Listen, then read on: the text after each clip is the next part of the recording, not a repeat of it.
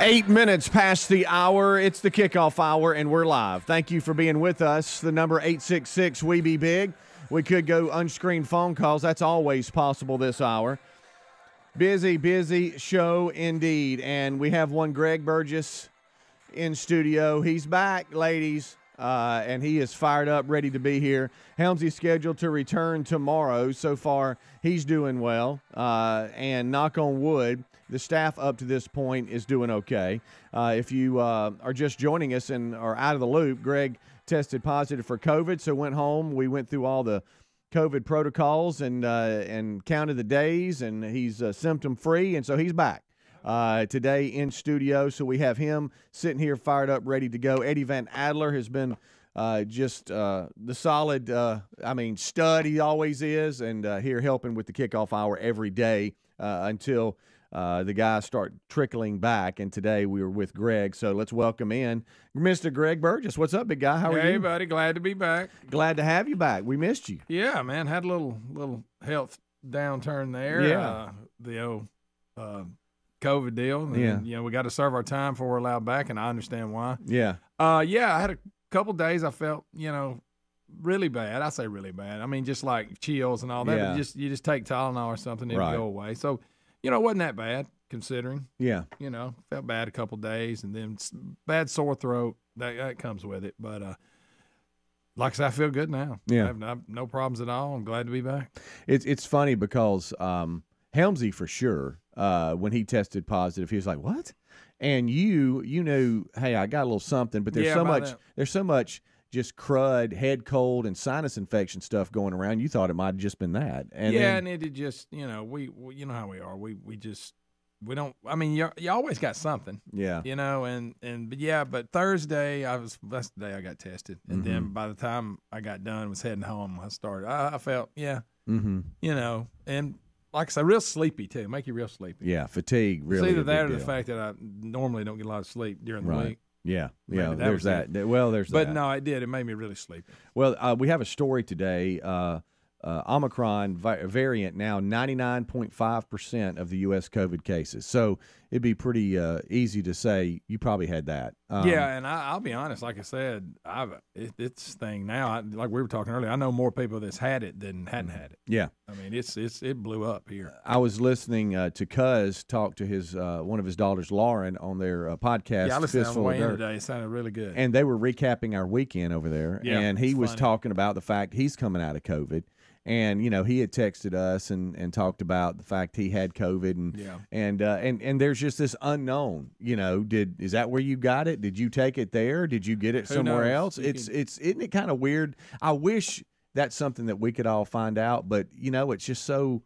It's so contagious. It's so everywhere. You don't know where. Yeah. You could have been going in a convenience store and got it. Schools Who knows? are passing around. My son, he's a school teacher, going to coach, and he's dealt with it. It's just rampant at the moment. It is. It is. But it's good to have you back, though. Yeah, I'm glad to be back. Yeah. And Adler, I know your little buddy, your nemesis, is back. How you feel about it? Great. Oh, great. Just when things were going good. You're starting to have fun again. Yeah.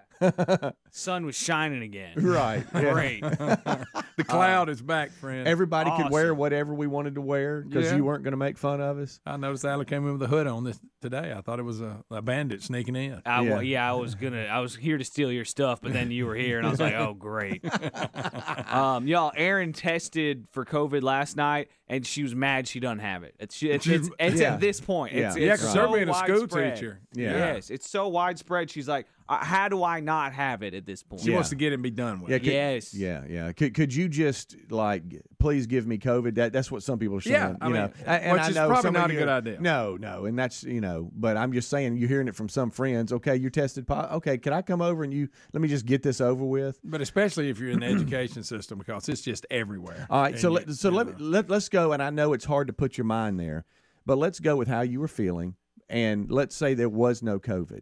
All right.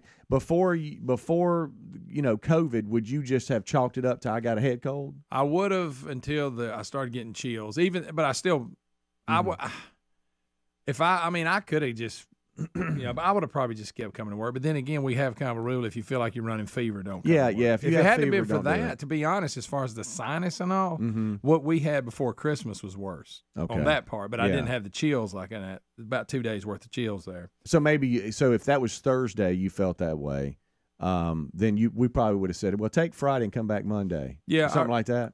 Yeah. If it wasn't if COVID wasn't around. And the only reason I would have not came then is because I go, well, if I got chills, that means I probably got fever. So yeah, on a normal, because that's one of our rules. If you're throwing up or have fever, stay away. Yeah. But as far as physically, could I have come to work? Yeah. And see, a lot of you, and I know Rick. He, by the way, Rick's got a new deal where Confused American. There's 2 different Confused Americans, and they debate each other. It's really funny. Okay. But with a staff of 6, and we all work in such close quarters, if it starts to spread through the staff, then we have no show. So that's why we have that no fever. If you've been throwing up or whatever, just stay away, because if it kind of starts to run through the staff, then we have nobody to come in. But as far as how you feel, like whenever you feel chills coming on, if you just take some Advil or Tylenol, you feel better. Right. You treat the symptoms. Sure. So, but anyway, you're back today, and so we're rocking and rolling, ready to go, and a lot on tap today. We'll discuss more when Rick and Bubba get here for the main show, but there's the 14th anniversary of Bronner Burgess going to heaven is today. Yes. And so it's a day that is a marker for us, and something that we'll never forget. And I know Rick will speak more about that when the main show comes around. But we were talking about, it's unbelievable. It's been 14 years. He and Reese are so close together. I think they're about a year and maybe a month or 2 apart. Yeah. And so Rick even brought that up when they were younger, how much, he when he saw Reese, he saw Bronner, because they were so close together. But we'll talk more about that today. A very special Rick and Bubba University podcast that we'll talk about that's going to be coming up this week. Herd Immunity, I think it's available on streaming services today on platforms. That was the plan. We'll confirm that and make sure. Will a meat could spin? That's on the table. And like I said, Helmsy's scheduled to return tomorrow. Yeah. And he seems fine. Look, my gracious, he and the family went on a little vacation, and he's really enjoyed this time off. Sure. Take advantage of it. Yeah. All right, we'll take a break. We'll come back. More phone calls are on tap as well this hour. If you want to join in, you can. If you want to welcome Greg back, you can do that. I know there's been a lot of people miss you, Greg. Adler, he hugged my neck. He did, with his hoodie on. Yeah. It's on streaming services. I confirmed. Hey.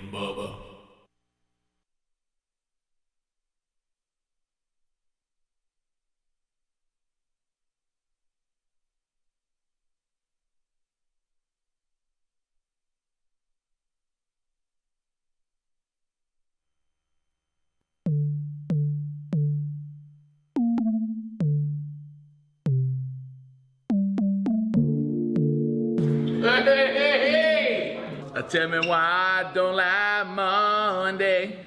I actually don't mind Monday. We got a lot to talk about today. There he is. And we're live. It is the kickoff hour here on the Rick and Bubba Show. Let's pray. Lord, we love you.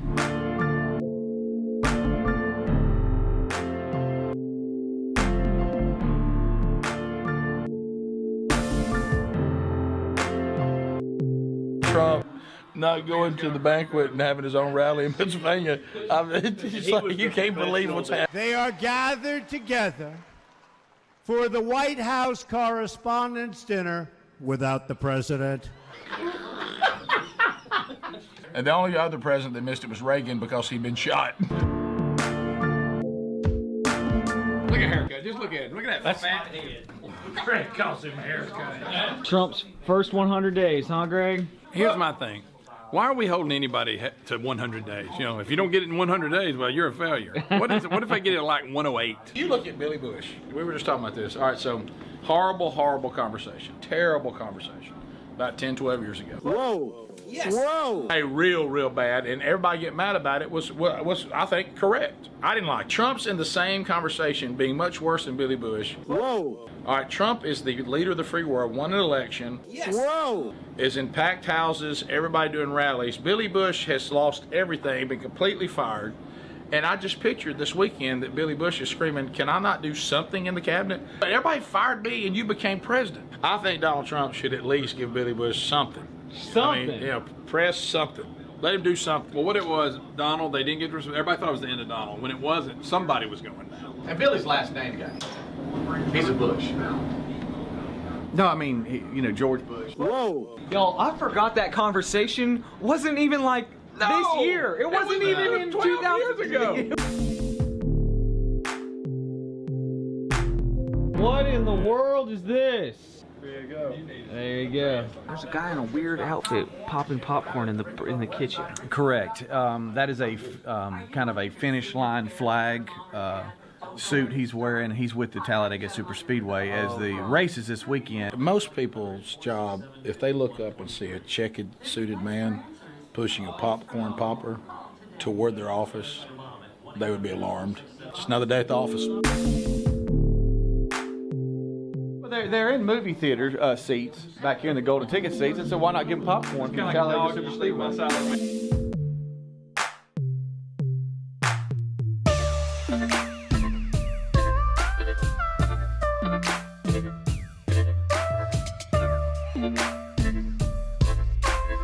Y'all want to see something cool? Yeah, I guess. All right, this is how you open a tripod really, really fast.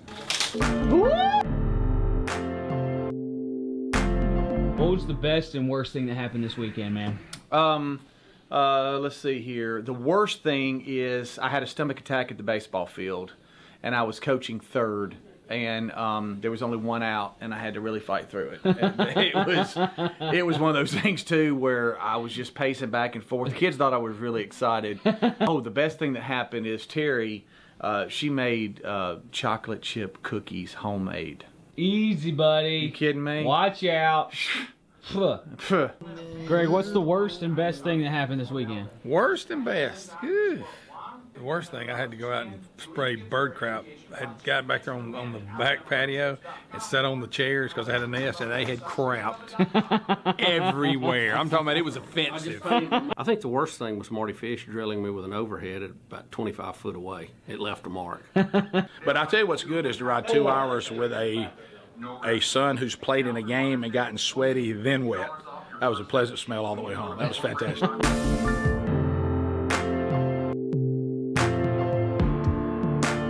Good morning, Rick and Bubba Show. What's your name and where are you calling from? Okay, yep, okay, and okay. All right, okay. Oh my goodness. We all knew they were breaking up. She was there. Hey. Pass the gravy, please. Ooh, it brings me to my All right, we're knees. back. It is 21 minutes past the hour. Thank you so much for tuning in. Today is the day Herd Immunity, our latest best of CD, is available on streaming platforms. So check that out. Just search Herd Immunity. Herd is H-E-A-R-D. Immunity, get it? Herd Immunity. Get it. And it's I available hear him. today on streaming services. So check that out. Greg is back. You hear his voice, and we're glad to have him. He is recovering from COVID. We're assuming it's the Omicron version. I mean, who knows? 99%. Yeah, it is 99.5% of the U.S. COVID cases. That's the latest from the CDC. They showed that Tuesday, and so that's according to them, 99.5% of U.S. cases. How about that? Are making is the Omicron. So we're assuming that's what it is. Plus, the symptoms were so mild as well that even though you didn't feel great, you were managed to get through it. There you go. Speaking of COVID-19 and doctors, and you should see your doctor. You should take that recommendation, figure out the best way to get through it, and I know that was there for you, Greg. But your symptoms were so mild, you were like, I'm fine. I don't need to go see a doctor. But keep an eye on yourself. I heard when they called you, they said you need to watch it and take certain steps. Make sure that you're communicating with your doctor if you need to. But Joe Rogan, we talked about this while you were out, and Rick and Bubba spoke about this yesterday because Stephen A. Smith was in the news from ESPN, and he was talking about the fact that he caught COVID, kind of like you did. He was vaccinated, just like you are, and he had a really tough time with it. Matter of fact, had to go to the hospital, and the doctors had told him, hey, if you hadn't been vaccinated, you might have made it. And that's his story. Now, I don't know if, whatever. Possible. We were talking about, we don't know, but, let him tell his story, right? Sure. Why not?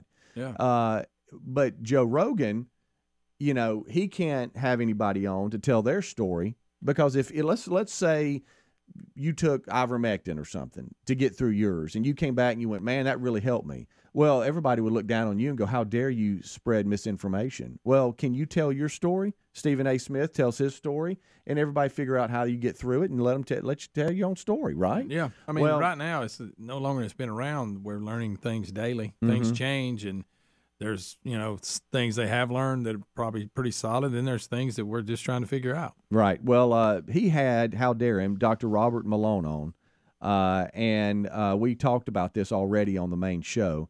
Last week, 270 so-called doctors co-signed an open letter to Spotify demanding the company take action against the podcast host Joe Rogan for promoting what they called related misinformation to COVID-19.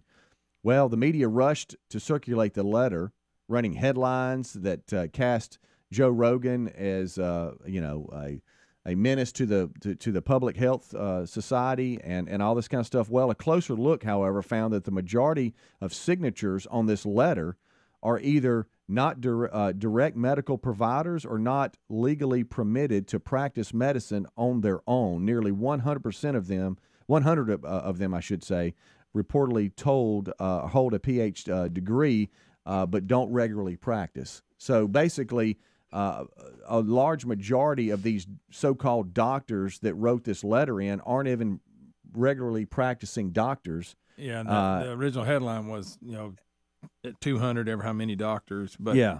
Look, here's the deal. I mean, I may not buy into what Joe Rogan and this Malone guy. I don't know. I really didn't listen to it. But I'm just saying right now, this banning people from being able to speak. Mm-hmm. Now, we can dig through it, do your research, and just, nobody says you have to believe what they say. Yeah. And I think anybody that blindly believes any argument on this side is just, you're just taking a chance because nobody really knows on a lot of the things. But, again, I mean, he has a right to if it's this guy's opinion, how about this? Here's what he ought to have done is some of these people who disagree with it go, hey, Joe, won't you have me on and let me and him sit there face to face and we'll debate it. That would probably be very informative. Why don't we do that instead of banning people? So out of the 270, and I'm putting in quotes here, doctors, only 87 of the signatures are medical doctors. It says here the majority of those who signed, numerous nurse practitioners, let's see, we got some dentists here, and I said close to 100 PhDs and PhD candidates. We got some veterinarians in here. Well, now. And they're technically doctors. Yeah, I'm sitting here looking at the rundown. So I guess the headline's a little misleading as to how many actually signed the letter and all this kind of stuff for Spotify to take action for misinformation for him having Dr. Robert Malone on that criticized the vaccine and voiced concerns over mass, just this whole mass vaccine mandate kind of deal and how it can really hurt and really the history behind what it's taught us in the past, Yeah, I mean, and that's his opinion or fact or whatever. And if he says it, and if someone disagrees and can prove their point, then disagree with it. Yeah. I mean, that's what this is all about. We don't be banning people. Yeah. I don't think. Yeah, I'm looking at this list right now, and that signed against Joe Rogan, and I see Dr. Pepper on there. See another one, Dr. Doogie Howser. Have you heard of these doctors? I have not. Yeah. But I listened to that entire Dr. Robert Malone podcast on Joe Rogan, and it's more of an indictment against the pharmaceutical structure in this country than it is about what, being an anti-vaccine podcast. It's not. It's not that. No. So that's the stuff that caught the headlines. And you're right, Greg. If you think that what's going on Joe Rogan's podcast is bad speech, the answer to that is not shutting it down. It's just more speech. Yeah, what's your side of it? What's your side of it? And state why you disagree and prove your point. That's how this country is supposed to work. This shutting everybody down. And I've said this before. Look, I get it, but being a hole for lack of a better term is not against the law. But nowadays, you even if a person's a jerk, we can't shut down their right to be a jerk. Just to be honest, as long as you're not physically harming anybody or breaking the law. But we act like now just being a jerk is against the law. Well, it's not. Yeah, just disagreeing. Yeah, having a different opinion is against the law. But I do agree with. I'm looking at this list again of doctors that signed against Joe Rogan. And, I do agree with Dr. Strange on here and Doctor Who as well. Okay. They've made some good points, so I agree with them. And also Dr. Dre. You got to watch Dr. him. Dre. He comes in a lot. The last time Rogan got in trouble about this is that he had COVID and he talked about what he did. His own experience, and then they misquoted him. Yes, and then CNN came on and said that he was, went to a co-op and got, the ivermectin, and it was a difference between what's for humans and what's for animals. There's a distinction between the two, and he has a right to tell his side of what he did. Yeah, and you can agree with it or disagree with it. But he shouldn't be banned. Spotify, the employees there, the minute they signed him, tried to boycott because of. See, this is crazy. It really is, and it ought to scare all of you. And if you just roll your eyes and go, "Oh, whatever," pay attention. And the drug ivermectin that they called horse paste, yes, it is literally in the same category as like penicillin as far as the number of people that it's taken and the number of people that it's saved lives, and they called it horse paste. Yeah. It's such a joke. It really is. All right, we'll take a break. 29 minutes past the hour. We'll be right back. Rick and Bubba, Rick and Bubba.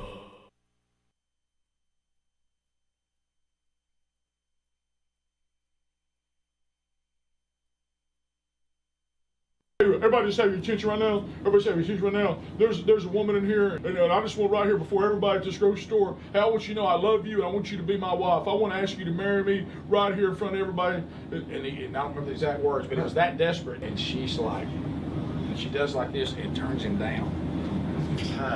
What did y'all do? Knowing y'all. I was not physically there. Greg, but I was there. What did his face look like? Greg, it was the most horrible thing you've ever seen. I want everybody out here to hear. He got desperate and thought the way he would save the relationship was proposal of marriage. What? In front of everybody at a grocery store on the speaker where you normally say we have a lost child. Here's the worst part, is now he has to be friends with people like us who never let things like that happen. You know what I mean? So it's a double whammy. Right. Look, Adam, you know how this is. Part of me wishes we don't let anything go. Never, anything ever. The interns want to know the story of how you proposed. I don't remember saying I don't have any story though. It was nothing. We didn't. My dad proposed in the bathroom before a travel softball tournament. So, yeah, I would have said no. You get on a knee, buddy? Yeah, I'm sure I did. You didn't give her some speech that you memorized, Greg? That's me? No. But see, back then nobody. This was before everybody come up with all these real creative ways to ask people to marry. You would just give them a ring and go, and they go, oh, I guess that means we get married. And you're like, yeah. Talk to you tomorrow.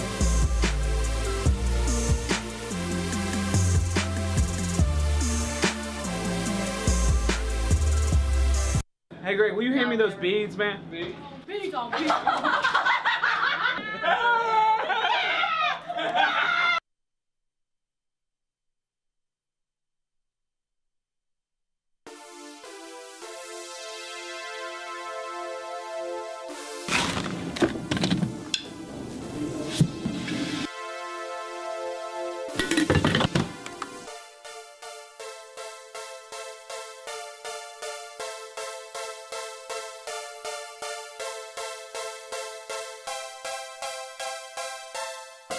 Hey, this is where the Mind Trust gets together. You wouldn't believe things we're talking about.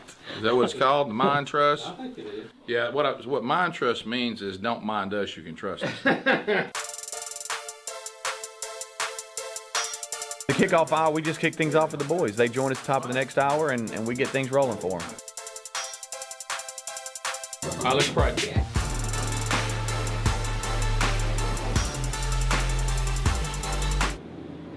Twiggy's last day. Oh, we got your last day. I'm so sad about that. Yeah, we're talking about the movie The Conspirator. I saw a little bit of it last night. Disturbing. We're about 6 or 7 years late, but that's yeah, sure. But that's what we do. What's your favorite historical movie, Bubba? Ooh. Historical movie? Yeah. Well, that'd be Where Eagles Dare. That's not historical. Yes, it is. Yeah, mine would be either Where Eagles Dare or Transformers. Tora is a good one. Midway. Midway's a good one. I'll give you that. When we say historical, we just talking about anything. Is it really like based on, or just like Save It Private Ryan? Like, It's a made-up story, but it happened during an historical event. That's a good example. That's a good one, Greg. I love that movie. Me too. Hey, what was that movie that it was about the Vietnam era? That was a disturbing one. Did you see that? Yeah, Trials of War. What was Casualties of War? Yeah. Casualties of War. I saw that way too young, by the way. Why did my parents let me watch that? Full Metal Jacket was very disturbing. Full Metal I didn't know Jacket. what I was getting into on that. Sound off like you got a pair. Full Metal Jacket will give you PTSD. I like the movie Lincoln, by the way. I've not If you seen have it not yet. seen the movie Lincoln, it's very good. Probably my favorite one is Tombstone. All that whole era, shootout, the OK Corral. First, then I found out that the shootout only lasted a few minutes, and it's exaggerated. Historical, like historical fiction or historical? It's just like history. I don't care. Whatever. Okay. Titanic. Can I show you something? Speaking of which, there is room on that door for Leonardo DiCaprio. Platoon's rough. Platoon is real rough, man. When what's his name gets all hooked on heroin and they're doing the. Remember that? That's the deer hunt. Platoon. You never seen Platoon, Charlie Sheen? No, I've seen. I forgot. Willem Dafoe. I combined those two in my mind. Okay. And then Tom Hanks comes in. He's like, "All right, Platoon, let's get this deer hunter out of here." Hey now. It's blowing steam out there. Did y'all see that? What's the most mad you've ever seen a woman in real life, Speedy? Oh gracious! Like connected to me. My girlfriend. Should I say this? I don't like this question. I don't either. I had a girl beat my car with a baseball bat. And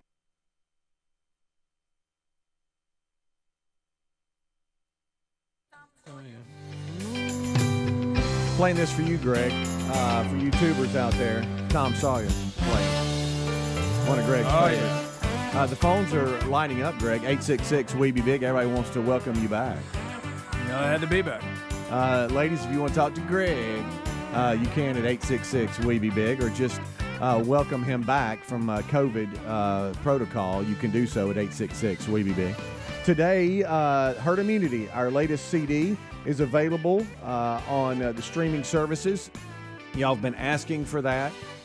We've had the hard copy in our store at rickandbubba.com. It's still there if you're one of those that just wants a CD. A lot of people still have CD players in their cars and trucks. I know some of the newer models don't, but they also like it just so they can have it and go, hey, I've got me a CD. Maybe even use it for a coaster. I don't know. Why not? But it is available on all streaming services today. Herd Immunity. Herd spelled like you hear something, H-E-A-R-D. Get it? You got it. 866-WE-BE-BIG. A lot of you wanting to welcome Greg back. These are unscreened phone calls. So hello, you're on the Rick and Bubba Show. Go ahead. Hey, this is Stephen McCravey. I was calling from down here in South Alabama. It kind of had to do with what y'all were talking about yesterday with the issue with the dog, where those people were more concerned about the dog than they were their stolen items or whatever. Right. Yeah. Before we go any further, could you welcome Greg back real quick? Sure. Okay. Greg, welcome back. All right, thank you very much. Okay, now we can move forward. Yeah, yesterday, Greg, we did a story about this French bulldog where some folks pulled up, stole the dog, and all this kind of stuff. And there was an actuality, some audio of like the grandson or the son, I can't remember, saying that it was like a family member and it was more important to them than a car because they came back later and stole the car. Oh, they did? Yeah. So anyway, go ahead, sir. I'm just setting it up for old Gregory. So I had to take a breath. I want you to understand I am a disabled veteran. Okay. And I rely on my dog to do the things that I need to be done. Sure. I was very offended by you saying that I would take the car. For veterans like us, there are several that commit suicide every day, 22 every day, and there's a foundation called 22, and if it wasn't for our service dogs, a lot of us wouldn't make it. There's a lot of fire departments, police departments, military active duty that require service dogs, and dogs give no thought and will put their lives on the line to save their handler each and every time. Yeah. Well, first of all, I want to thank you for your service. Now, what was your name? Stephen.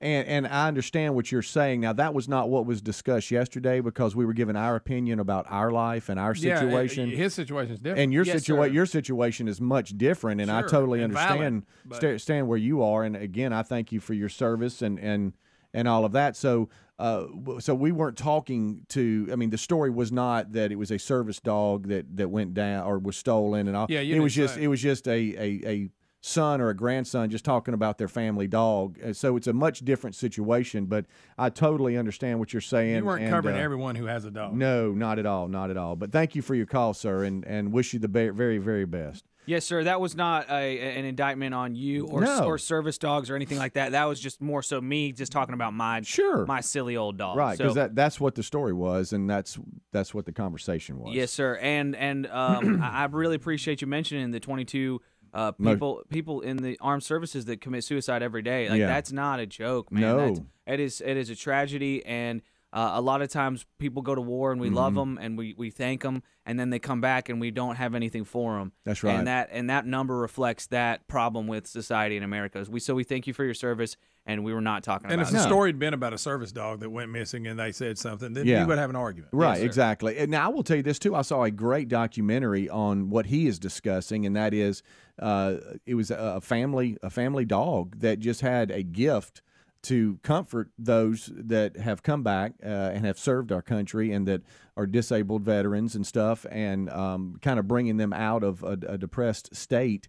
And it was a very good documentary. I can't remember what streaming service I saw it on, but those dogs do make a big difference. But that is not what we were talking about. I'll be honest. I got insurance. I can replace my car. Would rather have my dog. Yeah.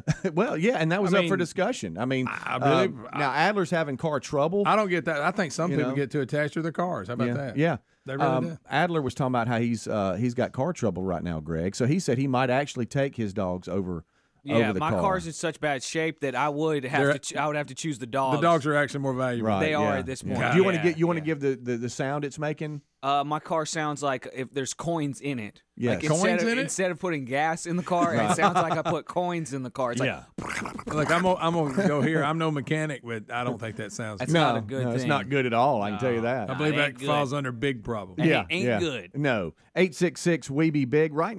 We used to be able to see the phone. Now it's saying unknown right now, so I can't give you the prefix. I don't know if it's 205, 256, everybody on whatever. hold say, hey, Rick and Bubba show. You're on the air. Go ahead. Greg, welcome back. Greg, it's good to hear your voice. Oh, thank you very much. See, that's what I need. Greg wants to hear from y'all. 866 we be big. You're on the air. What's up? Hey, yeah, this is Dave from Center, Alabama. How y'all doing? Man, we're great. We're doing great. Greg's back, so we're wonderful. Greg, Hey, thank you very much. I've had the same mess, and I'll tell you, it ain't the worst thing in the world, but it ain't nothing. There's no fun neither. No, it's no. But anyway, I don't get to listen every second of the show, but I was just wondering on the naming of the studio. Did anybody mention the Big Boy Box? Okay. Big Boy Box. Now, we've put the naming of that the ain't studio on hold, so it is the unnamed studio Big Boy right Box. now. You know what we ought to do? We ought to name the studio, and then when a band comes in, like say they're in the Big Boy Lounge, and then they play in the Big Boy Lounge. Yeah. I don't know. It's just me talking. You got any bands, Bubba? I don't know, but every phone line is lit up. People just love you, Greg. You don't even know if that has anything to do with it. Well, I think it does. You may have offended somebody else. Well, I don't know. I wasn't here yesterday. Let's go to 205. This one's showing up. You're on the air with Greg. Welcome back, Greg. Hey, I appreciate it. Say, Greg. Yeah, hey, Adler, do you ever put oil in your car? Oh, what? Adler, they want to know if you ever put oil in the car. What is oil? Okay. What is that? I put gas in it. Let's jump to line 7 here. 866-WEBE-BIG. They're unscreened phone calls. I know all of you miss Greg, so go ahead and let's talk to Greg. What's up? Hey, welcome back, Greg. How you doing, sir? I'm great, thanks. All right. I just want to mention about ivermectin that my doctor prescribed it to me, so it is prescribed by doctors. Sure. And it cleared my trip right up. Yeah, it is. And you should be able to tell your story without being ridiculed for it. You tell your story, let somebody else tell theirs. And, I think, isn't that what we want to do? Don't we all want to be okay and get through this? Yeah, I mean, unless we found that it's somehow harming people, and that doesn't seem to be the case. No. Now, you may go, it don't work. Right. Fine. Yeah. But I don't, Look at here, John popped up. I got a name. John, what's up? Hi, Greg. Hey, buddy. Wait. That's what I need right I there. like that. See? That's some of your minions right there. Joseph, what's up? So you're on the Rick and Bubba Show talking to Greg. Welcome him back.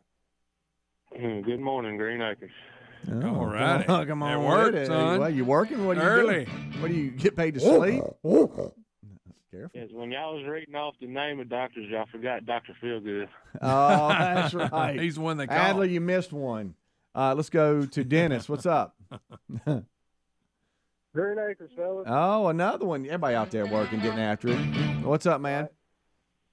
Hey, I wanted to just start some controversy this morning. I've been listening to the show for 15, 20 years, and the last 3 years I've made a transformation into where I can really only listen to the kickoff hour. Once the main show starts, I usually turn it off. No. What? We're just kicking things off for the guy. Well, you're in the minority. I know, but I'm a minion, so Greg is more active in the kickoff hour than he is the rest of the day. It's still a 9 o'clock hour. Well, we're thanks, glad to buddy. have you anytime you can. Anytime. Be sure and join at all times possible. Yeah, that's right. You're still seen and heard So on we the got main one show. listener. That's Let's go to Wade. Wade, what's up? Greg's back. About it. Hey, welcome back, Greg. Thank you, buddy. I have a question about Adler's car. You know, Rick and Bubba and Greg and all y'all get these trucks that y'all drive from these car lots, and y'all not get Adler in on that deal? He's not a Hendrick driver. I'm sorry. Yeah. Let's be very clear. They're afraid, with his driving record. Yeah. I do not have a truck deal. I want to be very clear. I know that every month when I pay my truck payment. Yeah, my driving record, just Hendrick's like, no, man, we can't risk it. We've seen, what you've done with vehicles in the past. Yes, We can't have that kind of liability. Can't do it. Hey, but straight up, if anybody has a 4x4 van, 4x4 anybody's van? looking for a van that's got 4-wheel drive, I will buy that from you if the price Do is they right. make those? Oh, Do they yeah, make yeah. those? That's my next vehicle. So you're not 4x4 letting this van. camping thing go. That's going to be my daily driver. It's going to be a 4x4 And you're just van. gonna set it up out here. It's going to be awesome. It's going to be so cool. Adler, I'll never forget that car you had when I first started working here. Then we had to go jiggle the cable so it cranked. Yes. Like 50% of the mornings, I'd have to pop the hood and jam my hip and arm into the battery to make it start. And you just went with it for a long time, like a year. Let's go to Jamie. Maybe get one more in. Jamie, you want to talk to Greg? Good morning, Greg. Welcome back. Thank you very much. Yeah. Glad to be back. And it's such a blessing, and I just pray that it's the beginning of a new year, and now you're going to be healthy, and you're going to be there every single day now, because my husband and I have been listening to you for years. Well, awesome. Well, thank you so much. Keep listening, please. I was going to go to break, but I want to welcome you back with Bama Mark. He's called in to welcome you back. Well, good. Bama, go ahead. Hey, guys. Hey, Mark. Guys, I'm glad to hear you back. I'm glad to hear you back, Greg. I've been getting over COVID this past weekend, too, a little sore throat, but I bounced back. I'm glad you're back on the job. And, well, good to hear. Guys know, this spring, March, I head to Orlando, Florida for tryouts for NXT and WWE. It's official. When's this happening? This March. This March. I'm going down to Orlando, Florida for tryouts. Well, I'm glad you got the COVID over with. Right. USA Network. I'll probably make it. Wait a minute. You're going to be well, Mark, we're pulling for you, buddy. We'll be looking for you. They'll just be looking for the BNK from 256, raising a lot of HE double. Oh, boy. Roll Tide. A lot of HE doubles. Hadn't he told us that for the past 5 years that he had a date that he was going down there to Well, try but hey, he's got one now. He's official. And he's welcomed you back. Wait a minute, I thought he had an injury one time. Remember that one? Yeah. Okay, good to hear from Mark. Is your you day never gonna, know. Is your day going to get any better since he's gone? No, it's not. I think he had a brain injury. Adler. And here come the emails on that. Rick and Bubba, Rick and Bubba.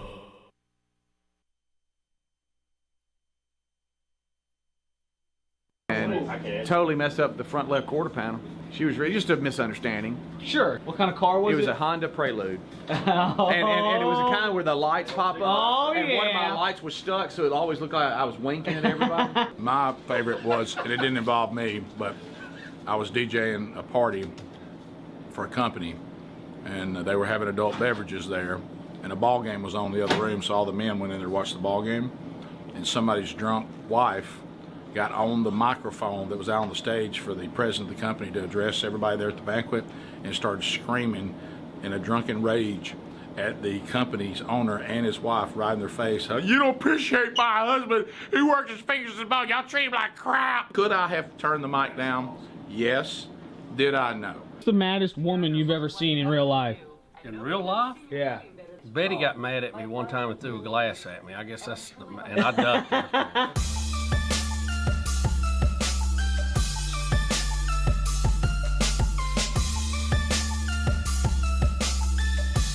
Going to demonstrate how to pop popcorn here. It's really, really simple. All right, so how do we do this? You cut on the heater, you cut on the stir. Okay. Oh! Heat it up. That's what kind of a rush. Ooh, look at that. Awesome. That's all you do. I feel like I'm at the car wash waiting for my car to be finished. Sure. You know how they put that popcorn out there? Oh my gosh! Wow, hot. Watch out. That's good stuff. That's real there, guys. That's real. It's so salty you can't eat. Ah, crap, I just burned myself, on Greg. I was telling you not to touch it. I just burned myself on that. I do not like flavored popcorns. I don't like when we start getting all this. Hey, Southwest flavored popcorn. I hate all that. I like the cheese popcorn, though. I do not like the cheese popcorn. I like the cheese popcorn. Popcorn that the Boy Scouts sell. Oh my gosh. I don't even like the Boy Scouts. I like it. Why am I answering phones? We're our interns. Do me a favor and, like, you know, do your job and stuff. I had to.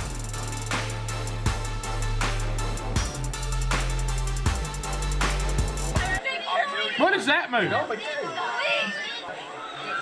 Like, what the heck? I don't blame him. I've been that guy before. I have too. Push back.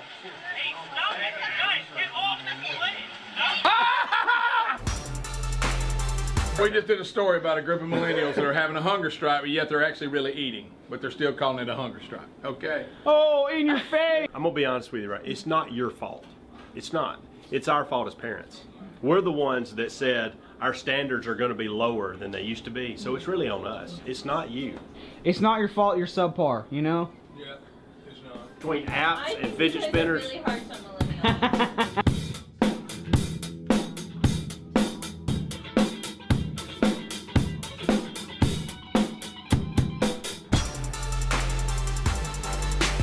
Hey, Greg, I think we got some bread in the kitchen we need to get rid of. Bread? Is it old bread? It's old bread. It's on borrowed time. Can you throw away all the bread? You know what we do with old bread right here.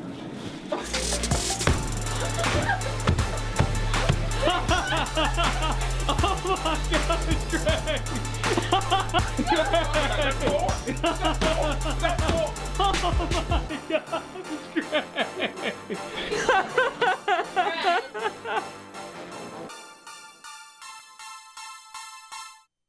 I'm deeply concerned with some of the people I work with.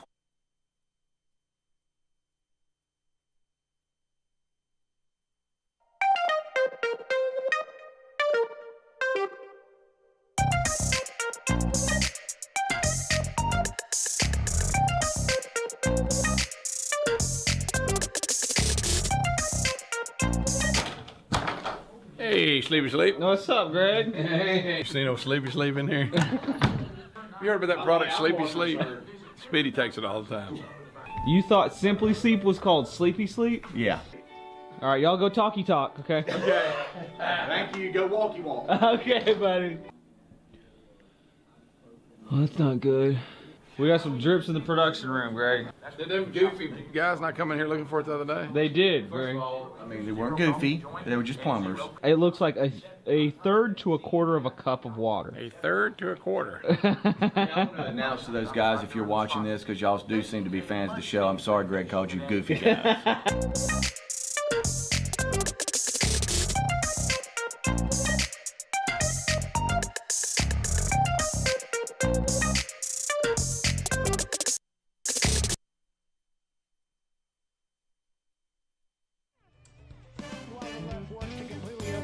Our elections, a majority of Americans say 8 minutes until top of the hour. It's the kickoff hour here on the Rick and Bubba Show. Greg's back today. Yep, that's right. Back. Greg's back, y'all. This portion of the Rick and Bubba Show is sponsored by our friends at CourtBuddy.com. You know, it's a new year, so how about a new you? If you love music or someone who does and have always wanted to play the guitar, which, you know, that's something I wanted to do. Well, for less than $50, you could learn from the system voted #1. It's such a cool invention. Chord Buddy will literally have you, your family, or friends playing sweet music the very first day. If you can press a button, you're on your way to playing the guitar. It's that simple. As you improve, you just remove the chord-making buttons, similar to training wheels on a bicycle. It's that easy. It's created, its creator, good friend of the show, Travis Perry, and the Chord Buddy team are based in our home state, right down in Dothan, Alabama. And whether you're, this is for your kid, your mom, your dad, good friend, brother, sister, co-worker, relative, yourself, you'll be the, you know, kind of be the cool dude in the room when you got a Chord Buddy. You're like, check this out. Let's learn the guitar together. It's at the absolute lowest price at ChordBuddy.com, so get yours today. Oh, and by the way, if you're interested in a terrific guitar to go along with your Chord Buddy, they've got you covered there too. So make sure you check out the special deals at ChordBuddy.com. That's ChordBuddy.com. And tell Travis and the crew we said, hey, you can always go to RickandBubba.com and look under the sponsors button too. All right, Greg, have you ever, and I know you've only, you know, I mean, let's just go back to high school days. I mean, we didn't text. I mean, we didn't have cell phones and stuff like that. So it's not necessarily the same. I don't know how we survived. But have you ever had help, like from a friend getting out of something? Like, hey, I need your help. You know, now it can be, hey, if I need help, I'm gonna text you, call me, and I need to get out of something. I'm gonna act like it's somebody else. Oh, I know what you're talking about. You know what I'm talking about? Like if it's a date or if it's a meeting. Yeah. Like, hey, I need help. Text me at this point. Right. Like, yeah. Well, we've had somebody that has used COVID to get out of a date. What? Wow. A woman faked a positive COVID test to get out of the worst date ever, she says. That's creative. You got to give her that. That sounds like something you'd have come up with. A woman, of course, we got to share this on social media.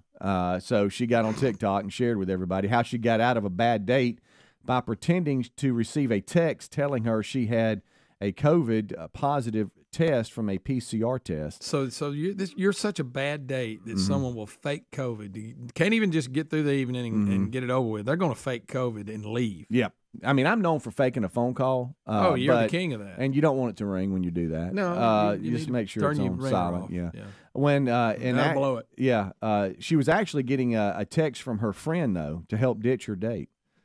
She described on TikTok. No, I'm positive for COVID. Yeah, the worst date ever of my life and needing to be rescued. Goodness. She said, and she explained in her story. What if you were labeled the worst date of someone's life?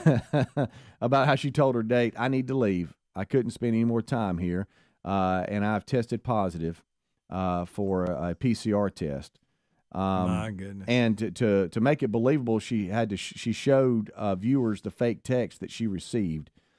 But anyway, she went to a friend and said, "I need your help. I got to get out of here." All right, so you got this story, and we had to get on TikTok and tell it. Yeah. What if you're the dude though that was the worst date ever? How are you feeling today? Someone faked COVID to get out of your date. Couldn't just let's eat the meal and get this over with, and I'll survive. You know, we're obviously never going out again. But when you're to the point, wow.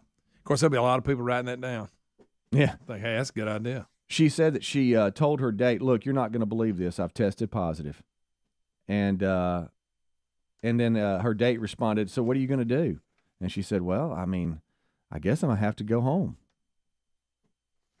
Of course, now she's put it out on social media. And I know. He knows who he is. I know. That's my thing. It was such a good one. She had he to share follows her. She had to share it. It was such a good one. But look, we've all been a part of something where we've helped a buddy out or somebody out to get out of something. Yeah, but now with technology, you can. Oh my goodness, you can get phone calls, a text. We didn't have that growing up. No, none of that to our disposal. We had to fake a telephone call, I guess. Yes. The phone on the wall with the long cord. Yeah. So you remember when you wanted to kind of be somewhat private, and you had the long cord, and you were pulling it as far as you could go to get around the corner and whispering. and we've talked about this, but how about we just told our parents, all right, we're gone, and they had no way of tracking us. Nah. See you when we see you. Now, we had a time we had to be back. We did. There wasn't none of this just show up whenever. No. Now, they couldn't reach out to you, but you were eventually going to have to come home. Yeah. And they will be waiting. And that's when parents really communicated, too. I mean, they could call the family that I said I was going to. Yeah. Hey, is Calvin over there? No, I hadn't seen him. What? He said he was going over there. Really? Okay.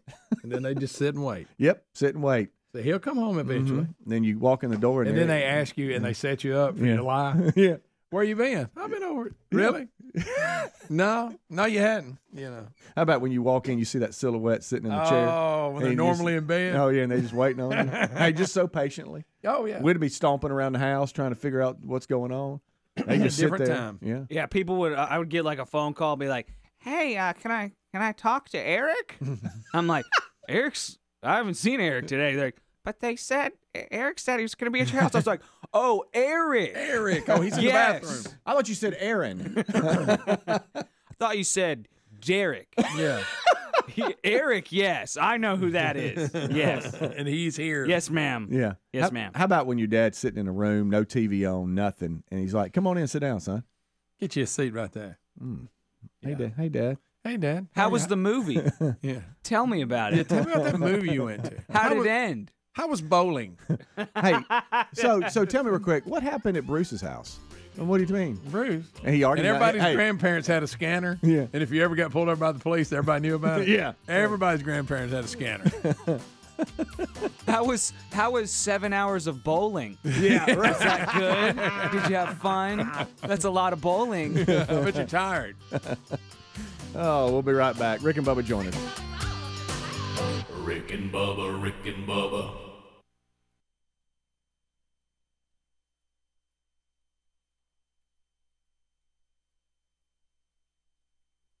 Man, all right, here we go. Let's get it done. Republicans that try to play this, we want everybody to like us mode. Here's the problem. The Democrats in their current state, I'm talking about currently, they're never going to come out and say, hey, man, those Republicans worked with us, and we were bipartisan, and we found some middle ground. You're going to be demonized by the Democrats no matter what you do, so do what you were sent there to do and do what you think is right for the country. They're over there saying that you crumbled. The Democrats are saying that they rooked you, and you ended up accomplishing nothing, and the Democrats still hate you and call you evil. You didn't accomplish anything.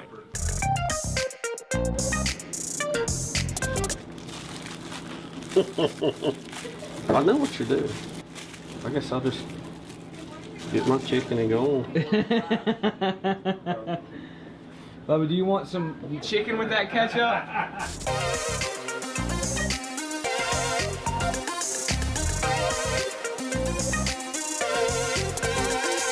Have y'all seen my chocolate milk, by the way? Rick probably got it. He got my fruit.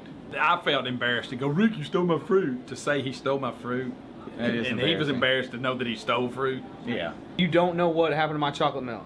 I have no idea. I really don't. I did not take your chocolate milk. I did? No, I really. I saw that.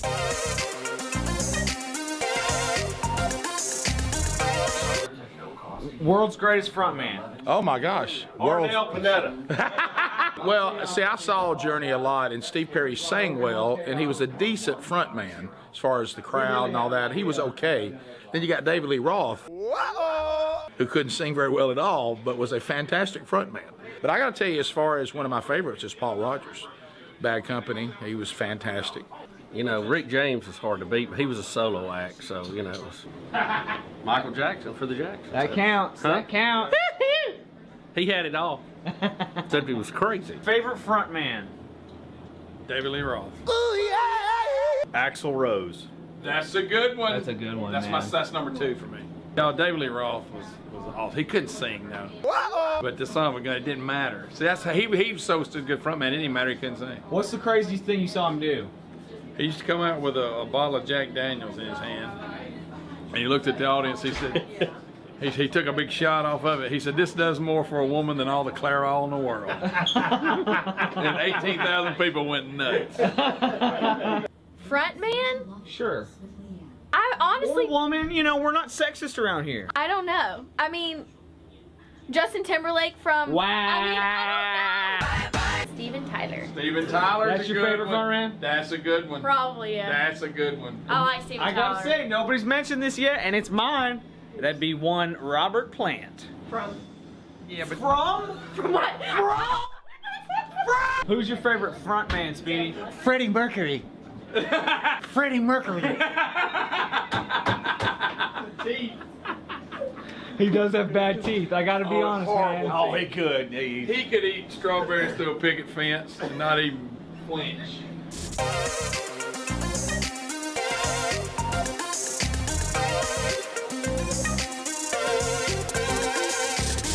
If you have to sit in a room full of either spiders or a room full of snakes, you go spider. Spider all day. Spider all day. I can handle spiders. I kill them by the millions. I mean, I just start stomping my big old 13 and a half. You start stomping snakes, they get you. Poisonous scorpions, poisonous spiders, or poisonous snakes, what do you go with? You gotta be in a room. I go with them. spiders. Go with spiders? Yeah, spiders, for sure. Okay. Yeah, not even close. Then I go scorpions. All right, would you rather be in a room full of spiders without shoes on, or a room full of snakes, but you get a machete? I'm still going spiders. You're gonna stomp spiders barefoot? I'll probably go wrist then. It'll be real quick. Bam! Like that. Have you had a crazy Ambien experience, didn't you, Bubba? No, I don't. I've never took Ambien. Oh, okay. His was Tamiflu. Oh, that's right. That's what it was, the Tamiflu. Yeah, I thought I had mercury poisoning. Y'all were trying to talk me into that, remember? Yeah, I remember. Mercury poisoning, that's a whole... That's a bad one right there. That's your big boy. Yeah, you can't. That's tough to get rid of. Heavy metal. Huh. And I don't mean. For real, Greg, what'd you do with my chocolate milk, man? For real. Dude, I don't know. Straight up, bro. I don't remember. Where's chocolate milk come from? Let me put it down. Well, up there! Go, Greg, spin that thing! All done. Yeah, baby! Flowers! Smell it! Reverse spin! Oh, it's a reverse spin! Yeah! Me! Oh! Slipping his way up, Greg! He's going to... Wow, what a wheel! Spin it, Gregory! Oh! No. Oh, the other leg! He's going to hit Greg! Greg, what was your first concert? Commodores. Commodores? 1980. Nice. What about you, Lionel Bob? Richie was still in the Commodores when they were owning it. Concert? Break house. Gosh, I can't remember the first one. Probably Gap Band with Roger and Zapp. Speedy's first concert was Foreigner. Yes. Rick, what was your first concert? First concert ever was the Commodores, the original members with Lionel Richie, also with Ashford and Simpson and Zapp, along with Roger.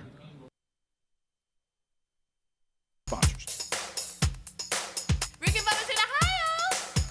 Rick and Bubba. Pass the gravy, please. Rick and Bubba. Ooh, it brings me to my knees. 6 minutes now past the hour, the Rick and Bubba Show. Thank you for being with us.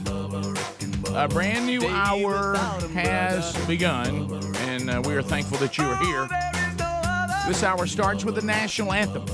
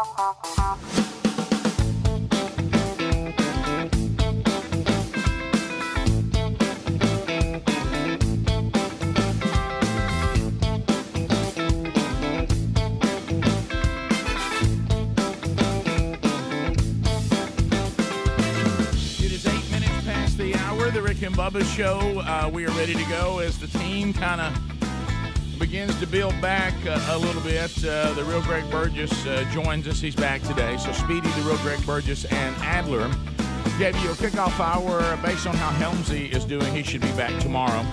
Hasn't had really any difficulty at all. So that's good news, and we'll hear from Greg if you missed it on the kickoff hour. He had, we assume, Omicron. We don't know which one. They're saying 99.5% of them now are Omicron. I'm not quite sure how they know that, but based on his journey, probably accurate. So we'll talk about that as the whole wide world seems to have Omicron to some degree, or will have it at some point. But the good news is it is getting better as far as the case numbers and the hospitalizations, and especially when you find out that a lot of the hospitalizations that were counted were people that were in hospital for other things, and they tested them for COVID because they test every patient, and they came up positive. That's not exactly what we were looking for on hospitalizations. That's not what we meant. We meant you've been hospitalized because of COVID-19. Not you tested positive while you were in the hospital for something else.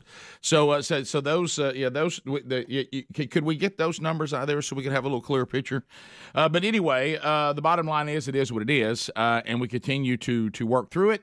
Let's bring him in to get today's team on the field. I speak, of course, of the pride of Cedar Springs, Alabama. Most of you probably know him best as Silver Tongue One, the man with a golden voice, professional lunch eaters, man of the year, the inventor of pizza and a cup, Shakespeare's worst nightmare, and a master at a King's English. Ladies and gentlemen, let's put our hands together for Bill Bubba Bussey!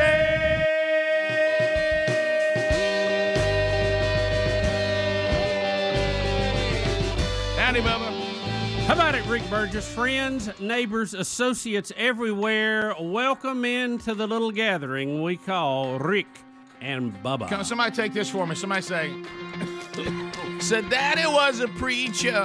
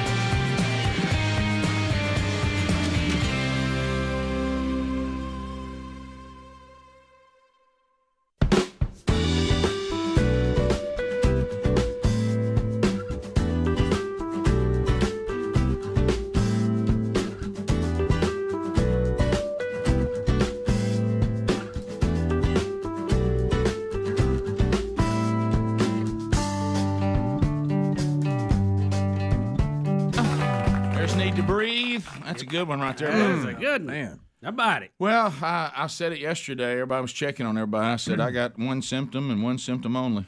I miss my baby brother. Well, problem solved today. I miss my little bitty baby brother. That's good. How you doing, buddy? I'm good. Yeah, welcome back. Rested up. Yeah, you look good. Did you have COVID? Yeah, I believe I did. Yeah, felt like it. Yeah. So and you were fully vaccinated. Not boosted. I ain't been boosted. My vaccine was April, so it's probably gone. Greg, have you seen the Can't Have Nothing study out of Israel? Yeah, we gave everybody 4. I didn't do anything. Yeah, went in through 4 out there. Yeah, we're up to 4 now. And, no, don't forget 4 and it didn't work. Yeah. Oh yeah. Did you see the picture out yesterday of the guy that had the Band-Aids on his arm where he'd been given shots? Yes. That was hilarious. And it started up here with the original, and then he had, second and boosters, and then all of them were named for variants down. It was, and he was vaccinated all the way down to his wrist. Yeah, it's pretty fun. Greg, well, thank goodness you were double vaccinated, or you might have went on in. Yeah, you don't ever know. Yeah, so, I don't know. You never help? know. Did it help? May have. I'm sure it did. I don't know. I didn't feel really good at all Thursday or Friday, but I would get chills and just take Tylenol. Yeah, I'd feel better. My throat was really sore, but I never had any problem with coughing. Nothing. That's good. Like, I've heard some people have, but so I'm still coughing. So yours was just I never chills and sore throat. Really? Yes, and tired, sleepy, real sleepy, real sleepy. Yeah. You sleep a lot? Oh yes. Yeah. But that's Well, that's normal. I mean, given the time you get up every day and the miles you have to travel. But you look good today. Your eyes are clear. We don't see you like that. I've had a lot of sleep. Yeah. It does make you, especially early, you just want to sleep. Yeah. And but yeah, it went. Did you do any treatment of any kind? No, I just treated it like it was. I got to take your own Mucinex, stuff over the counter Mucinex, stuff. and whenever I got chills, I would take a Tylenol or Advil. What was the Mucinex for? Did you feel some tightness in your chest at all? Well, it's supposed to help clear your sinuses. And my sinuses they have weren't horrible. They have. Did you take the sinus one or just the regular? I took the one that covers everything. The one that's got the little circle in it because it said sore throat, fever. Yeah. Oh yeah. So I just went ahead and used it for Understood. everything. Yeah. So how did it feel when that old alarm clock went off this morning? Well, yeah, that was different. You get used to it not going off at a weird time of the morning, anyway. But yeah, I was ready. I was ready to get today, but I was ready to get back. Of course, now it's weird. Now I don't know what day it is. Oh yeah, you're way off. You're way off. Yeah. We have Helmsy has not really had any symptoms beyond, like he said, his life is someone with allergies and asthma. He had a sore throat. Yeah, the problem when you have that kind of stuff is you don't really. It's hard to tell when if your symptoms are mild. You go. By the time I tested, is kind of how I feel anyway. I don't know. I tested positive last Thursday. By the time I got home, I didn't feel good at all. Yeah, you were going downhill. Yeah. Well, and you got through it. You know what you did? You were sick. You went home. You treated it, and you came back when you weren't sick anymore. Yes. The way that you handle all sickness, right? Yeah. I felt good enough. Yeah. I felt good enough to come back yesterday, but you need to go we're doing the best we can. We're trying to do right. I'd rather overdo it than underdo it. Well, you started having symptoms, last Tuesday night into Wednesday morning? Well, more really Wednesday into Thursday. Okay, Yeah. okay. Well, what we did is what's funny is when you look at it and you try to figure out all the time that people should miss work now, and I know a lot of people have different opinions on it. If you're really, really bad, struggling sick, they say 10 days. If you're mild symptoms, they say 5 days. And then there's one thing where you come back and you wear a mask, and so we just went 7 days. Yeah, we just came up with something in between all. It's different if you're vaccinated or not vaccinated. And I guess I'm officially, even though my vaccine I have at a boost, I don't know how long. What do they call you now? Double vaccinated? Yes. I don't Is know. that what I am? I guess. I don't know. Well, I was kind of sweating it down here in COVID corner. Yeah, you were over the weekend. I was like, I was checking that temperature a lot. Yeah, I kept waiting on somebody else to fall. Yeah. 16 minutes past. More of the Rick and Bubba show coming up right after this. Rick and Bubba, Rick and Bubba.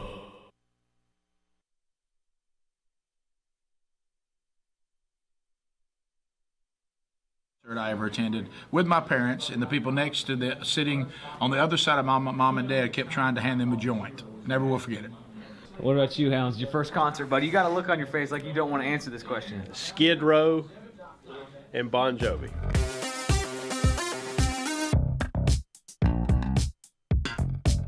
I don't know who to give this to because it says it's to Mr. Calvin Adler. Weird, buddy. Who does this go to? What if It used to be one. What if like you're really my dad?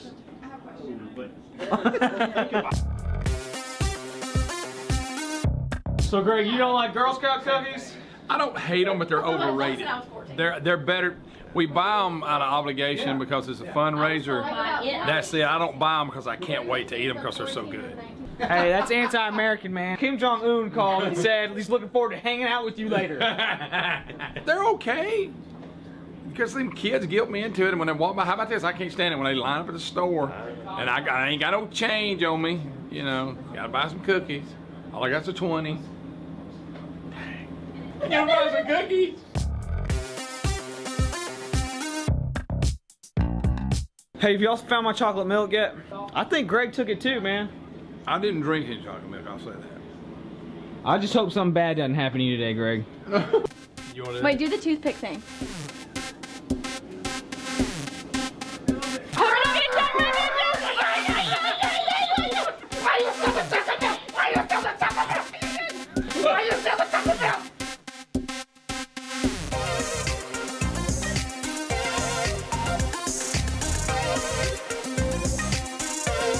We are the champions. What? Edition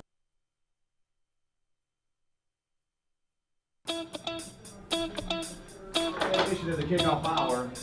It is the Rick and Bubba Show. Big Daddy Todd Jones is going to come by and see us. He's going to be inducted into the Alabama Hall of Fame Major League Pitcher. Is a trivia question on Trivial Pursuit for throwing the last pitch ever in Tiger Stadium in Detroit. Morals doing that up here with us. The 2-2. Yeah.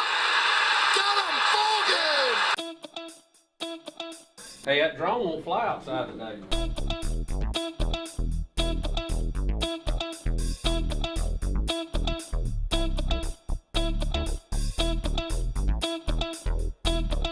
Then just, hey, start cutting the rug for a minute. They say it'll make you happy. Hey, dance for no reason. When nobody's looking. And turn Twiggy smiles everyone. She's mad at us. Look, she has a right to do that. She has a more I right feel like the royal family adds a lot of economic This value. is the bed. We got to They go to also break. highlight a lot of awareness of Princess Diana. Still talking. We went to break, by the way. That's what that music is. She goes, well, I didn't know this is not working. She didn't have it turned up. So you couldn't hear anything we were saying. My question is, why did you keep your headphones on? So you're a red coat? Is that what I've heard? Is that what's up? Yes, I am. Essentially, if you look at it, the colonists pushed past the bounds, which they said they would not do after the French and Indian War. And for the French and Indian War, they requested British support. However, then they said no taxation without representation. I'm just arguing that the freedom that our country is built on is, if you look at it from a different perspective, really is unfair. And yeah, we still have taxes today. There's a rule in the world called the tough people win. That's it. And so that's how just things operate. That's just the way it goes. But think about it this way. I would not have to wait or stream Downton Abbey illegally if we were still a British colony. So? Look at all the other do you know stuff how we long wouldn't have. I had to wait? But look at all the other stuff We would also have terrible teeth, terrible food, and we drive on the wrong side of the road. So.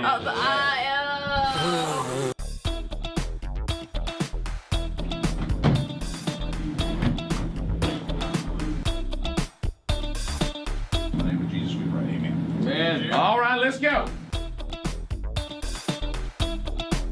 Hey, Greg. Hey, man. May the 4th be with you. I know. I heard about that. It's pretty cool. If Stephen Colbert is going to live in the world that all the emotional libs want us all to live in, they should be demanding that his sponsors stop advertising with him and demand that he be taken off the air. Now, I personally do not agree with that. I think that I'm a free speech guy, and as long as you're not hurting anybody, causing riots, if he wants to speak out against the president, he absolutely can. But that's not the way they play.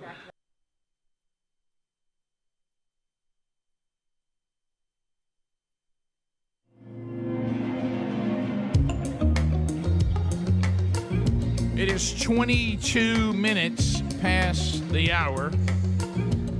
The Rick and Bubba Show. Thanks for being with us. So Greg is back. Helmsy, barring something, should be with us tomorrow. All right, so let's set the table on things that you need to know about today. Herd immunity, the new CD, appears to be doing what they said it would do. It is there. So on all these streaming platforms, if you're not a CD person anymore, and most of you aren't, the CD, a few hard copies are still available at rickandbubba.com under the store, but many of you have been saying, well, I'm waiting till it's streaming available. And yesterday you could have set up for it to be there automatically, or if you didn't want to do that, you just want to go get it today, you can. So herd immunity now available on all streaming services. So go out and grab it today. So that's and Wednesday Bible study is back today. Today we continue our walk through Genesis. Today the fall. Genesis chapter 3. Genesis chapter 3 Rick, today. what a sad story. The old man. fall. It is a sad story. And there's a lot to it, though. And so pay attention for that. Wherever you, if you either catch it live, it's noon Central Time or 1 o'clock Eastern on our YouTube channel. If you don't catch it live, and most of you do catch it on the archive, it'll be available not too long after, and we put links on all of our social media platforms. All right, let me ask you a quick question, since you're going to be covering a lot of this today. This is totally I haven't prefaced this to you, so you Okay. Do you think the Garden of Eden? Where do you think it is right now? Does it still exist? Oh, here we go. What, this my is going to be a goodness. theory because you're covering it today. 23 minutes. By the way, past I've got I've got a comment of all the learning that I have been doing on the Tree of Life that is mind blowing. But anyway, I'm not talking about the Tree of the Knowledge of Good and Evil. I'm talking about the Tree of Life. Right. That got shut down. Right. And That's the final one. We had access to it, and then no more access. We're going to see it again. Which is why we die. But we're going to see it again. But the depth of God's mercy in that is something I never thought about before. Yeah. But you have to catch the Bible study for that today. Yeah. And unconditional love. I have no idea. Now we I'm just theory because it if doesn't you go to say. if you go to Genesis 1, Genesis 2, we get all the different rivers that exist now, so we know where that is. So are they the same though? Do you think they're the same? Yeah, I think some of them are because they have the same name. It even tells us one's near Assyria. So anyway, I think some of them may be because it gives you the place it was. It was in between those two rivers, which is a desert now. Correct. So is it still there and we can't see it? Well, if you look at what do you Scripture, think it was taken up? I don't want to sometimes I do something that's kind of strange. I just say, well, this is what Scripture says. Right. Yeah. But you're right because sometimes the Scripture says that's all you're going to know. Right. And I guess he says, and that's it. Right. But here's what we do know: they were two angels that we were cast out into the area that we could leave from before, because all this with the rivers and all that says you can go out from the garden into all this. But now we were sent out, and those two angels stood there and said, "No, you're flaming not. Sword." So that's serious. It wouldn't surprise me if it was still in some dimension, and because of these supernatural beings. And we can't see it. Now, keep in mind. I know people that think it's there. Listen, keep in mind, there's people who believe the Word of God like we do, but it's not enough. They still want aliens. Listen to the things I'm saying that we know are real. Angels, demons, dimensions, heaven, earth. No, I got to have a spaceship from another planet. Right. I got to have Bigfoot. It's just not enough for y'all. It's just not enough to worry about. So, no, I think it is blocked, but still exists. Still there? That's tough. Because when the Gulf War, when the Gulf War started, it was in this area. Yeah. And I know a lot of people thought that had maybe biblical context. It's in there somewhere. That's right. Yeah. Well, you got the Tigris, Euphrates, over that one. Yeah. That's I tell you, and they, look, it's not a pretty area now. I mean, it's a lot of desert. Yeah, but was it then? But yeah. Well, I tell you, that's part of the fall. That's right. Yeah. Episode 1 in this series you're doing on Genesis was a huge discussion last night at the house. The list of theories on creation. Isn't that fun? Hey, man, that is just isn't that something? Wow. Isn't that something? It is. It's something you need to check out if you hadn't. Yeah, and Bubba and I, believe it or not, with some, and that's okay. I mean, we don't all have to agree on everything as long as it's in the minor category. Mm-hmm. But Bubba and I take a position on that's sometimes in our circles not very popular. But that's all right. On which one? Age of Earth. Age of Earth, yeah. Well, what I'm saying is I'm not saying we come down on one or the other. Right. We don't think it's a redemption, the Bible's true, God exists issue. And there are people like Ken Ham, who we love, that believe that it's young Earth or bust. And if you're not young Earth, and he makes some great cases, and then I have other people. The point I put it in the minor category, and you're right. Some people are offended by that, but I just kind of where I'm at on it. Well, I do think in a lot of the commentaries that I've read on it, some very, very powerful people of the faith say if you don't think that, meaning you think one of these has to be it, and all the rest. Not true. Yeah. He said, do you realize how many powerful people of our faith you're disagreeing with? Oh, yeah. Because he said, I'm going to find some people that if you're saying they're not solid, but this is what they think. And you really think they've lost their way over how they're and the biggie is that, verse 1. When God all started. When God says to Moses, however that was inspired, here's what I want you to say. Mm-hmm. The first thing we hear is God is the beginning. He's always been, but He's hovering over the earth, and the earth is already in some kind of state that He created. I'm not saying anybody else created it, void, but He's hovering over something that He then develops. So is that a reawakening from something that happened before, and this is a new deal? Oh yeah. Or is this the when y'all joined this in progress, it just happened? Or how long's this part been going on before we say let there be light? Yeah. How long has all that been there? Well, the gap view was really and we don't know how long that is. Yeah. Now, some people say it says what it says. There is no time period. It's all starting now. Well, okay. I mean, that if it is, that's fine with me. What I'm saying is, I don't agree with people saying that God isn't who He says He is, and somehow I can't be redeemed if I don't believe on these theories. Right? Yeah. I know we think it's a minor. Some people think it's a major. Yeah. That's really the bottom line, isn't it? And I know that some believers, it bothers them because it's not clear, right?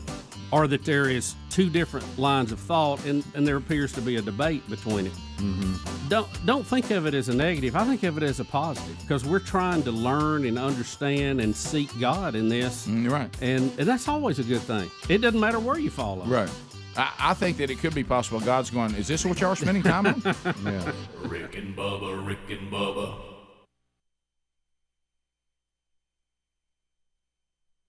I hope they stay after Stevie C and just say, look, you've revealed who you really are, and you're hateful, and you're mean, and you're angry, and you don't want love for everybody, and we want you taken off the air and want all your sponsors to stop advertising with you, if they're going to be consistent. But that ain't going to happen.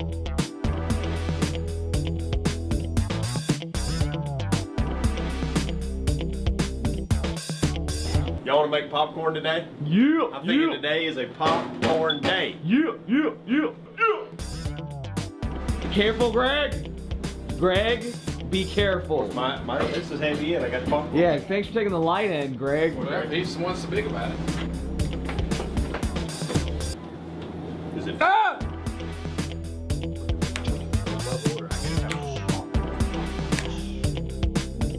It's already turning and burning, already getting warm too. Just hit my finger on it. Hey, Greg, how's that popcorn? That's good popcorn, man. When you walk by, you have to just stick your hand in there and get you some. How you like that? Probably shouldn't do. Oh, you have That's a fine. scoop. I washed them right before I peed. Oh!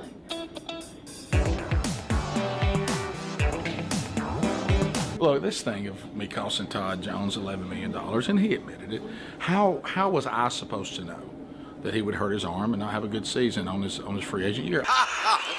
I didn't know that. I mean, Todd's right here. He said he got hurt. I mean, should he have listened to a radio host about his Major League Baseball career? Probably not. Ultimately, it's my fault, and it's my decision.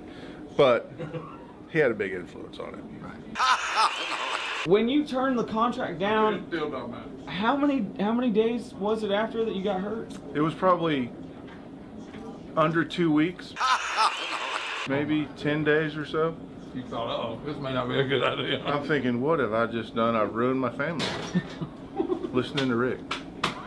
A decision like that where you're like, oh man, I just lost $11 million. No. There was one time I didn't do a speaking engagement and I could have made $200. I didn't do it. Dang. Still mad about it today. $200. I could have had $200.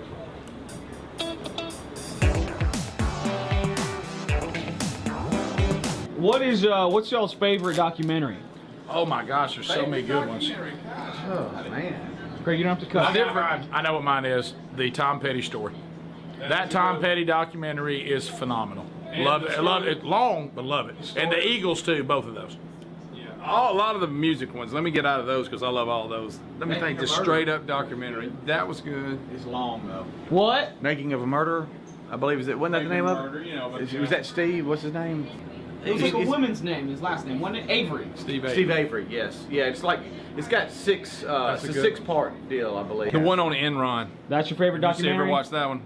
It's a good one. I like the behind the business things. It shows how they climbed to the top and then crashed, basically changed the whole economy. Smartest guy in the room or something. That's like right. that. That's right. Smartest guys in the room, I think. Something like that. Guys, Last Chance U was amazing. Last Chance loved Last U Chance was U. a great documentary. Yeah, it really was. Would you consider it, because this is my favorite, if you consider this documentary, and I do, and that is The Last Waltz, about the band. That is a good one. What's your favorite documentary, Bubba? In Search of Noah's Ark. And I don't know if this classifies as a documentary. It's more like a series that History Channel did, The Men Who Made America. I really like that. I like stuff like that in the historical realm. The other one, you may not know about it, Donald Rumsfeld, The Unknown Known. Excellent.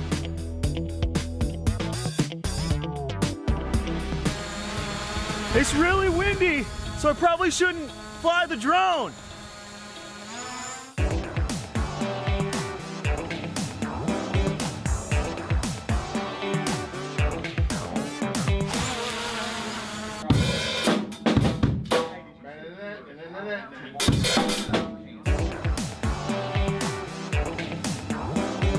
Crazy still? I don't think you're allowed to say crazy. I don't know. That's his name. Jim the Crazy Sign Guy. There he is right there. I love Jim. I'm nice to Jim. These jacklegs are another story. But hey, I don't patronize him. I like Jim. He gave me a hat, and I dig it.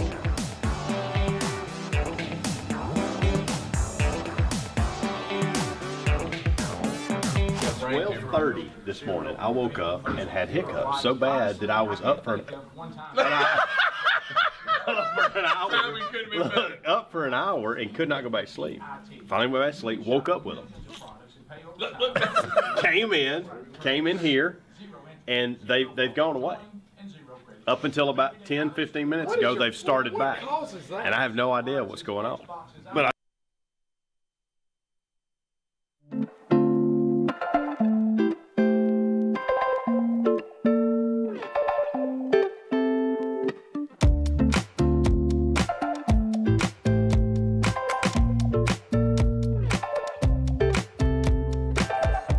It is 35 minutes past the hour of the Rick and Bubba Show. Thanks for being with us today. CarShield.com. Boy, winter can really put a freeze on a lot. Your finances, if you have expensive car repairs. And, and you could find yourself in a bind. It's one thing to be stranded when the weather is comfortable. Well, it's another thing to be stranded if I run out of gas, I'll freeze to death.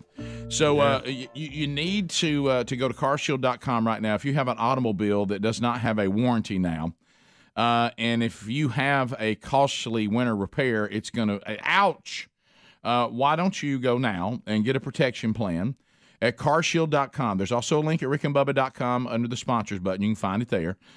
Use the promo code Bubba, get you 10% off your protection plan, the one you choose.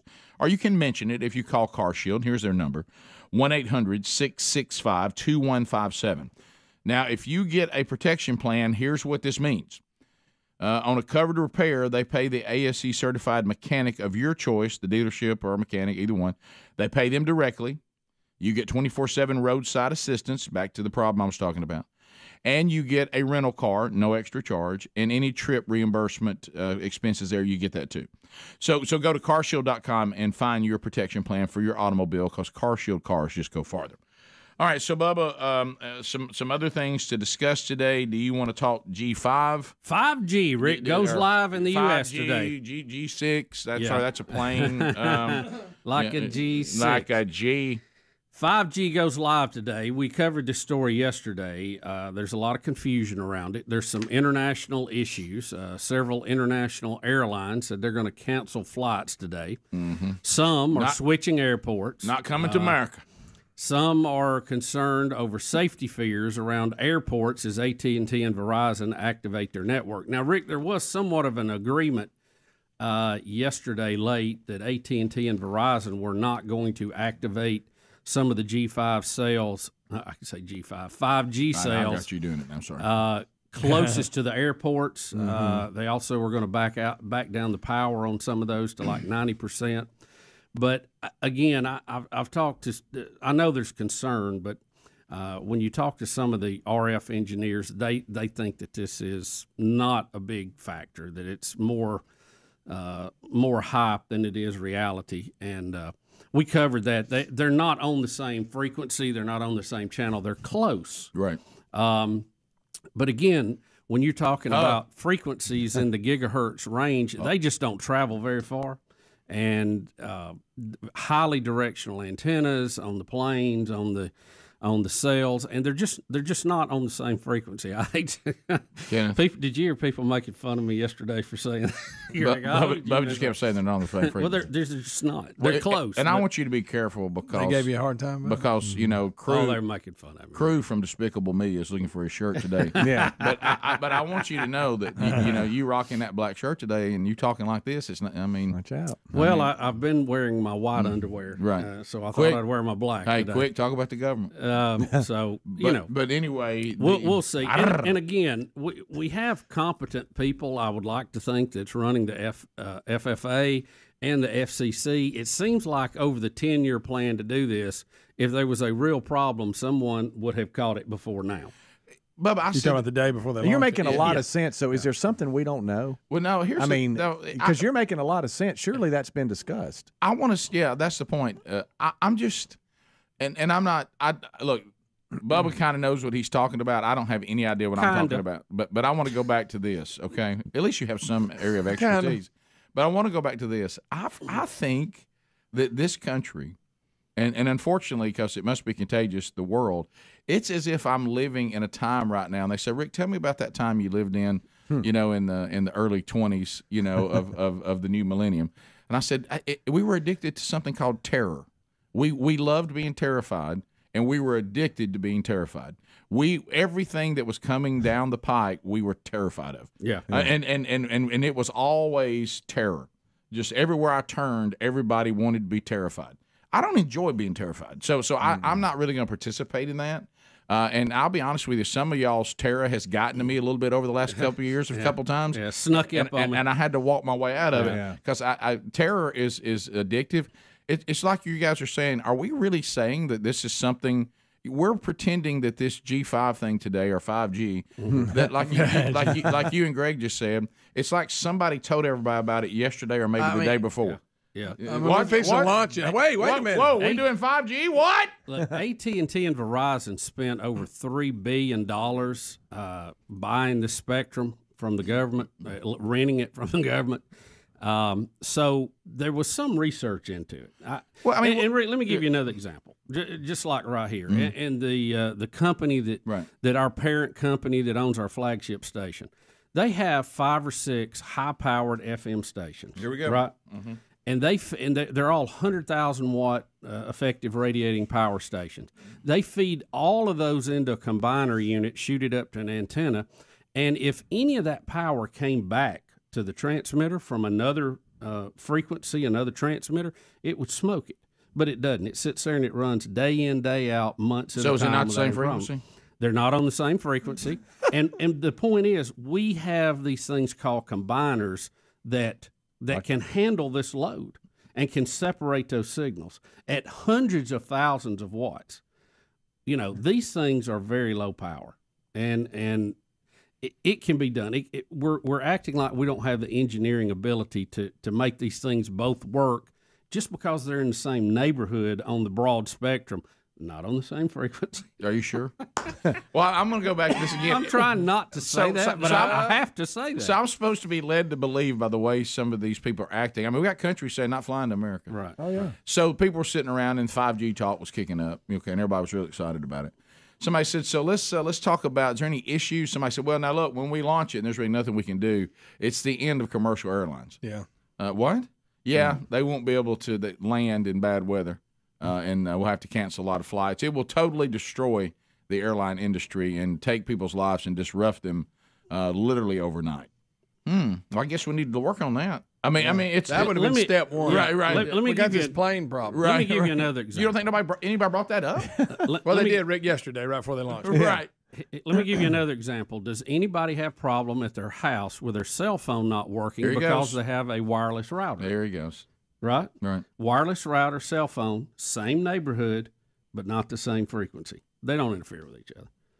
we can. I don't know who got all this started. I think it's way over. I tell you who. And I may be missing something. Maybe there's some engineer that works with aviation that can call in and tell us where we're missing something on this. Right. But I just don't see. Let me ask you this. All right, so back in the Titan days when I would run around the stadium and stuff, technology is better now, but I'd have a camera guy and I'd have a guy that had a pole up trying to shoot our signal back to the production room. Right.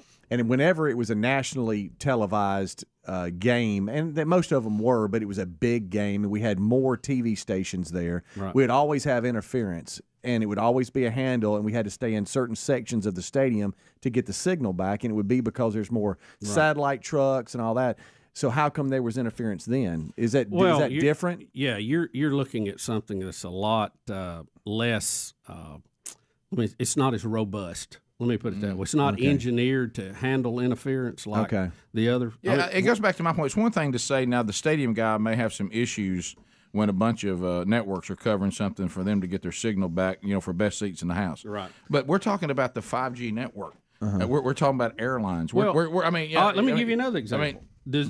Will my cell phone work, and does it interfere with y'all's cell phone? How many we got in here? 5, 6?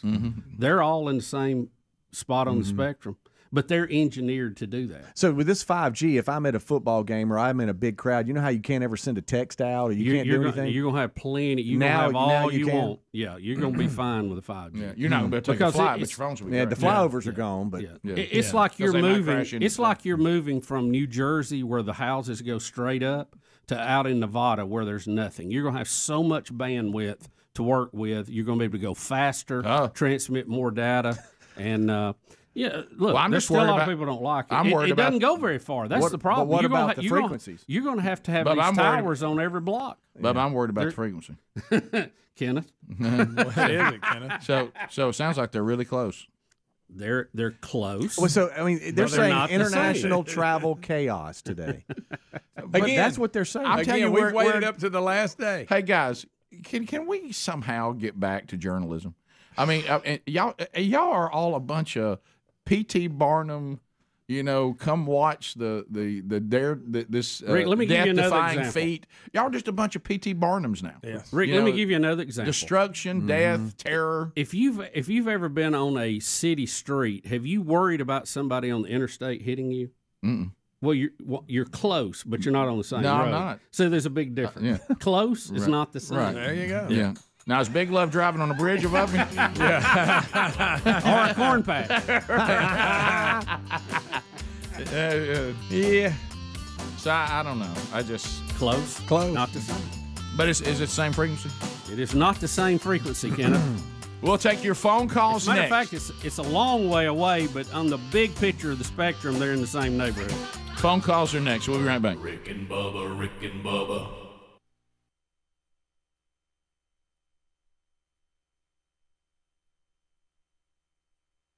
I've got hiccups bad. I can't get rid of them. I've tried mustard. I've tried holding my breath. I've tried Drink all water upside down? Oh, Here, let's try to drink water. Yeah. We should do that. Isn't that called waterboarding? No, it's good. And you drink from the backside of the cup and you concentrate and don't let it come out of your nose. It gets on your shirt. No. I swear it does. So just bend over like he is. I promise it's not. Like this? Yeah, now tip it up and start drinking it. You got to swallow it. Now you got to tip the glass. Tip it. Tip the glass up. You have to suck it out like a camel. Try to get a big gulp and concentrate and don't let it come out your nose. Let's hold him I don't think you're over enough. Let's hold him upside down. I think you got to get down like that. The holding your breath and all that doesn't work. Look, I will say this: I haven't had a hiccup since I started doing it. Let's go back to the old school thing. Let's scare him. All right, you ready? You ready? Hey, let's just scare him. Bubba's coming with his shirt off. I have not had a hiccup since we started this charade. It has actually worked. I'm just telling you. One more try, I think, Helms. Hey, well, never mind. Just set him right. I see you. What are you talking about? I see you telling him to knock the cup in front of him. Let's go. One more time. Greg, I'm going to try this real quick. Okay. All right, don't mess with me, man. Over.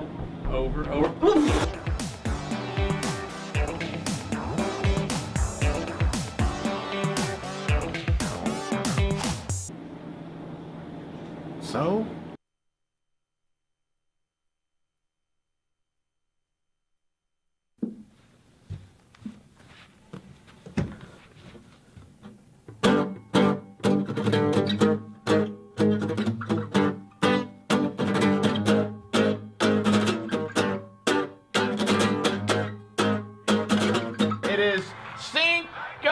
Mayo. What's up, guys? I've gotten kind of fancy. I've got my own little, whatever this thing is. And then, you just plug it in there, and somebody comes in and says, hey, man, I wonder if could I get one of those books? I say, yeah, here you go. I plug it in, right to Burgess Ministries, swipe. There's always that panic time where it's not working right. People are standing in line. Sure. The big handle, everybody starts to sweat a little bit. But I finally figured it out. Hey, is it Cinco de Mayo? Yup. I get it. Yup. Yeah, I get it. There's a Bill Bubba speaks. Yup. There he is. What's up? Woo, whoop, whoop, whoop, whoop. So what kind of hats would you guys have if you went to the Kentucky Derby? Tall hat, Abraham Lincoln-like, and it'd be bright red, and it would match my bright red suit. I would probably have have some bright red shoes. I'd wear a derby because it's the derby. I would have a very stylish Kango hat tilted just to the side. That would fit you. And I'd have a mint julep about that tall. All right, y'all look at me. Y'all all look at me. Hold still. And because I can make that happen right now. You doing all right this morning? I'm doing good. Stevie Hawkins done made it. Just because he's all funny looking in a chair and talks like a robot does not mean he knows everything. Well, it doesn't. We act like, oh, well, he must know because he... That's not why we think he knows. Well, he's a smart guy. Hey, whatever. But that don't mean everything he says is straight. In the 100 years, mankind better find another planet. Oh, well, are we supposed to move towards that because another guy's going to find another planet? I mean, can you say that? Greg, this is a camera. There's a lot of smart people. But it's like it adds to his smartness because of that voice and all. It does. Like it feels like it's like we have this to all-knowing. Hey, roll him in here. Shirt, man. It's new. It's new and it's too small. I know it's too small. Your actual size. It looked bigger in the store. You don't know what size you wear? I thought it would fit, but it doesn't.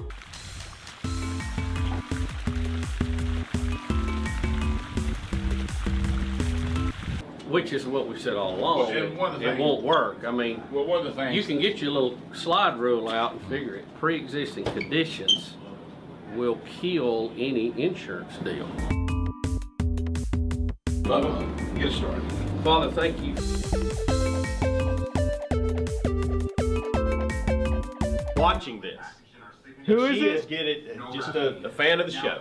I'll leave it at that. And she is going, Rick and Bubba, Rick and Bubba. Hey, you want to make some popcorn? You want me to be a popcorn enabler? Yes. Yeah, I can do that. All right. Pop. Man, this thing is kind of in the way. There we go. Turning on the heat.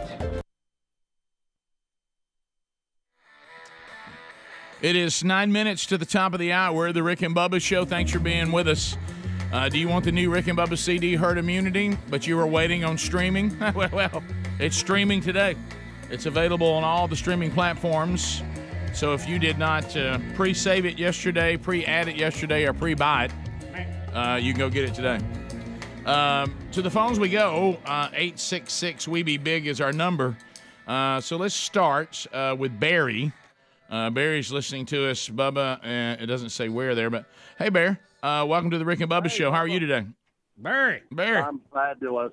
Barry. Hey, Bubba. Yes, sir. Now, you heard in the past, I know this story came out about the cable TV industry affecting the airline business. The egress signal for television cable at an apartment complex, and I believe this was in Montgomery. Hang on, I'm about to have a wreck. Don't do that. Very careful there. Well, hey, that guy on Feinbaum had a heart attack. I can have a wreck. Well, that's true. So they turned the signal up because the apartment complex was not getting great signal in the building, and it was making planes land on the Atlanta Highway outside the complex. Why? You know, I really, I'm sorry, I don't mean to laugh, but I'm not familiar with that story, so I really can't comment on it.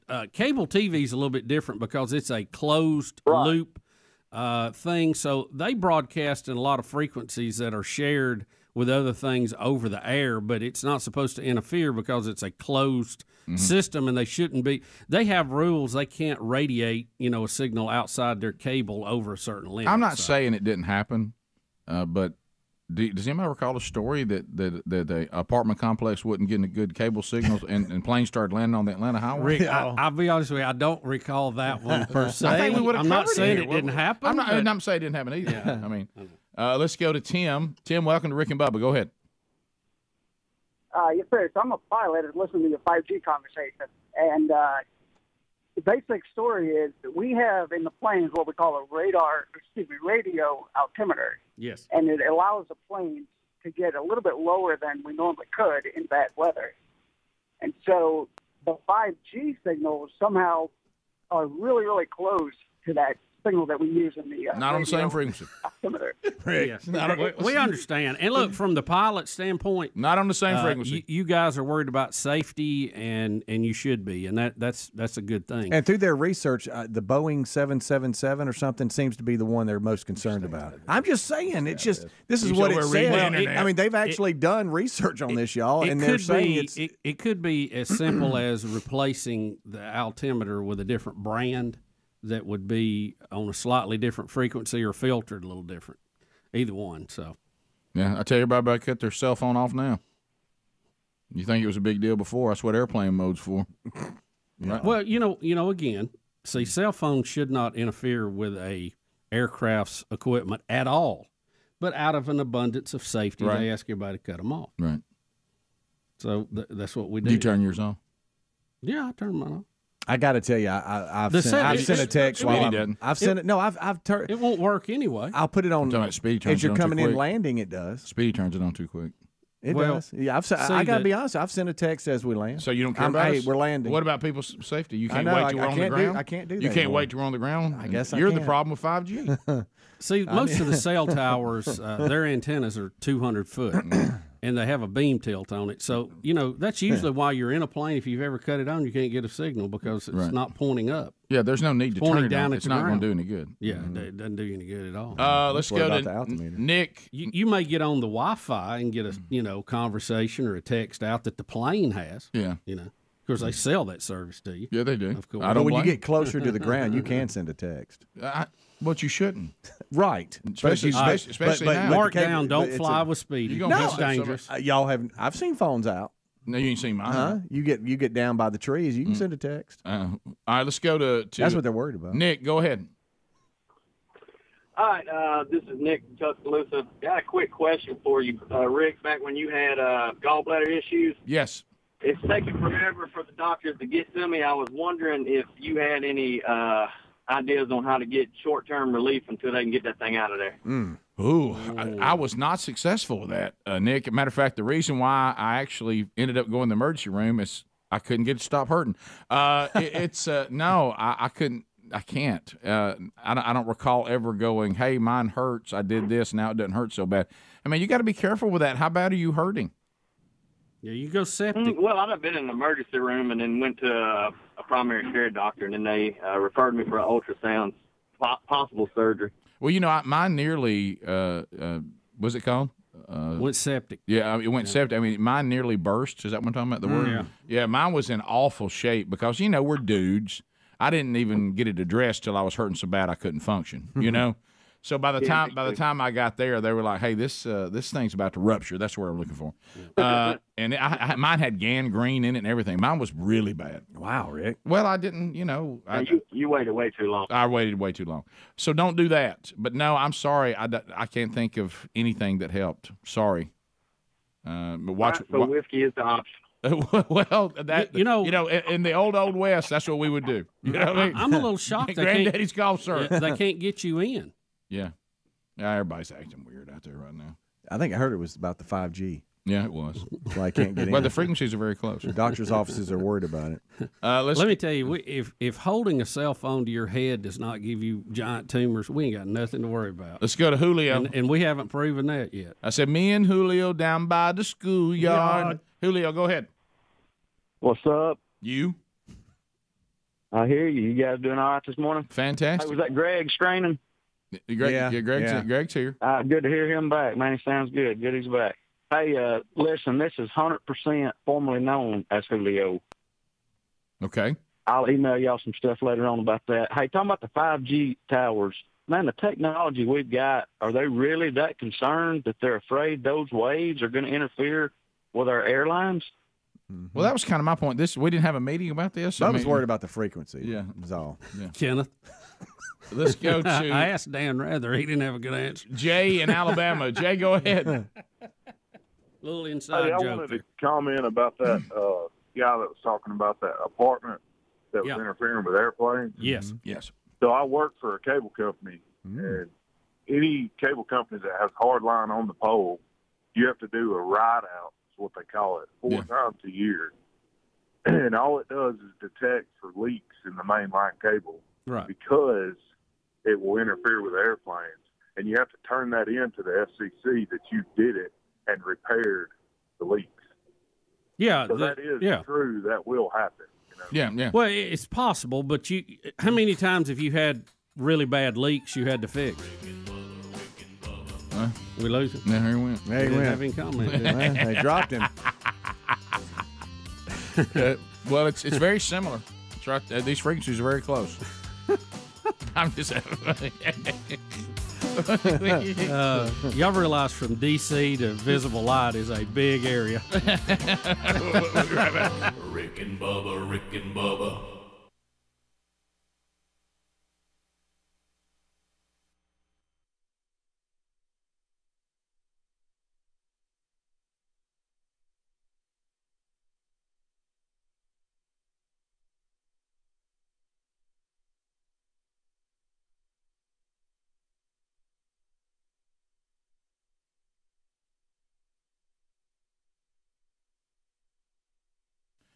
Getting a lot of response on this one. And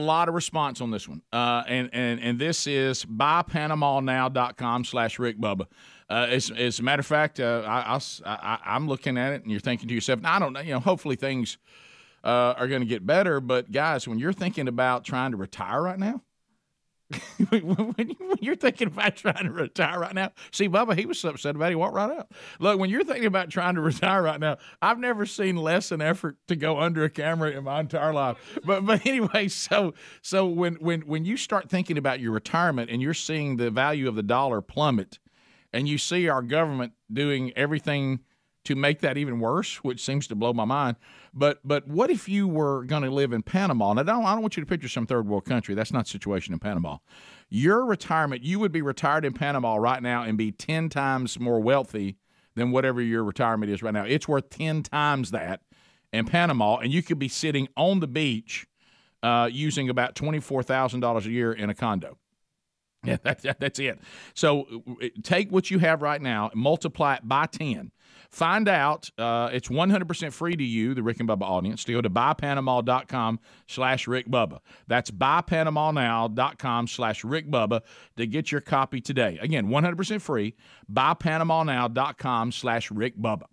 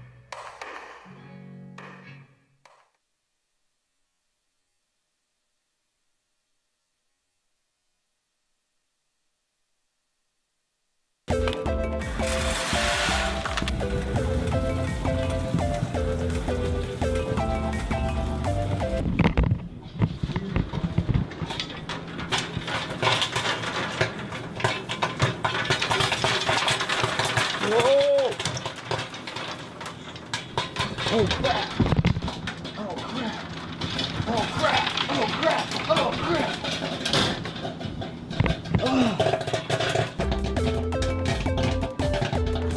crap! Greg, how you feel about The Blind Side, buddy? Boy, it's a great movie, isn't it? Especially when the little kid tells all the coaches, when he negotiates on his brother signing. That's real. I don't have an issue of things being added that you think, well, that was probably necessary. What bothers me when the true story was enough. Sandra Bullock won Best Actress. Yeah, won an Academy Award for that. I'm in a prayer group with the DA.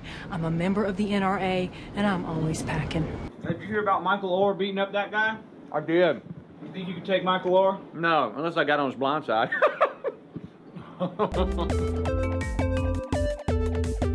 This is why it's impossible to be skinny and work at this show.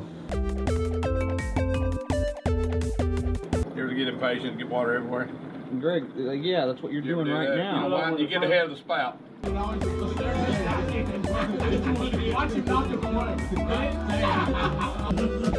Look, is he getting hit and falling, or is he just New style I'm going for. I had a listener back here said that she was trying to cover up my spot that I had.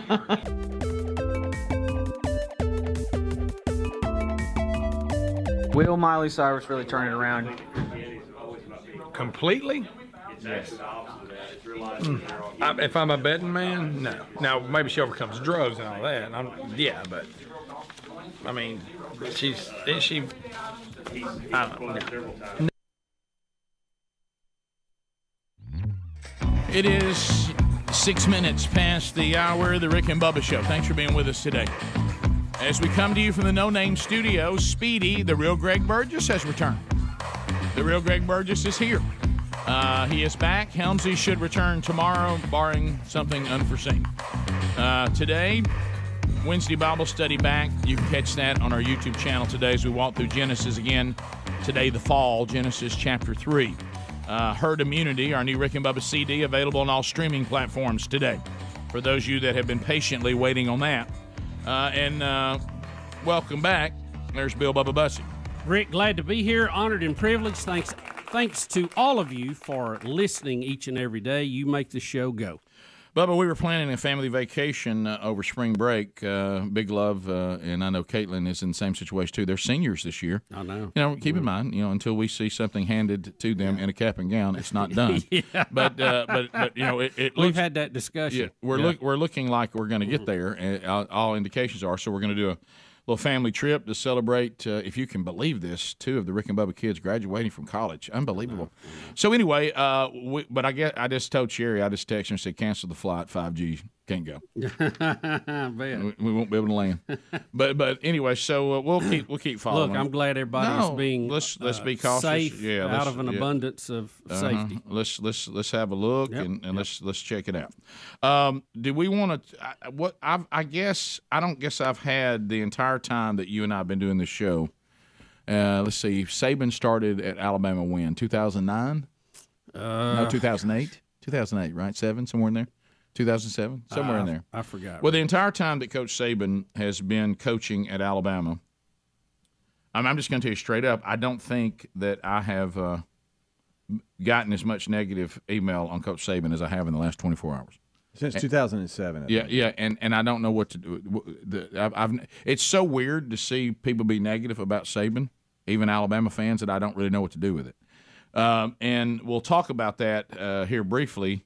But we're hearing that Brian Kilmeade, and now I'm getting covered up, I'm getting text and emails, that Brian Kilmeade has given us a shout-out on Fox and Friends. Yes, thank you, Brian. Thank you, Brian. I don't know what if you here's a lot of it. There's a bunch of it coming in. So I don't know what it. Maybe somebody just mentioned maybe our home city. A lot of times, if you mention Alabama or Birmingham, where our show is located, that prompts the Fox and Friends people to say, "Hey, Rick and Bubba Land." Hannity's done it before, which we're appreciative of.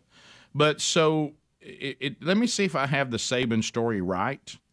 Because I was a little surprised by how many negative emails I've gotten. So because we were talking about the tribalism on the show now, and I'm telling you, people are very, very they are dug in on their views, and there's not a lot of middle ground anymore. right now. But anyway, here's one right here. I cannot believe that Saban made a political statement at all, much less that he would be so biased. He surely doesn't realize what the voting rights bill is really about, or maybe he does. About all he and of course he's I'm appalled by this. Here's one that's pretty straightforward. This might have been from Dickie Nadmeyer. Didn't know Saban was a Democrat. So now, I don't know whether I mean so is this? Do I have it right that he has written a letter to Manchin? Yeah. Yes. Since he's from West Virginia, urging Manchin to go along with this voters' rights, or the Democrats are calling for voter suppression, which they're yet to define how that suppresses anyone's vote when no matter what your ethnicity, everybody's under the same rules.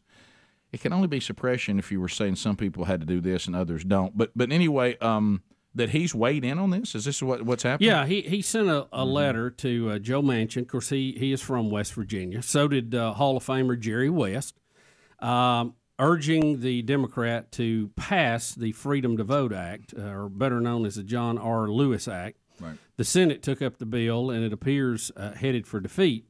The package would make Election Day a national holiday and require access to early voting, mail-in ballots that became overwhelmingly popular during the COVID-19 pandemic. Voting advocates nationwide have warned that Republican-led states have passed laws making it more difficult for Black Americans and others to vote by considering polling locations requiring certain type of ID and ordering other changes. Now, to me, there's some of this that I have no problem with. Yeah. I always thought it should be a national holiday. And I like early voting. I don't have a problem with mail-in ballots as long as we can prove the identification of the people casting the ballot. Now, why do we do that? Same reason that we require an ID to open a bank account, cash a check, buy movie tickets, get a hotel room, anything else. One vote, one person. Nobody has a problem with that. Yeah, but what they're saying is that the Republican measures requiring you to prove who you are to vote discriminates, or it makes some Black voters less likely to vote because they don't want to prove who they are, or there's a fear they're going to be arrested for some crime they have hanging over them or something. It's a long list of possibilities. Let me tell you what I want, Rick. I want everyone who is legally able to vote to vote. Now, another one, and you've seen this in a lot of states, where you sign up to vote or enroll to vote, and then it has to be a certain period of time before you actually vote. Well, a lot of these, they're wanting to come up and vote and register to vote and vote at the same time. Well, where that can run into problem, you can load up a bus full of people and drive into a district where you're not legally able to vote. You can sign up and vote the day of the election and just pile in the votes illegally. No one is against people voting legally. And we want to make it as easy as possible. I don't have a problem with early voting because it's hard to get to the polls sometimes on a certain day. Mail-in voting, I don't have a problem with that as long as you can track it and make it legal and make it secure. A lot of this is just wide open. Anything goes. Wild West. And more important, it is the federal takeover of state elections.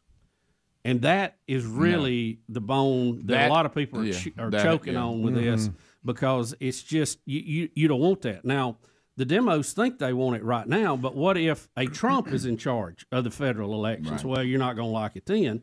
No. So right now, each state decides their own thing. They do their thing. They send in their results nationally, and it is accepted. That's why it's so hard to cheat or steal the election if you're an opponent of the U.S., because you have 50 elections going on. And this would do away with all that, and that's why a lot of people don't want it. Well, the federalizing of it, you're right. That's the number one. The no identification part is the big rub. I'm with you. The problem with mail-in voting and no ID, see, when you add the no IDs, now you can't have the kind of mail-in voting that you and I would want and demand. Right. Because I know for a fact, many of us do, this is not even somebody said, that someone that we know personally whose mother has been dead for years, when all the mailing over the pandemic happened, they received a mail-in vote for her at the family, and all they had to do was fill it out and send it in. Yeah. And she's dead because no one had to prove that was really her. So mail-in voting, as far as convenience, is great, but there has to be integrity. And what this bill wants is for the federal government to take over elections and for all these things that I'm not like you, Bubba. If we make it easier for people to vote, I'm all about that. But we can't make it to where people don't have to identify themselves because it opens up. And no one is at disadvantage of getting an ID and being able to identify themselves. I just don't buy into that narrative. And the bigger question before everybody right now is, do those that are fans of Alabama, does this matter to you? And I guess it's mattering more than I thought it would to people who are Alabama fans, because I think at the end of it all, I mean, it's football, guys. I mean, you know, your coach has a reason for doing this that I think is pretty obvious.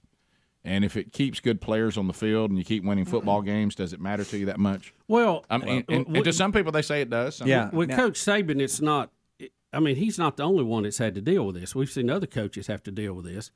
And when it comes to politics, which this is, by the way, you're going to see a lot of the players lean one way, and you're going to see a lot of the supporters of the university lean another. And we've seen this time and time again. When you have, and I don't know, Coach Saban may be doing this because he really believes it, or he's a Democrat, whatever. I don't know. That's his business. I business. don't know his politics. To, he has the right to express himself any way he wants to, and people who are fans of the university and the team have a right to express theirs. But time and time again, when you see a political issue come up, where most of your players probably lean one way, most of your supporters lean the other way, the coach almost always goes with the players. Because if he doesn't get those players, he's going to lose games, and he won't have those supporters. He can have those supporters, but lose games, he won't have them very long. That's right. So the smart money, if you're a coach, is go with your players. No doubt. Coach Saban needs to stick to football, you guys, okay? Coach Saban, stick to the X's and O's. Also, Coach Tommy Tuberville for Senate. Oh, my gosh.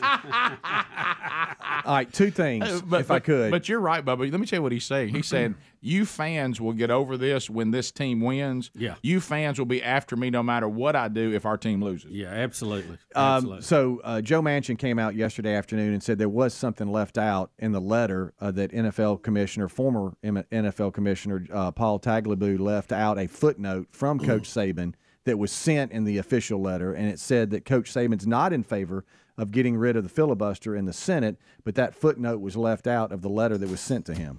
So he's kind of like, hey, the whole thing wasn't given to me because the footnote was left out. Also, Manchin responded to Saban in a letter encouraging Saban to please start calling running plays in the red zone. and that's not being discussed either. Your phone calls are next. 866 We Be Big. More Rick and Bubba coming up. Rick and Bubba, Rick and Bubba.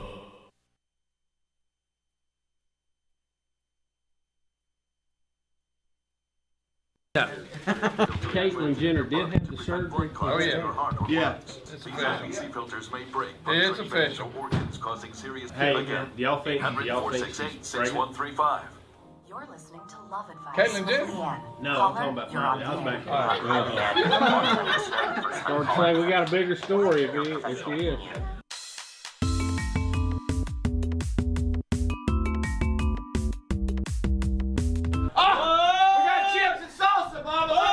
Chips and salsa, Bubba! Let him in! Let him in! Hurry! Look what we Chips and salsa! Chips and salsa! Chips and salsa! Chips and Cinco de Mayo salsa. That's you, Bubba. That's me, man. I'm that guy right back there. A lot of people don't know.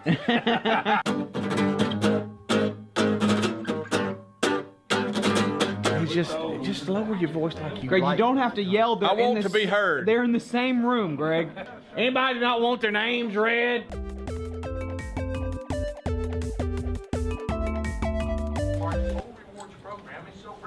Who does? Just Caitlyn Jenner. Hurt, by the way. Kind of hurt. I would be so mad. I got the inside of it, man.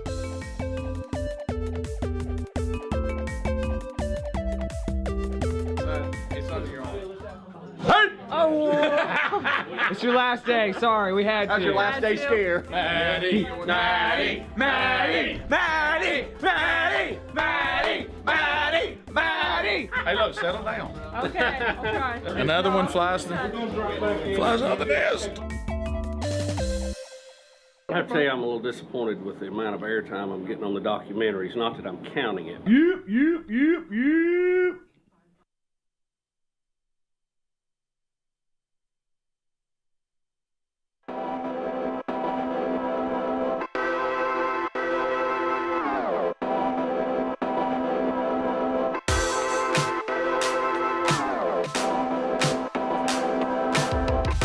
Thank you so much for joining us. It's a brand new week, the Monday edition of the Rick and Bubba Show.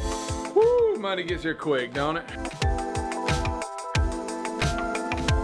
See, got this cool little chart I printed out called Hunting with the Right Caliber, and it shows you all these different bullets and, you know, what you're supposed to use them for. Don't tell anybody, but I found it on Pinterest. Here's my favorite. 300 Weatherby mag. Also, we hunt deer with it, but it's also for grizzly, brown bears, and moose.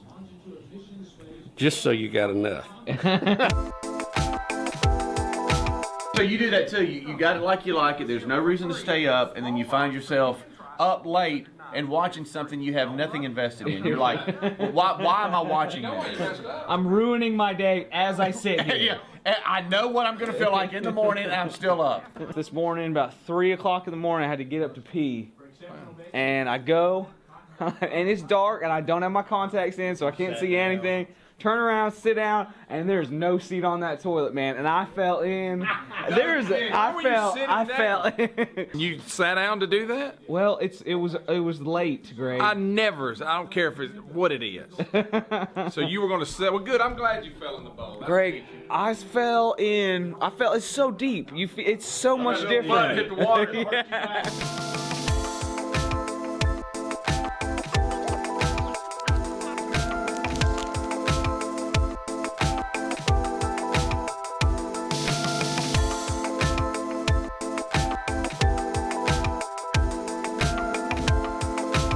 How long have I been talking about these animal attacks? You realize this weekend they found a deer, a white-tailed deer, eating human flesh. I've been trying to warn y'all, and it's in prophecy, I won't get into this, that animals are on all-out attack. Now we got kangaroos drawing kids up to the fence, reaching there, grabbing a bite in their face. Yeah, they're just sitting there looking Big square kind of. Look. Oh. Yeah. She was having a great time. She was. And then she just got manhandled by a kangaroo. Yes. Have you ever been attacked by anything, Bubba, you had to fight off? Daily. Gets attacked by Greg daily. Yeah. Y'all had the moth in the ear was probably most recent. Now we're back with tweets. If you're just joining us, What is this thing they got here? Like a rotor-rooter. By the way,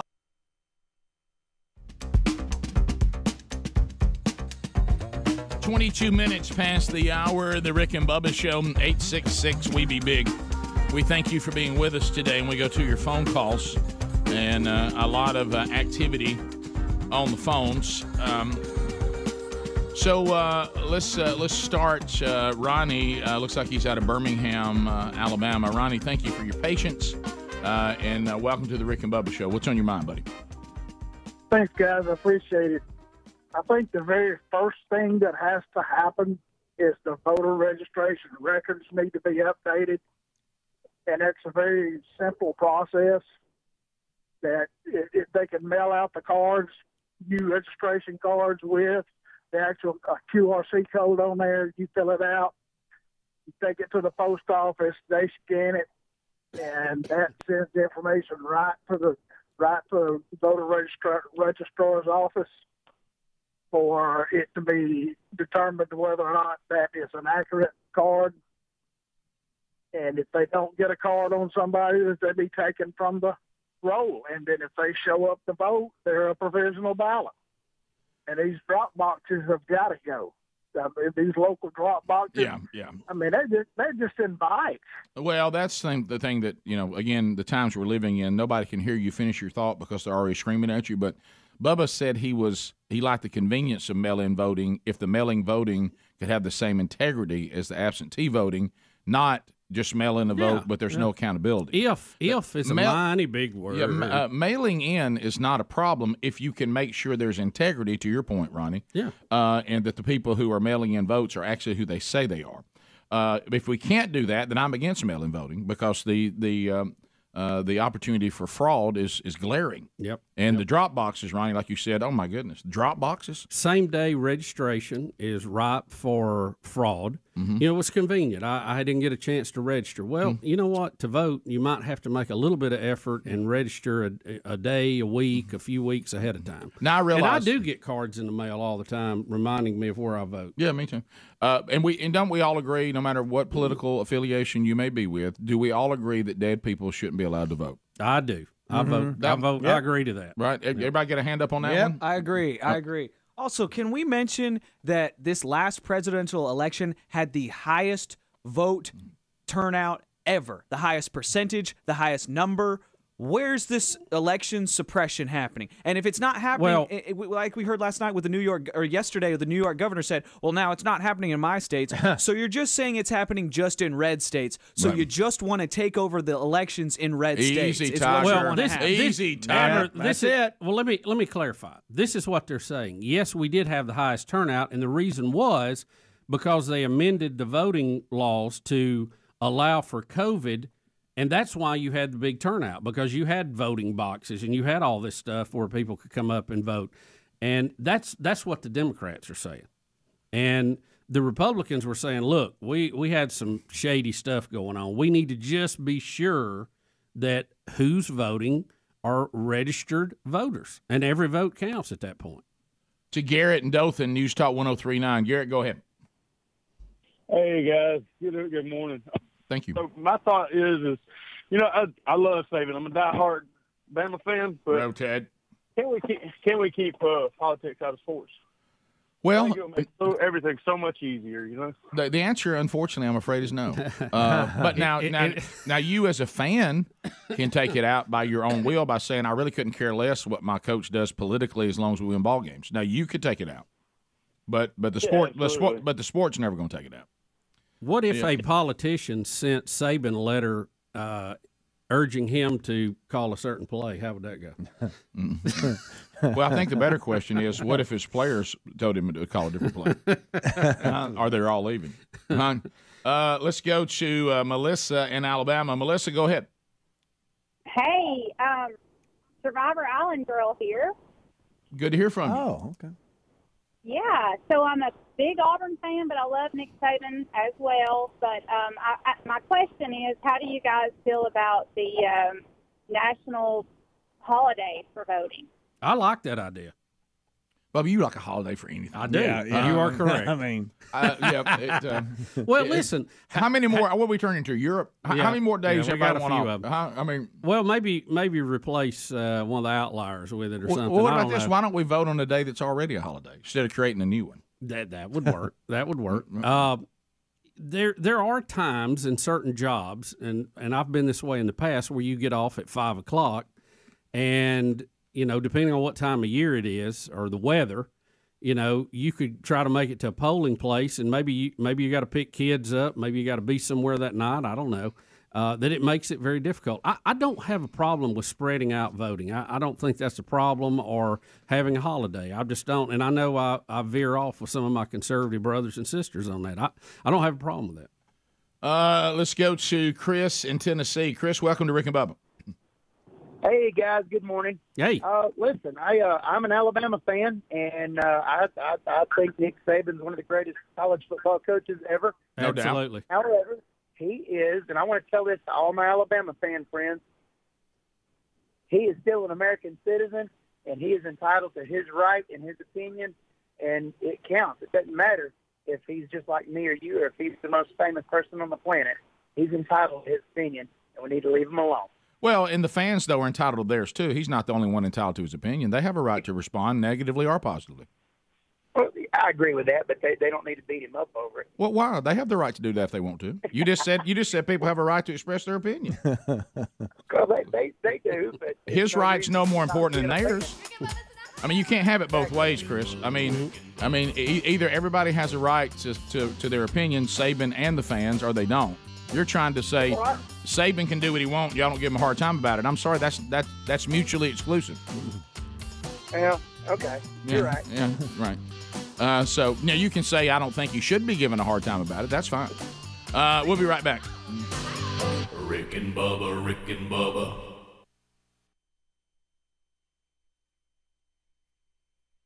All that won't go in your Oh, my ear. gracious alive.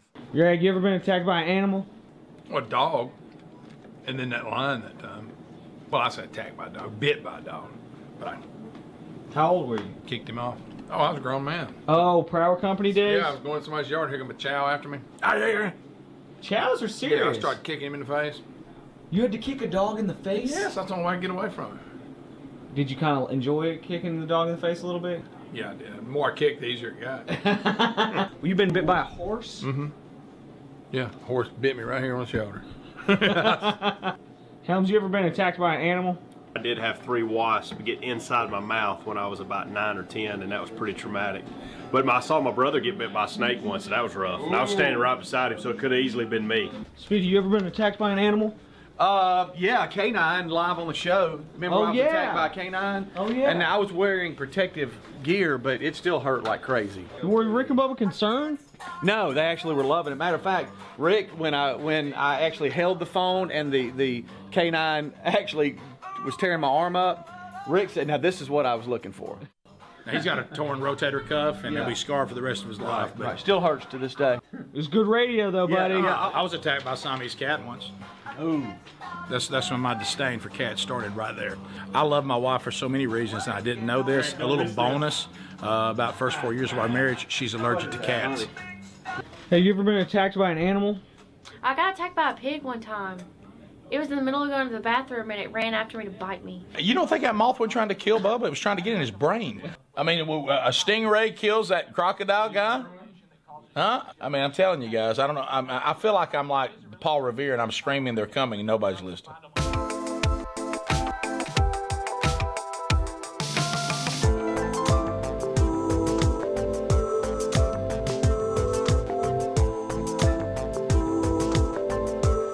Greg, what's the best and worst thing that happened to you this weekend?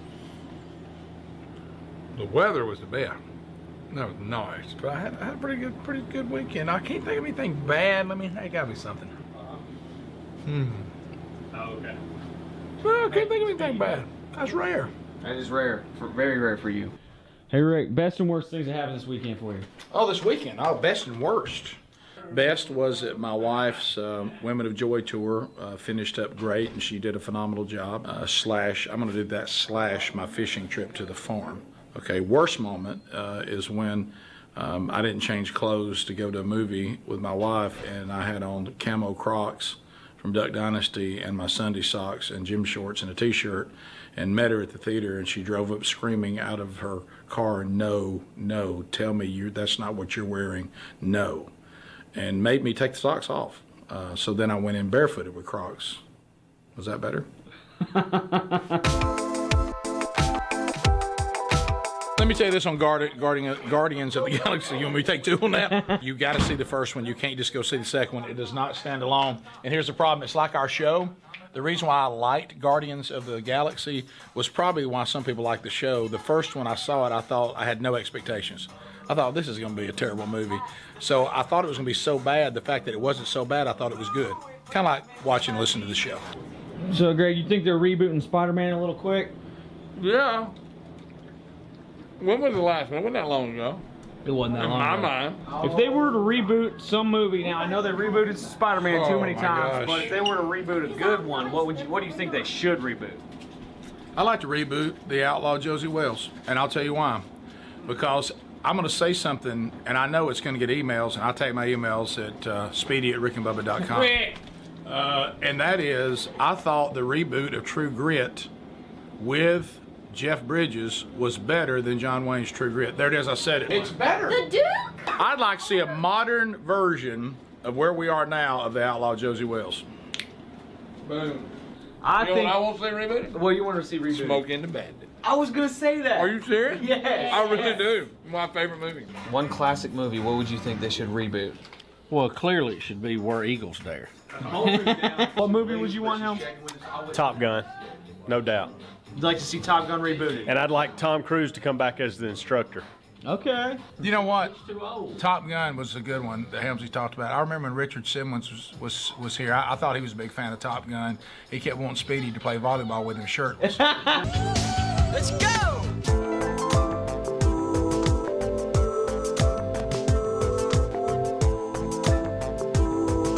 Speedy's dealt with Talladega Super Speedway security when we had Don Juan DeMarco Williams take a lap in the Rick and Bubba Funmobile around Talladega.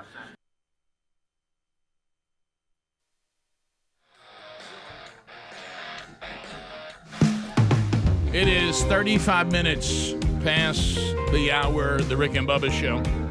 866-WE-BE-BIG is our number. And thank you for being with us today.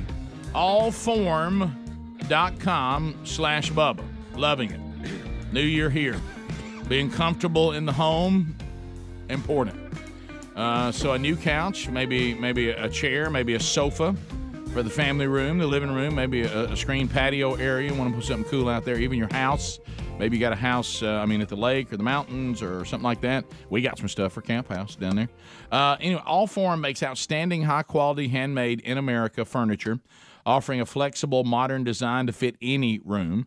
From armchairs to sofas to sectionals, love seats, they have you covered, all of these at affordable prices. So I tell you what I like is they're all customizable.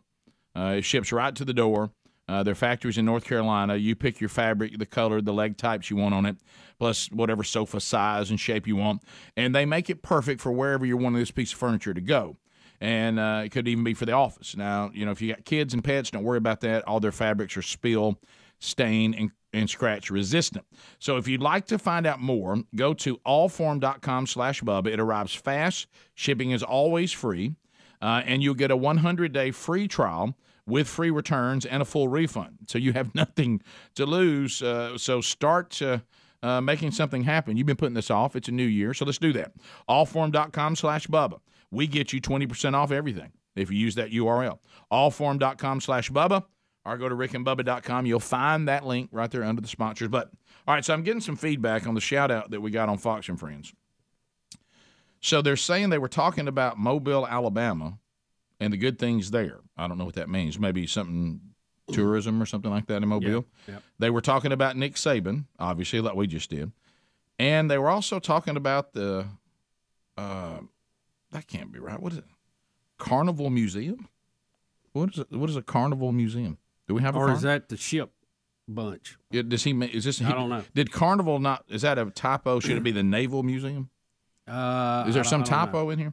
But anyway, when all that got brought up, it said then kill meat, and then they started talking about Rick and Bubba because there was just too many Rick and Bubba regions for them to stay away from. And they pulled us into that conversation. I don't know what they said. I bet kill meat said something about soccer again. You think listen, we appreciate the shout out. No, absolutely. Love Brian. Look, we'll take a shout out all day long. So all right, Adler, did you what you got over here, buddy? Are you saying there's something you got? Okay, Rick. Look, Apparently there's a carnival museum, the Mobile Carnival Museum. Oh, I see. Discover the I'm looking birthplace at of it. Mardi Gras. So, so it is about carnivals, not the cruise line. Okay. All right. They got somebody guessing weight. Boy, Greg, you love that, don't you? I love the Carnival Barker guessing weight. I do too. Adler, can I, because we're all learning in the new studio, is that signal you just gave me means it's on you, behind you on the screen? Okay. What's the signal for that? I was like, okay, look, turn around and look. Yeah, okay. All right. I see. So I'm sitting here wondering about it, and it's right behind me. yeah, we're sorry. Yeah. Sorry Oh, that's about that. outstanding. Yeah. I bet I look like an absolute raving lunatic. But anyway, Well, you didn't walk through a live commercial. Right. by the way, Bubba walking through that live commercial a minute ago was fantastic because, Greg, there was zero effort to avoid the camera. I mean, I really thought it was the other camera. I thought he knocked the camera over. It was a complete eclipse. I mean, Rick was gone. And I said, boy, look at him making a move on that by Panama now. Headed that way. Headed out there. Panama. All right, so all right, there's people calling. They may know exactly how it went and on the shout out, so we We may see if Greg, if any of them. Now look, if it's not about that, don't worry about it. See if somebody says I heard it. Here's exactly how it went. And I want to know: do you think Ducey joined in? I mean, Kilmeade. Kilmeade, Ducey. I think Kilmeade has decided I will carry the Rick and Bubba bucket publicly. Yeah, and I think Ducey is very, very. He's caution.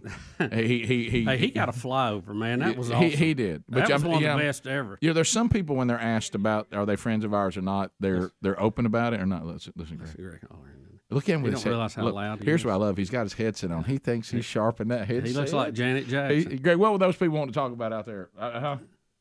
One guy wanted to tell us about the Carnival Museum was the Mardi Gras Museum. Said we got that. Right, yeah. And then thanks full of haints. We're still, I think we're still worried about Saban's comments. Are we? Okay. We're gonna ride that a while. Yeah. I believe we're done with that. Yeah, but that's right up every name in the studio. Yeah. Do you? By the way, Greg, while you were out, we had a problem with the mic in there when Speedy was on it, and we discovered it was turned around backwards like we had before. Well, that'll do it. Or off to the side or something. We kept going. There's something wrong with that mic. I mean, I don't know if we need an engineer for that. But, yeah. So, Greg, do you look for the diamond? Greg, I know that you study, the Alabama culture and culture of any.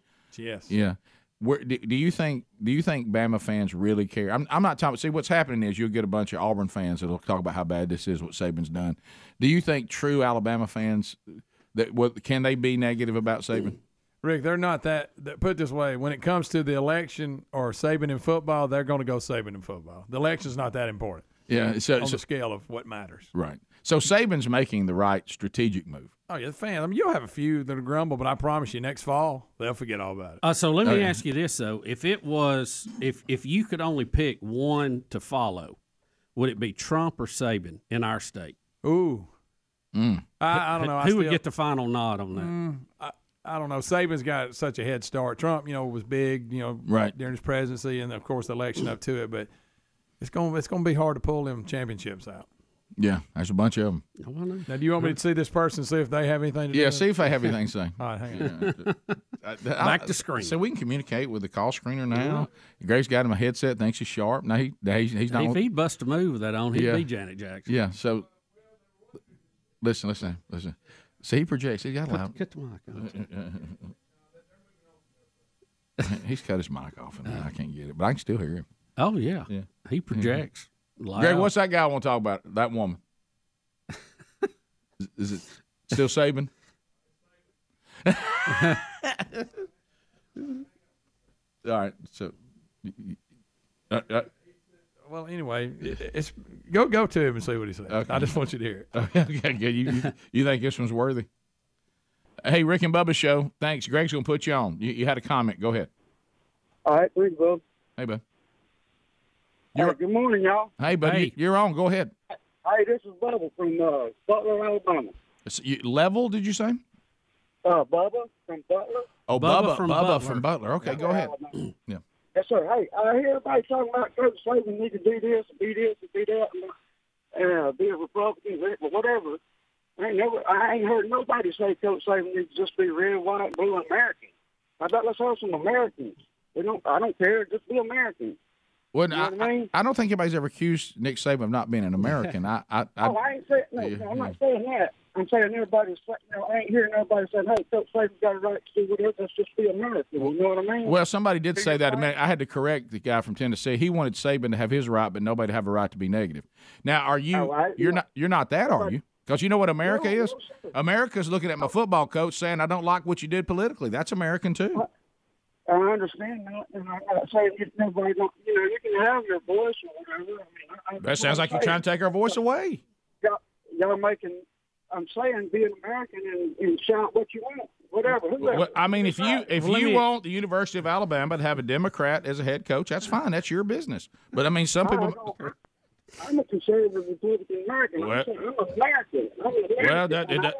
Let me ask you this. As an American, do you want the federal government to take over state elections under the guise of voting rights? I want everybody to have their rights to vote, and I wish you would show ID to vote, to be an American, to vote. Do you want federal government running the elections, or do you want the states to still run them? That's what Bubba asked. I do not want the federal government. I'll put it that way. Right. And I'd like to see the states get united the United States in their voting and everything. You know what I'm saying? No, I'm not against anybody having a vote for anything. Right. All I'm asking is let's be an American. Let's say if you disagree with me, then I disagree with you. That's right. Say and say, all right. That's right. Well, if you think you need to show an ID, Coach Saban disagreed with you. Right. I mean, he's supporting this bill that will do away with it. But what you're saying is he just. That's his opinion. That's his opinion. You have the right to say it. That's right. And now, if the Auburn coach were doing the same thing, you'd probably feel different. But that's fine. No, sir. No, sir. I love Auburn too. I love this. You don't love Auburn. You don't love Auburn. Auburn. If you love Auburn, you ain't a real Bama fan. I'm a Bama fan. Not a good one. Not if you like Auburn. Is this about Alabama and Auburn? Yes. Everything's about Alabama and Auburn. You know that. Rick, I tried to get him 3 weeks ago. Let everybody have a vote. He's got him wound up so tight I can't understand. Quit doing that. That's one of my favorite. The Auburn-Alabama thing is one of my absolute favorite things. This is called Rick with a stick and an ant bed. I just love it. I love it. All right, let's go to well, I just didn't. I wasn't prepared for Coach Saban to be anti-Trump. Let's go to Mike in Montgomery. Mike, go ahead. Yeah, I missed the deal where y'all saying that Saban said the federal government ought to run the state government. Is that correct? Yeah, well, what it is, because I want to be fair about this, he has sent a letter urging Manchin, who is holding out on this new voter legislation the Democrats want, and he's urging him to sign it. And part of that would be that the Democrats want the federal government to run the election. They would federalize and override state election laws. Yeah, and he sent a supportive letter to Manchin saying he should sign it. Well, I'm a big Alabama fan. I've been one practically all my life.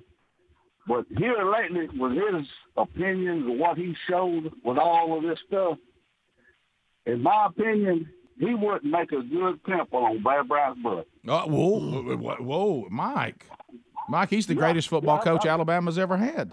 Saban is by far the best. I think the greatest one ever. Yeah. Period. He passed Bear. When it comes, hey, he ain't never paid no electric bill for me. Well, he ain't been sitting me no grocery money. He gave you.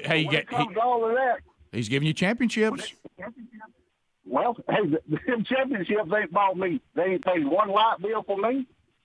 Well, when Bear win them, did they pay your light bill? Well, you think Bear Bryant would have sent this letter to Manchin? No, I do. I do not. No, sir, I do not. God rest his soul. I agree. I do not. I agree. I do not. In fact, what he's done here in the last 2 or 3 years, I imagine Coach Bryant probably rolling over his grave trying to get out where he can stump a mud hole in his butt. Whoa, Mike. All right, I got to get out of this. Mike, it's just Bama on Bama crime. Rick, you got the ants running everywhere. Well, they stirred up now. I don't know who started all this. I think I know who did. Somehow I'll get blamed today, but right. I think I know who did. Yeah, Bear Bryant wouldn't have done this. You're so bad. What? So bad. Well, he said that. I didn't say that. He said that. I didn't understand Nick Saban wasn't paying his power bill, but neither was Bear. I didn't get it. But Bear voted right. Rick and Bubba.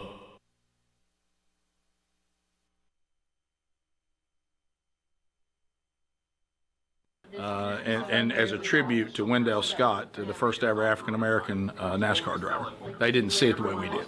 I keep saying this over and over again. Look, sometimes law enforcement ends up in your life if you'll just do what they say, and just follow their instructions. It usually works itself out. Just do what they say. The one thing we didn't do, though, is we didn't stop when they said it.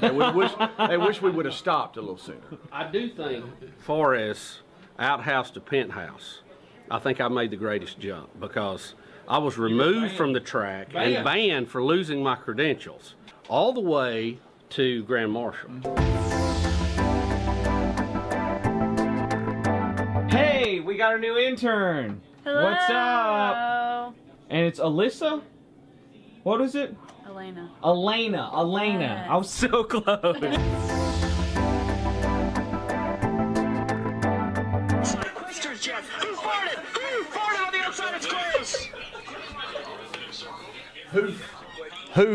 hoof-hearted. It's really hard to say. Hoof-hearted. Not. But if you're saying hoof-hearted, fast, it's hoof-hearted. Wasn't on the inside. Questions yet. Who farted? Who farted on the inside?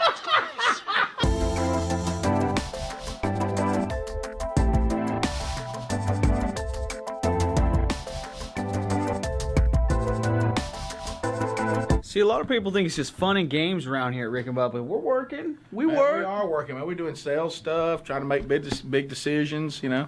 You wouldn't believe some things we talk about. We just talked about when Buffalo Wild Wings is going to bring us breakfast.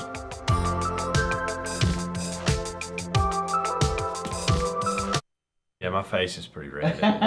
This is 2 days of sitting out in the sun watching my daughter play tennis without sunscreen. And I'll be peeling tomorrow at some point. Hey, you think you might be, man. Get something on that, buddy. Yeah.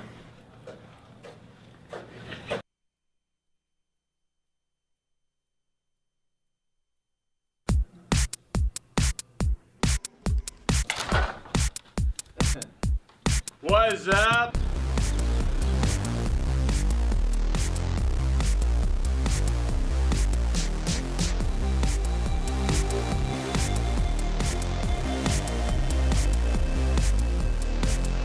Good morning. Where'd you find that shirt you got on today? It was underneath something? I've noticed in the documentaries you seem to get me right when I walk through the door. I don't even know who I am, much less you.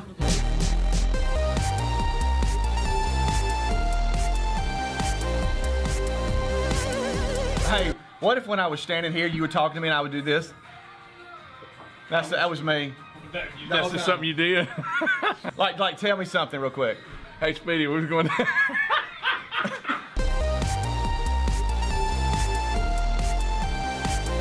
Oh, look at that dude busting. I don't know. Somebody threw something at him, and then he tried to stop, and then he went over the bar. We sat in here and just watched it pop. Yo, there's fresh popcorn. It's 5:17 in the morning. There's fresh popcorn in the kitchen. Yeah.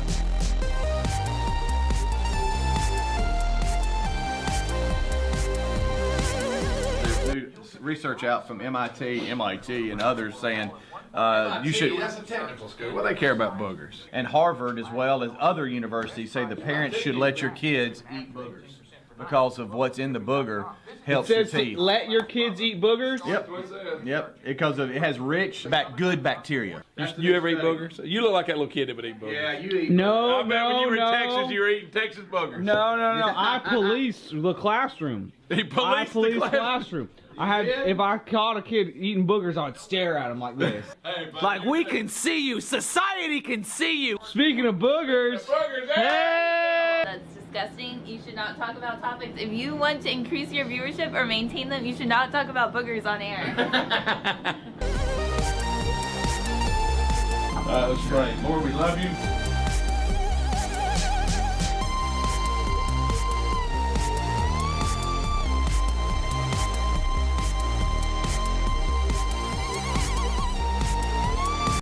Well, apparently the flagship station out of Birmingham is having some sort of difficulty. One of our former interns, Nervous Cletus, which that was his nickname, imagine how he is right now if Birmingham does not have the show going out on WZZK right now. They're having some kind of issue technically there. I mean, we're still going out everywhere else, so everything's fine there. But when the home team is down, people will call. Being a former engineer, I get nervous when we have technical problems. It's not my responsibility, but it's still. Pass the gravy, please.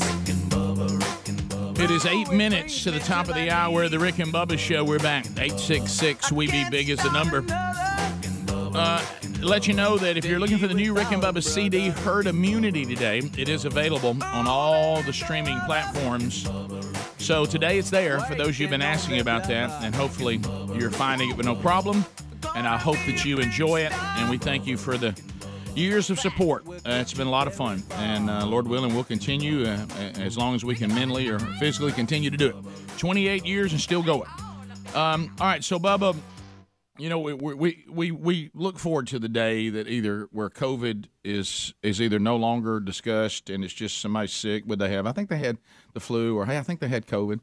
And everybody, you know, you go home, you feel better. We got treatments, you come back, all that. But, you know, sometimes you have to take advantage of the times that you're living in. Have you seen this story today? Woman fakes positive COVID test to get out of the worst date ever. I heard Speedy talking about it. I mean, this is using. Seemed like you could come up with something else. Yeah, other than that, because how did she explain just finding out that? Yeah, well, she did pretended. She say that they called her or something? Now, here's what happened. She's on the date. It's going terrible. By the way, ladies, y'all might want to write this down because now you can do this easily because you know we'll get tested in a minute, won't we? A woman shared how she got out of the bad date. She pretended that she received a text telling her she had COVID from a positive PCR test. Actually, the text was from her friend. That they set this up to help her ditch the date. So the pretending to get a call is nothing new. Right. It's just the pretending the call is, hey, I got to go. I'm positive for COVID. Right. Yeah. Why not a water leak back at your mom's house or something? And nobody can get you on that one. You know it? Yeah. And that one is that one is foolproof. But really, she just said. Let me tell you when, and it's tough on the dude, man. You talk about having an uphill climb on self-esteem. I was so bad on a date that a woman pretended to have COVID. Yeah, that's got to be a tough. That's one. where I'd like to go. That's a tough one right there. You're the dude that she's talking about. You know, I'm wondering. You know, because so thankful that we're all happily married people and don't have to play this game anymore. It's awful weird out there. But I mean, how much has to be going bad for you to go that far with it? Yeah, and she's talking about it. I can't pot that up because she uses some language in it. Yeah. It's a little. Well, tough. she's got to get on TikTok, Rick, and tell everybody. Well, about yeah, it. that's the horror of the day we live in. Yeah. Not only were you a dud on the date, she's going to go tell everybody, not just her girlfriends, No. which is standard. She's going to tell everybody who would watch her on TikTok. Yeah. You know, didn't we have a story about the worst dates people had ever had? Oh yeah, and people called in some last doozies. year? Well, it was I think it was a national story where the girl said that the guy wanted to go get chicken and carry it back to his house to eat, and his whole family was there, so they had to get several buckets, and they got to the drive-thru. He didn't have money. So Right. she had to pay for it, or tacos or something. What was it? You remember that? Yeah. I mean, they ordered like 50 tacos or something, or chicken. I can't remember what it was. I wonder if everybody's That is bizarre. out there in the dating world, and I know dating is kind of a lost art form for both genders. But what is the? I mean, how bad does it have to? Do you fake a COVID test just over this person is boring, or does it have to be going? I mean, so bad. Because I mean, a boring date you can get to the end of it. Yeah, you just kind of say, look. Hey, there's a meal back here. in the days, Yeah. we've all gone through a date that we knew that wasn't going to be a big hit, but you just you finished it out and went on your merry way, right? Yeah, I guess so. Right, Speedy? Yeah, I know. I understand what you're saying, but isn't COVID? That is the trump card there. Okay, no one can argue COVID. Nobody can. It's like, oh my gosh, you do. All right, go, leave right now. I Yeah, guess the I got to go urgency home. of it, yeah. You can't use, my grandma's sick, or I just got a call from work. Those things. It might be. Well, I'll go with you. Well, I can. How can I help? And not really truly get out of it. Well, think about you it. say though. you got COVID. It's like, Well, here's another thing that bothers me a little bit about all this, though. I mean, other than the obvious, is that now people don't have to be creative anymore. Yeah. Think about that whole scene on Ferris Bueller's Day Off where he gets his girlfriend out of school by pretending that somebody's died in her family and all this. Now you Makes just, the call. all she would have to do then was say, I just tested positive for COVID. I got to go. yeah, go home. Don't question it. Do y'all I guess realize even how if- many days I would have got out of school during COVID? Even if you go with, hey, there's a leak at the house or something, I mean, the guy might say, well, I'll go help you with it. Yeah. Right. So you get this. Nobody can, because nobody wants to be around No, you. you're done then. Rick, You're didn't done. you fake pass out for some snake in the gym I one did. time? I did. Whatever. I could only imagine I what did. you would do here. You'd fall out in the school hall. Oh, no. Acting like you're sick. Let me tell you something. When if I had this kind of ammunition in school, I'd never be in school. Yeah. It's like, hey, Rick, what's going on? I don't know, man. I feel warm and hot. I kind of have a. Don't you know somebody got your file out and they said, Mr. Burgess, this is the 5th time you've had Right. COVID Yeah. this year? Yeah. But That's a little high for anybody. can I tell you what? I would have gone. You realize what the things I pulled off? I remember one time we were cutting class, and we had no plan, none, to get back into school, and it wasn't anything really other than it was just too much of a beautiful day to go to school. Right. And we all went and played up in the mountains at the falls and all this kind of stuff. And everybody's walking up the hill, and they're like, well, we got to get back in, Burgess. We got practice this afternoon. What are we going to do? And I said, something will happen. And I looked up, and I saw an assistant coach moving old lockers out of the old dressing room. And I said, everybody grab a locker and dust yourself up real good. And we grabbed the lockers, and all of a sudden we came over, and we were like, had dust on. I said, all right, Coach, we're done. I said, can we get a pass to get back into class? And he looked at us. and I said, this took longer than we thought it would. But we got to get back to class. Can you get us a pass? And he goes, yeah. And he gave everyone his pass and got back in the line. Because, I knew it was a coach. He didn't, he just wanted this to be over with. Yeah. And there were some people helping. We just blended in, started moving a few lockers. Thank you for helping, Rick. Yeah, put some dust on, back into class, all good. Here we go. Pretty good day at the Falls. Top of the hour. Rick and Bubba, Rick and Bubba.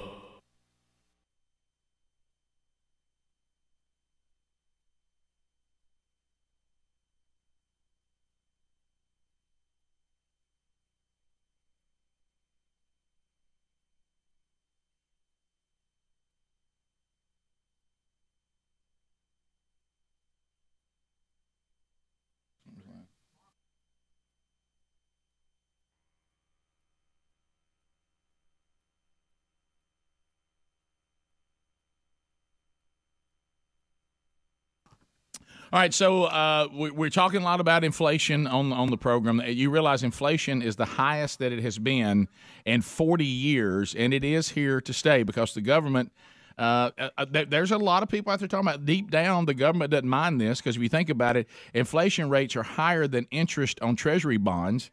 So with every day that passes, the government owes less on the mountain of debt. Now, I want you to imagine if your mortgage had a negative interest rate. Now, would you be in a hurry to pay that off if you had a negative interest rate? Probably not.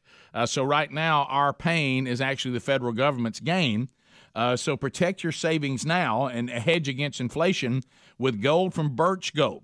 Yeah. Now, the government is sabotaging the value of the U.S. dollar. We know that. They're driving it down. Birch Gold's the only company that we trust and recommend for precious metals. Now, you could actually convert an eligible IRA or even that 401k, instead of cash that is diminishing in value, you could put it in an IRA-backed account that would be backed by gold as opposed to the currency, which is, devaluing. Now, that is peace of mind. So here's what I want you to do. Get your cell phone out. Okay, you ready?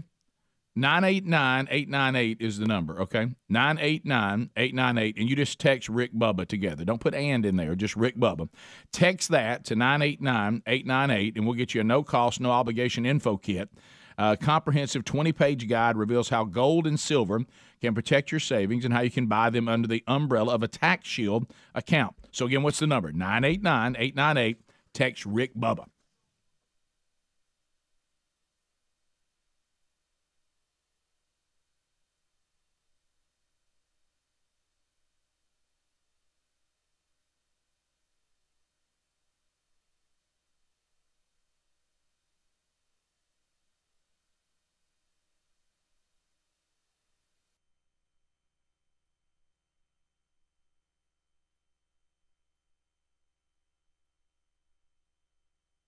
Kind of bothers me. The way that I get over all that is I have some delicious Dreamland popcorn for breakfast.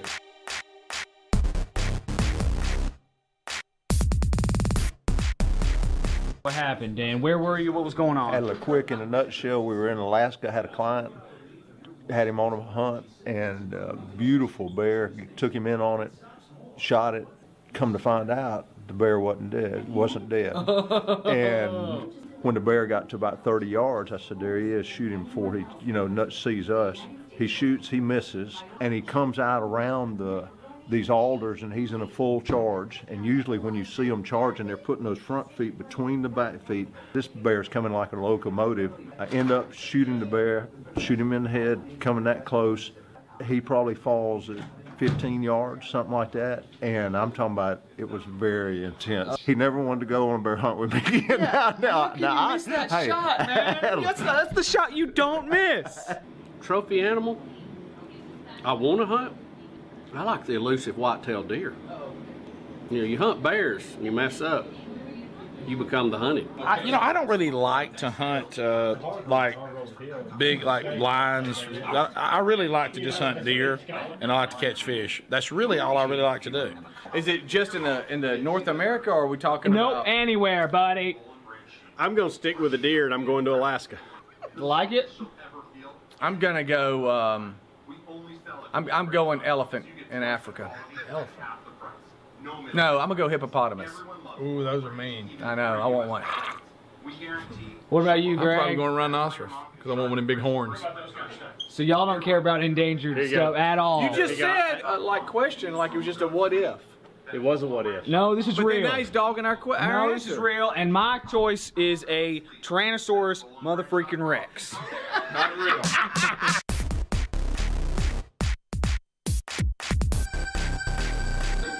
So a polar bear can hold his breath for 2 minutes. All right, a polar bear, and I hear people in here talking about a polar bear. They're thinking they thought it would be more 2 minutes. This is a land animal. I mean, it's like saying if one of us could jump in the water and hold our breath for 2 minutes, that's impressive. A polar bear can hold his breath for 2 minutes. Yeah, I can hold my breath for 2 minutes. I'm not even. You can't hold your breath. I was a Navy SEAL, buddy. You weren't a Navy SEAL. I was a rescue swimmer for the Coast Guard. Everybody knows that.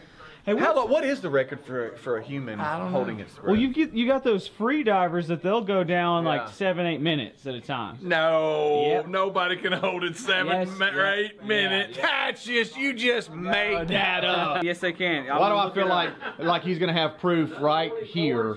Free diver hold breath. That's what I mean.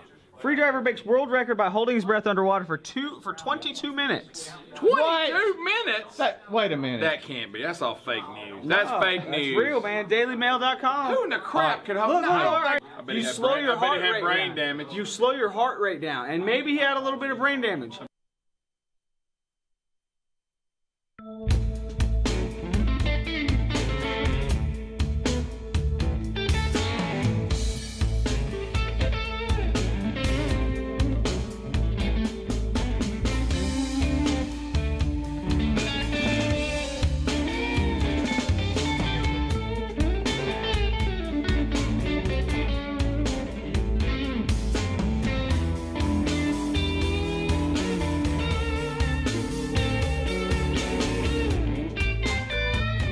From the No Name Studio, there's more Rick and Bubba. We'll do your phone calls on any topic at 866-WE-BE-BIG to start the hour. The real Greg Burgess back and helping out there. Adler also here. Speedy. Helmsy should join us again tomorrow. We'll be back to full strength unless somebody else drops off due to COVID before the show tomorrow. So welcome back for a brand new hour. There's Bill Bubba Bussey. Rick, glad to be here. Can't think of anywhere else I'd rather be. Well, that's right. Hey, where else would you rather be than right here, right now? Nah, I can't. Right here, right now. Wednesday Bible study back today, live on our YouTube channel at noon Central Time, 1 o'clock Eastern.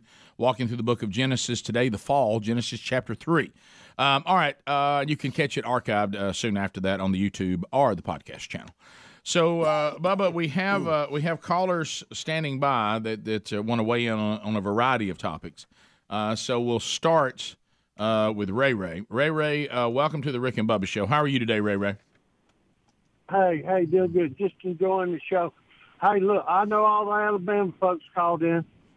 We got to let someone from Auburn get through. Bama needs to get their stuff together and leave Auburn out of this because there's no way Coach Dye or Coach Jordan would have ever sent a letter like that to a politician. And number two, this is a distraction from the fact that they lost the national title game, and Nick Saban's starting doing all this to make the Alabama fans forget about that. Oh, so you're saying it's a diversion? He did this just to get everybody's mind off that.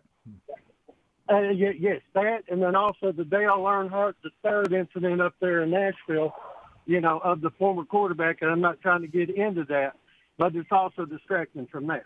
Okay. So Ray Ray says this letter really is just a distraction. Saban trying to get everybody's mind on other things. Oh, man. Oh, this is so much fun.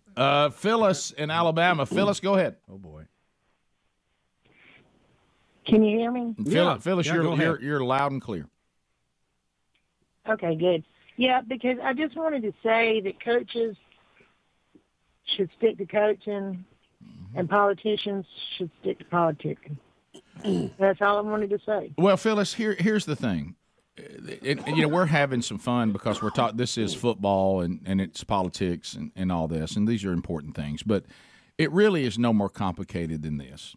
When it comes to entertainment, the number of people who I have found to be entertaining throughout my life that line up with me on the way I see the world is about 0.5%. Most every person. Tom Petty was an absolute idiot when it came to politics, morality, and I still kind of dug his songs, and so the NFL, if we've already went through this, a lot of the players don't see the world the way a lot of the fans see it. A lot of players in college football don't see the world the way you see it, and on certain topics. But that's all right if it's your team and it's your coach, and it's football.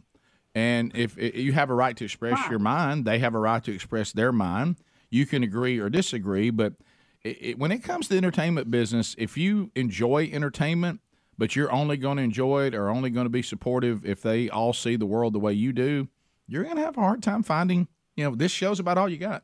And we're here, and we're hanging on by a thread. And we're here. Bubba's leaning to the left a little bit. I mean, I'll acknowledge that. But it's I'm gonna get you. He's changing. He's coughing too a lot. Yeah, right. I wouldn't say completely to the left, but maybe. Well, you know why? Because I just ate breakfast. Right. And I cough after I eat food. Right. If 45 after the hour was left, Bubba's sitting over there. He's not over at the 45. But boy, I wish he's not top of the hour anymore. No. And he's certainly not over on the 15. No. Listen, I'm so far to the right, I've almost spun around to the left. Last time I looked, he's sitting over about 1 o'clock. I know. Y'all are so funny. He's still on this side of the right. But I'm gonna he's send looking y'all for a rental all property the email. in Tuscaloosa. I'm gonna send y'all all the email. But all kidding aside, hey, I know, guys, don't get too. We're having some fun. Don't get too bent out of shape on this. Is this really surprising anyone? It's entertainment, it's football, and you got a great football coach, and you got a great football program. And deep down in that football side of you couldn't care less about this. You just wish you hadn't known about it. But deep down, as long as the team wins and he keeps coaching winning teams and getting great players, deep down, you're still going to be all right. This is going to happen. It's happened to me many times with people that I found entertaining, right? Mm-hmm. I can't. I'm trying to think of one person that is in entertainment that I would go. Now that guy, that one. We see the world the same way. I can't really think of any. I'm just trying to think of some. There's not many. Let's go to. Is it Ira? Ira, welcome to Rick and Bubba. Ira. Ted. Hey, Ted.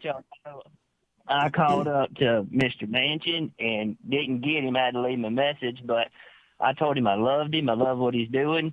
Nick Saban's my football coach. I love him too, but to put his letter in the garbage and keep on moving. See how Ira handled it? That's just the way you handle it. That's it.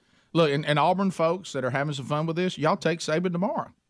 If Saban announced he's catching some heat from Alabama and he's moving to Auburn to bring all of his process, his coaches, his ability to get great players to Auburn, y'all would hug him and kiss him at the airport tomorrow. You would. And anybody would. Yeah, and you'd probably get him to sign a copy of the letter he sent Manchin. Let's go to. It's okay to disagree on an issue. Sure. Let's go to Kurt. The end of the world. Kurt in Mississippi. Kurt, go ahead. Yeah, all this talk about Saban, and here I am trying to help Adler out with. Thank you, Kurt. Car problem. Not a way to help. Hey, Adler. What was that noise that it's making? It sounds like I put coins in it instead of gasoline. So my car sounds like. Well, okay. That's good. Yeah, that makes a lot of sense. Look, you're kind of a small frame guy, aren't you?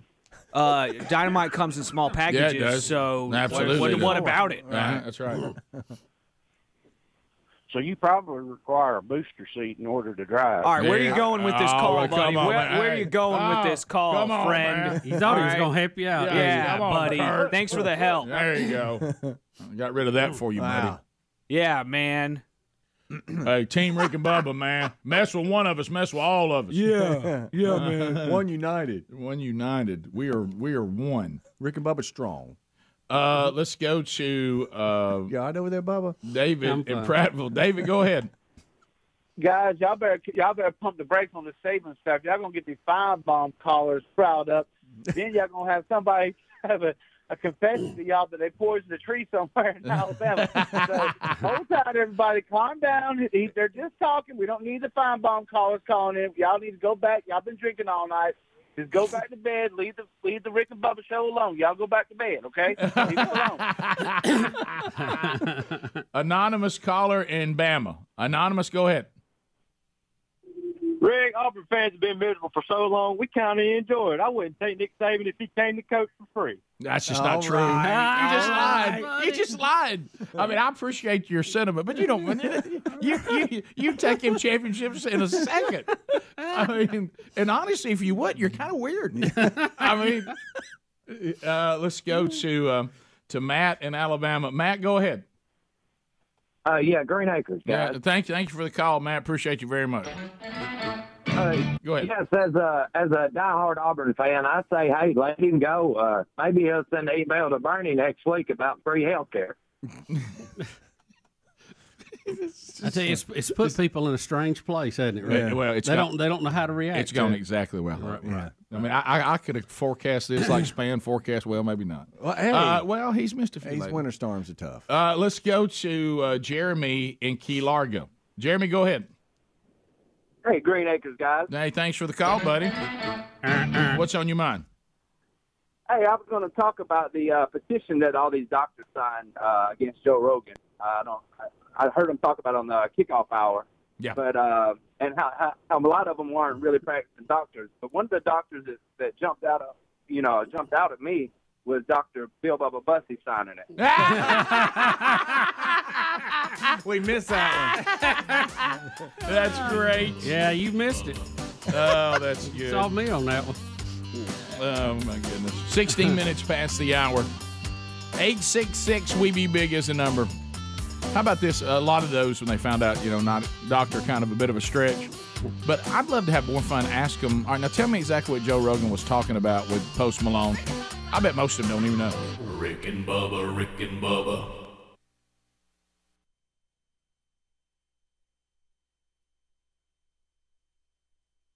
But he got the world record. Worth it. He speaks with a slur now. Worth it, though. How to hold your breath for 5 minutes in 1 month. So you have to train up for it. You have to train up for it. You mean this right?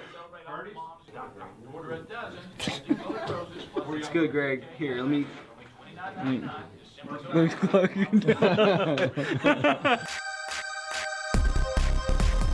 Hey, on Who to Follow, it's Greg, Barack Obama, and Rick. Yeah, we have Some suggestions for me here. This is a phone show. Can you screen the phone calls, please? Because we have an intern that gets lost from going a block away and never comes back. Of course, we've sent her down there during the rush. Now we may never see her. Answer like Tim Tebow. Yes. What's your name? Where you calling from? Tracy? Hey, answer in another weird voice. You can make up the voice. It's just you use whatever. Rick and Bubba Show. What's your name? Where are you calling from? Now do a robot. Yeah, it's Rick and Bubba Show. What's your name and your number? Good morning, the Rick and Bubba Show. What's your name and where are you calling from? All right. Oh, sorry about that. Who does? What? All right. Good morning, the Rick and Bubba Show. What's your name and where are you calling from? You're Zach? He's Zach from Ground. What's your big comment for the show, Zach? Rick and Bubba. Hey, Greg, what's your favorite candy bar? My favorite candy bar is Snickers. Followed by Butterfinger, followed by Payday. Payday's the only king size bar that's still one piece. I'm gonna tell you what. If I have one candy bar to get, I usually will go with just a standard Hershey's chocolate with almonds. Not even close. Butterfinger. How about this? I'm a classic M&M's guy. I like plain M&M's. Classic. It's bitter. Bitter? I'll eat them, but they're not bitter. You give me peanut M&Ms, I'll eat them. I think what's bitter is your attitude. People obviously do not care about Speedy. Look at all this black Oh, stuff. I know. It's just I don't tell him anymore. Look at that. Look at this. Why don't you tell me? I don't tell you anymore because I thought you don't even care. You thought I don't Here, let even me care.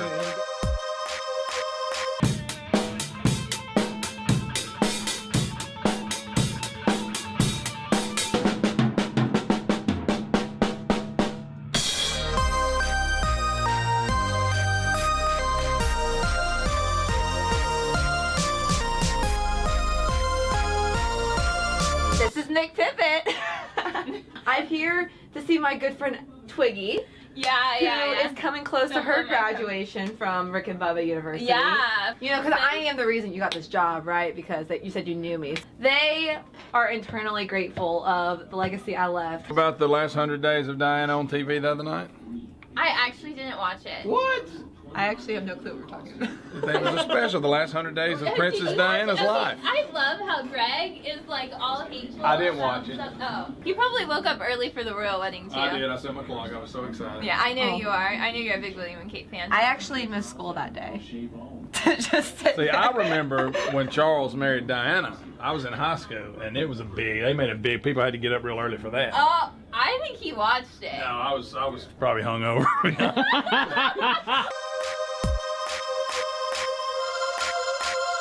Hey, we got to get popcorn for all the golden tickets.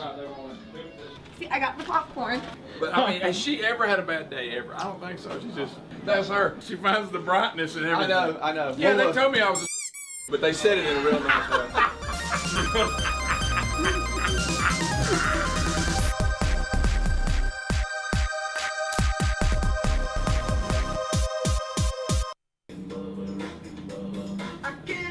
You ready?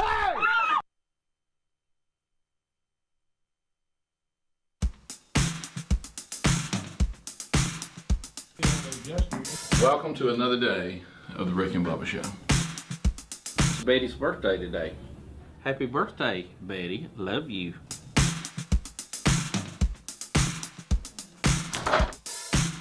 We'll meet Wednesday. Yeah.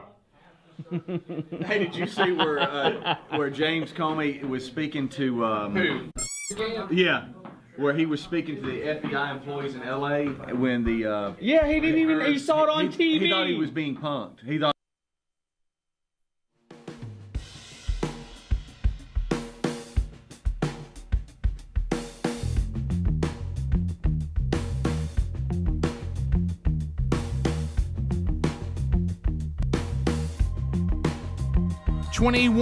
Minutes past. Here we go. Thank you for being with us. Our number, 866-WE-BE-BIG. We'll get back to phone calls a little bit later on in the program. All right, so a couple of things going on. We've been talking about whether we thought that Biden, is he going to try to be a two-termer? I don't know how that would happen, but... He's hiding in the basement. Does anybody know Basement Joe? We're not serious about this, right? Well, according to Elizabeth Warren, a CBS reporter, it sounds like in this clip you're about to see and hear that Elizabeth Warren is letting us know that President Biden will run for re-election. Here is the exchange. Okay, let me ask you about 2024. Do you believe that President Biden is up for the job? President Biden's running for re-election. I expect to support him. His approval ratings are some of the lowest that they've been for a very long time. I understand that, but remember, we've just finished the first quarter.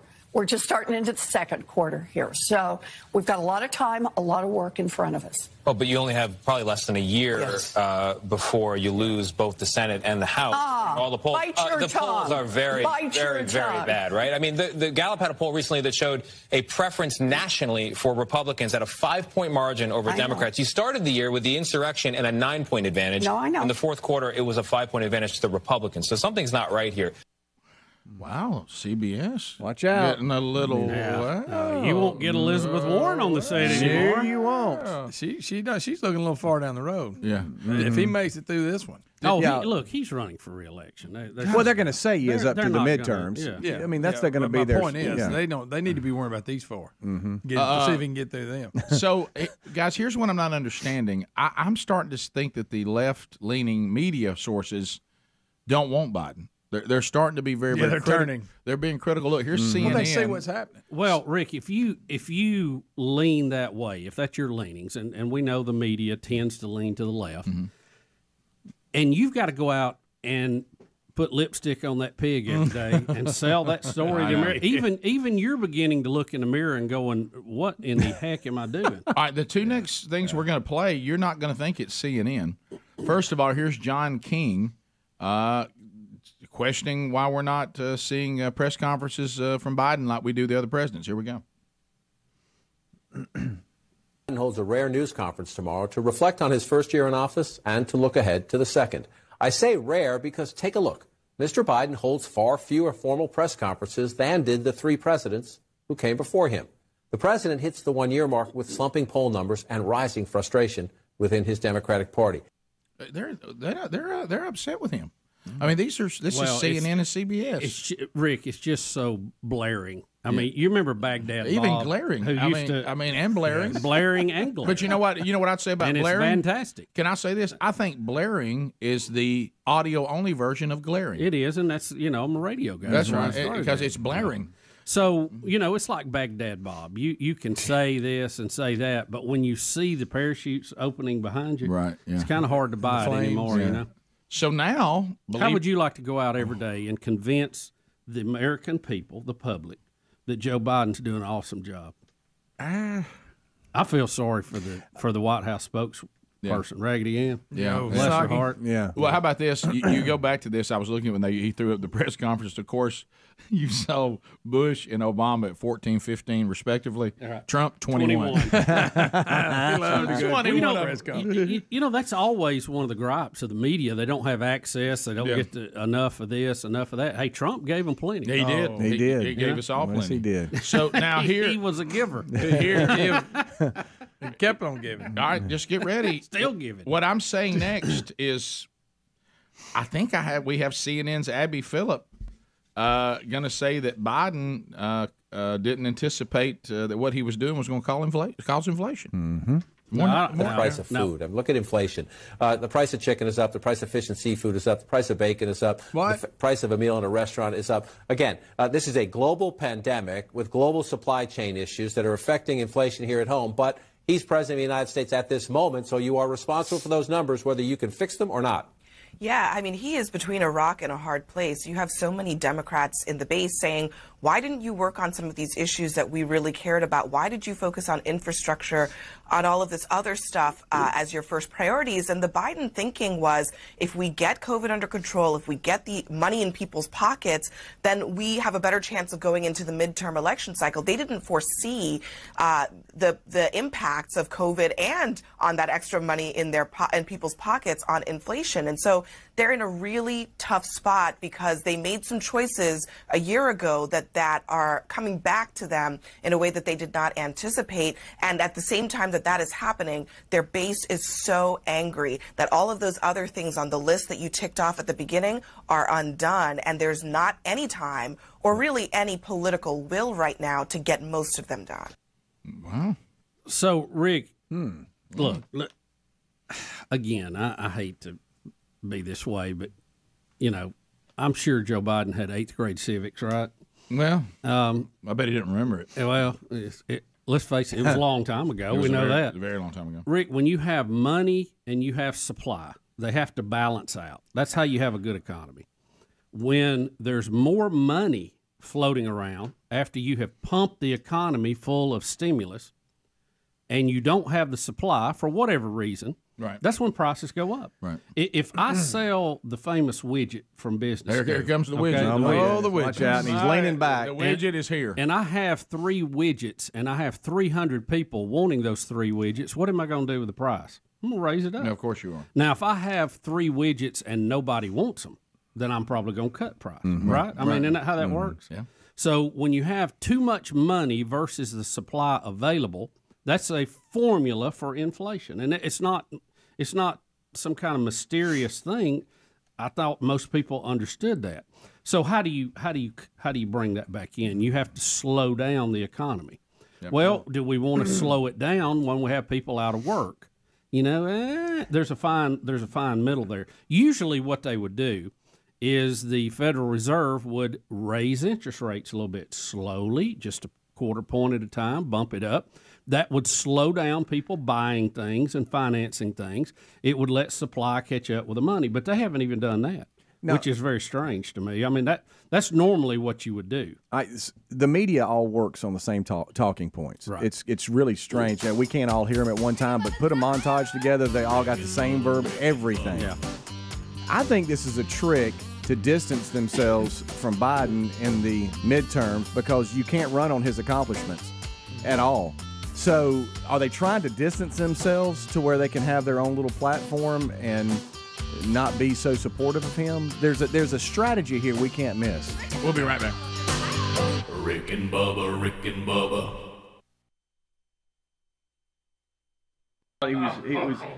He saw it on. I thought communication around here was bad. That's even worse. And then Trump goes, "You're fired." Hey, ladies. Hey. I'm going to sexistly ask y'all to set up these flowers. Great. But yeah, you cut the bottoms and then boom, that's it. Okay, awesome.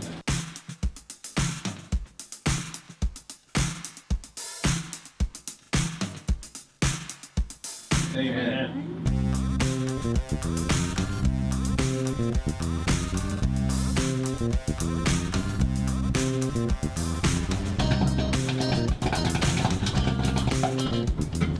Popcorn, popcorn, yoop, yoop, yoop. Fresh corn.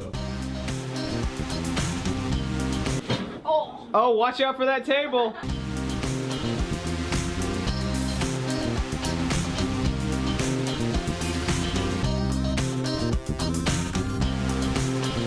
Now it's happened. This thing about cleaning the coffee makers. Now, got the whole show kind of wigged out. 1 year with that coffee maker, 3 to 4 pots a day, and we have never cleaned it. Bacteria loves a warm, moist environment. Well, yes, it does. It doesn't bother me probably as much as it should. I think about all the things I have to do every day. Driving probably the most dangerous. You know, now we've committed ourselves now to get a new coffee maker and clean it once a month. Will we do that? No. Hey, what are we doing with this old one? Just asking for a friend. Well, look right here. Of course, that's just coffee junk. Yeah, that's just coffee But junk. that's not good. Here's your problem down here in this tank. Oh yeah, that ain't good. That's mold. Is that mold or Nothing. Why would coffee be in the tank? I don't know, Greg. Greg, what if this is why I've been? What if this is why I'm short? Back to this driving thing. Yeah. Think about it. Take out 4 lanes, 2-lane highways. We come at each other, head to head at 70 miles an hour, with nothing between us. By mere feet, we pass, and we don't think nothing about it. Just one. Statistically, they say you're more likely to get killed on the way to the airport. You know, like in a head-on crash or flying off a cliff. We're flying head to head. I'm coming this way, you're coming this way. There's not a lot of room between us. Woo! Zoom. Zoom.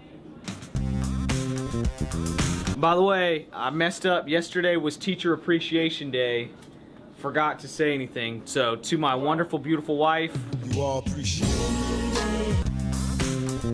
I mean, what if we move forward in society, we move backward. You know, we're moving backward. Here's where the left kills you. We're all about, you can't tell me my gender. You can't. Rachel Dolezal. Now, I think she's crazy as they are. She claims she's black. Okay, they vilified her. You're not black. You remember that? The girl, she worked for the NAACP and lost her job. She's lost everything. But whoa. If Bruce Jenner can be a girl, Rachel Dolezal can be black. They're giving Bruce Jenner awards, and that she can't get a job. I just realized all this stuff I've been doing, trying to do CrossFit, is a waste of my time. I'm just going to declare I'm 185. Now, I know I don't look 185, but I feel 185, and I identify as 185. No more workouts for me. I made it. I feel like I have a lovely head of hair. I do. In my mind, I do. It's full, it's thick. I got But a mullet. Greg, it's really not. You like my mullet? We've come up with all these names for different genders. There's male and there's female. Now, if you want to live as the other gender, that's fine, but it doesn't make you that gender. Right. Bruce Jenner is still a man. Yeah. Whether he has a wangit or not, he's a male. Thanks, Greg. He is. Just saying. I hate I'm even a part of this segment. How's that popcorn, buddy? It's good, buddy. Do you want any more of this? What are you doing? The That salsa. looks like trash. I didn't want to throw it away. You're just holding up trash saying, do you want any more trash? Calm down.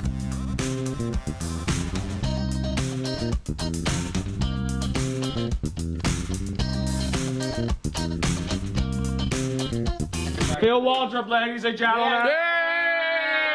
What happens with most men today is they allow their schedule to determine their priorities instead of allowing their priorities to determine their schedule. And that's why they get overwhelmed. And so what we want to do at Gridiron is we want to help guys to understand you set your priorities first, then you set your schedule, and you can keep life in balance. Know it! Wear it! Smell it! Smell it! Flip it! Flip it! That was weird, y'all. Phil Waldrop spun a winner every time. Every single time. It's like the wheel could sense his virtue or something.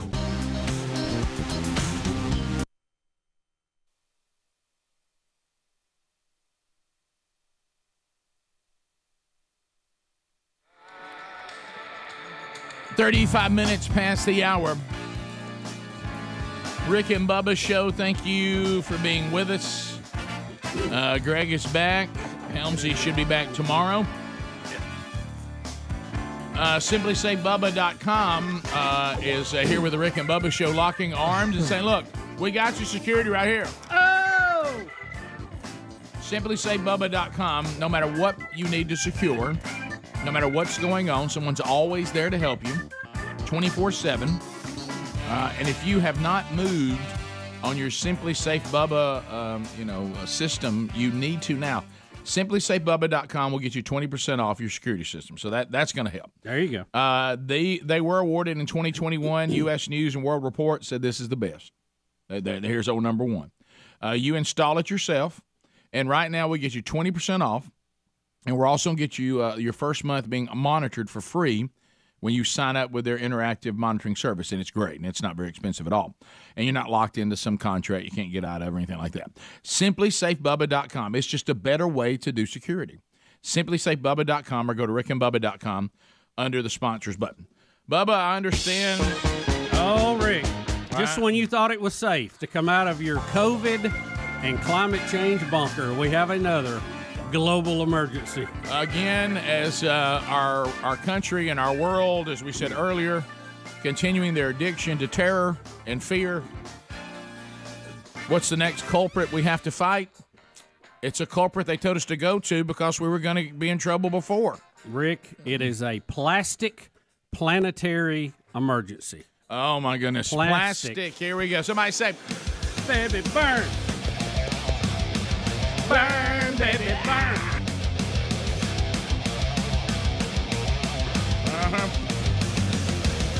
Baby, burn. Bubba, I remember the move here, don't you? Do you remember the move? Yeah, I do. Rick, the world's plastic pollution threatens the planet, and it is now being called a planetary emergency that's equal to climate change and biodiversity lost, according to a new report. Biodiversity lost. Now, I bet this is a fun group. The Environmental Investigation Agency, EIA, has urged nations globally to agree to a UN treaty, so they're committed to legally binding targets to cut back on plastic waste. If somebody told me, Rick Burgess, you have to be at their next meeting, and it's going to go on for hours, or you have to eat a jar of nails, you know what I would say? I hope I don't break a tooth. Now, Rick, you talking about the EIEIO? Right, yeah. The EIEIO. Rick, plastic pollution directly undermines our health. It drives biodiversity loss. Oh, boy. It accelerates climate change and risks large-scale harmful environmental dangers, according to the EIA, probably looking to increase their budget next year. Wow. Now, I will give you this. I'm anti-pollution. Are you? And we've all seen. You're not part of the pro pollution people? No. Where are they at, by the way? Who is that group? Anybody? I don't know. Yeah, they're not in this dirty country. bunch. You may find them over in China and India. You know, we do have a plastic problem, but let's back up and figure out why we have this. This is a man-made problem because we were told we needed plastic bags instead of paper. Yep. You remember that? Oh, yeah. Y'all, the move from paper, and you've said it 1,000 times, Bubba, that's made from trees. Which is the ultimate renewable resource. You talk about a renewable resource. And we left paper for plastic to, by the way, what? Save the planet. Save the planet. Mm-hmm. So this is another example of our effort to save the planet, making it even worse. And that's why we're always saying be careful what you do, because you could be going in the wrong direction. There's going to be in the future, you write it down, oh my gosh, we must get out of these electric cars. That's coming. Well, because of the batteries. The batteries are going to be a problem. And then the electric car is destroying the world. That's in the future. Because we're leaving the combustion engine to save the world, then we'll be told the electric car is going to destroy the world. So, Rick, here's the thing. If I live long enough, I will see that. I don't understand the logic here. Now, what happened is the left saw where logging had taken place, and they went, we don't like the way that looks. Yeah, hurt our feelings. So we're against it. We didn't like it. We're against it. When you bury paper and things in the ground and then you grow pine trees back on top of it, that there is no more green cycle that you can have than that. Right. Now, it takes 15, 20 years in most cases to harvest all that. It does. But logging and growing pine trees is one of the best green things we can do. While the trees are growing, they're supplying oxygen. You cut them, they grow back. It's a wonderful thing. But the left didn't want it because they didn't like the way it looked. No. It scarred the land. It So hurt their now you feelings. got plastic bags galore. Remember when we were kids, what would we do? A lot of times we go to our aunts and uncles. What would we do? Round up glass bottles, carry them down to the local store, and turn them in for a nickel or a dime apiece. I catch them in and give my money to a man named Curtis Lowe. So let me Them big 32 ounces was gold. If you really love the planet, okay, let me back you up 30 years, maybe 40. Let me back you up. We had no plastic problem because we had glass bottles that were recyclable. Right. And we had paper bags that were also being recycled. Right. But we have created this problem under the guise of saving the planet. So we have made it worse. Yep. Now we got that plastic And I want blob all of them out there. people to come to the table and admit Little they island. screwed up. Take responsibility for screwing our planet up with plastic. I want the people that shut down the paper bag. Yeah. Oh, yeah. In lieu of the plastic bag, you got to come forward and apologize to all of us. I would always have to fold the paper bags. Yeah. I always had to fold them up and put them down. You could reuse After them, groceries, or Mom you made could it. you could throw them in the garbage, and they break down in the ground. I tell you, we use them for. We still use because of course now it's the renewable paper bags. Those are dandies. Yeah. As long as you want, as long as it doesn't bother you for your groceries to fall into the driveway, they're great. Well, see, but that little Rick, carrot here's the handle, thing: they're shortchanging it. They're trying to recycle paper You're into right. paper. You're right. And you know what? That's a dirty process. Oh. Ask anybody that really knows and works dirty with that. pop. The chemicals used to Stinks. break Dirty paper. down the paper. Let me tell you how you break it down. You bury it in the ground and grow pine trees over it. That's how you fix it. You know what we do? We use paper bags for fire. We use them as Good fire start. starters. Oh, yeah. Mhm. Yeah, they'll burn. When I was roll that thing up. a former grocery bagger, I was back in the paper bag before you even asked if the plastic wasn't an option, Yeah. and there was an art to it. These plastic ones, you could throw that thing. First, you had to pop it open, and then you and you stack. And stack. you'd hear that pop. You too, pop all it, over the store. stack, pop. Oh, stack. it felt so good. You remember Every now now and then, an old lady get on to putting too much in more. Yeah, yeah. Or putting the bread on the bottom. You would get a But bad this look. plastic is chaos. You got. Am I the only one that when you get back from the grocery store, your wife pulls in the driveway and you walk out of the house to help? Am I the only one that tries to bring every single plastic Everyone. bag in one? I do. We got to keep well, you don't hooking, wanna keep go hooking. toss. I do. Hey, never works. I have them all the way up to my elbow. Well, Just trying. Rick, one paper bag would hold about 6 of them things. Absolutely. Anyway, Yeah. Easy. Absolutely. Easy. You remember getting dirty looks when you were asked paper or plastic? Dirty and looks? then you would say paper, and they'd look at you like, I said "You paper. dirty." Because I want to save the planet. Man, I remember we'd crack them big bundles of them paper bags out. Oh yeah. See, I had that American spirit inside of me. I asked for paper every time, and I just so I could get a reaction. Rick, I have been paper. I want all paper. Double paper. Not one plastic. Remember when you was a kid, you'd take a paper bag and make a knight's armor out of it? Yeah. Cut arms in it. Rick, I've had timber cut before. I'm sure you have, or you're going to in the near future, depending on where it is. But it's crazy. I know tracts of land like on highways that I travel. And they have cut that thing to the ground 5 or 6 times in my lifetime, and today it's a full forest, just going fine. You talking about reusable? Yeah, renewable. Renewable.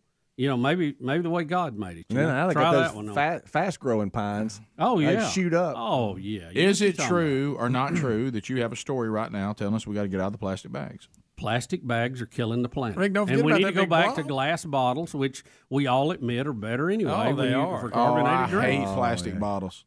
Plastic bottles, when it comes to soft drinks and stuff. There they are. We used to do that all the time. See, there's no kick and do that with the plastic. Matter of fact, you can't let kids play with plastic. No, it's dangerous. They're dangerous. Yeah, nobody's ever died from a paper bag. Guys, we would even get 2 of them, Greg, put them together, make like a giant brick out of them, and then stack them up and build Build things with stuff. them. And then you go jump right in the middle of it, nobody hurt. It's awesome. You can do a lot of things with them. I know. Look, if we would just... If you we could would make a just, puppet with little ones. If we would just admit sometimes, Yeah. So I've lived long enough. If we would just admit sometimes we outsmart ourselves when we're trying to do something, and those on the far left who are so smart and have so many degrees on the wall, and they actually screw things up.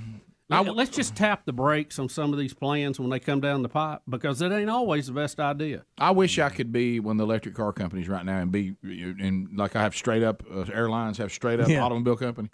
Mr. Burgess, how's it coming with the electric cars? Really good. We're really excited about it. I think it's going to be maybe people prefer this technology. So do you think this is going to be better for the environment? No, it's not going to be better for the environment. I mean, it looks like it might now, but we all know, just like with the plastic bag, that we got some battery issues we got to deal with in the future. So, no, this is not going to help us if you believe these things to destroy the planet. I'm just making an automobile that's electric versus non-electric because I'm just trying to do a better vehicle. So it's not going to save the world? Nah. These batteries are going to be a nightmare.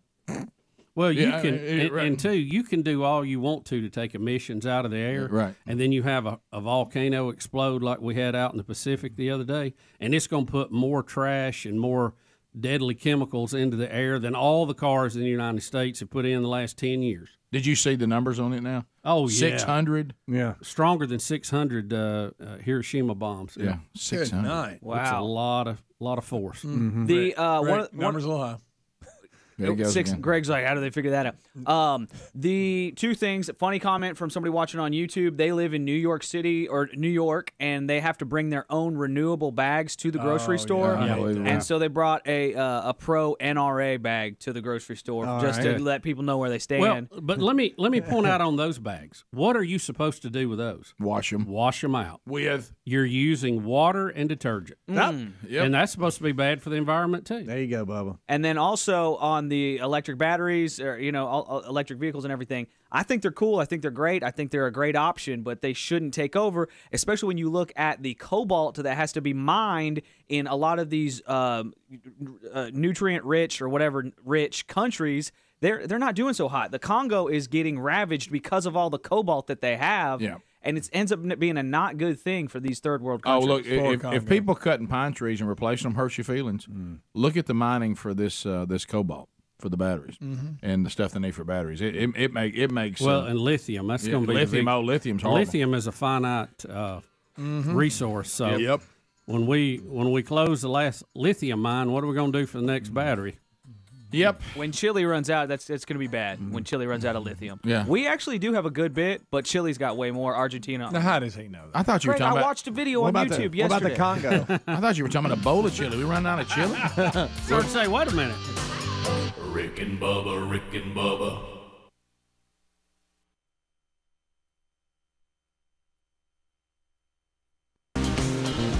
So Bubba, Betty, birthday. What would you say is the time that you did the best for her birthday? You're like, man, I knocked it out of the park. I don't think I've ever done that.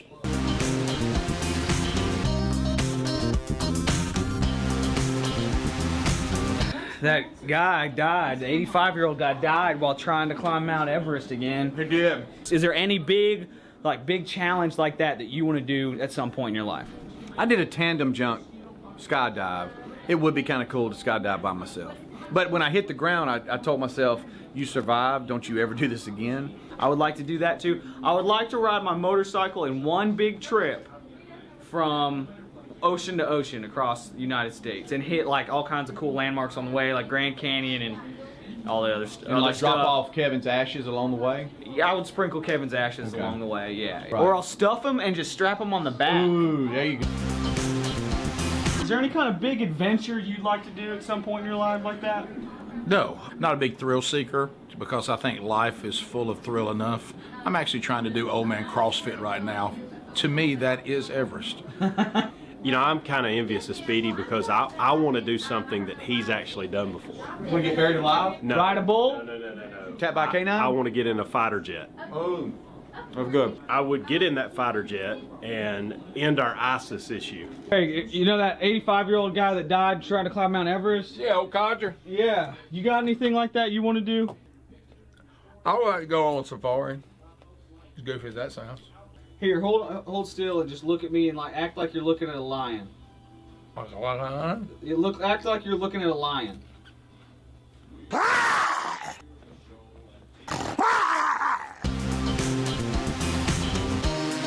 There's a lot of things in the Bible that have always been misinterpreted, like the famous, I can do all things through Christ who strengthens me. People think that's how you do well on something. It's really, I can endure all things through Christ who strengthens me. Paul's in jail, by the way. Peanut butter Oreos. Oh, somebody brought us Werther's too. Sweet. Hey Greg, did you see that person brought us some Werther's? I did. What's your favorite hard candy? Hard candy? Hot balls. Fireballs. Hot balls? You know Greg? the fireballs? I don't think they're called hot balls. Erase that. I'm not into hot balls. The fireballs. Fireballs.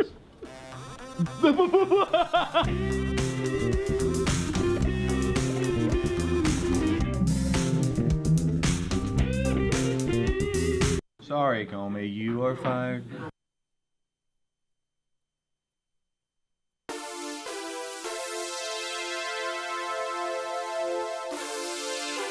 It is a Thursday edition here of the Kickoff Hour. Rick and Bubba join us at the top of the hour. Already Thursday, hard to believe.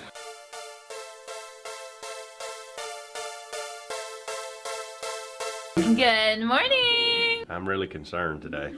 Well, evidently we had a fire inspection yesterday. He's got a little cord problem. And you can't take one of those and plug into extension cord. It has to be the one that's made with the tail all the way. Right. Why? We run it once a week. Why don't we just unplug it when we So what use did it? they? I mean, what did they say? They sent an email, all that crap, but I don't remember half. I was half listening. The fire extinguishers are all out of date. They're like 2013. I don't know who's in charge of that. Why don't we just get a Sharpie and change the date on it? Well, we'll review it and see. I bought these pens for our Bible study at Office Depot, ballpoint pens. And I got to tell you, I'm a little concerned about the way they explain something on here. It's a black pen. You got some racist pens there, man.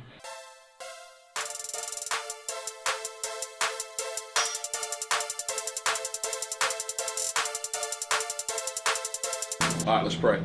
Lord, we love you.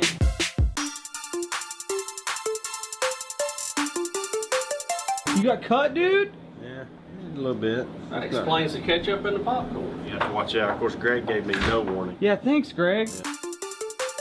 Hey, Helms, should we tell Speedy that he's got headphone junk on his head, or should we just not tell him? Yes.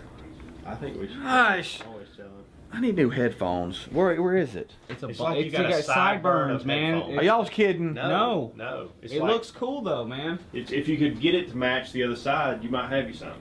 Hey, Speedy, wait, look at me real quick. What?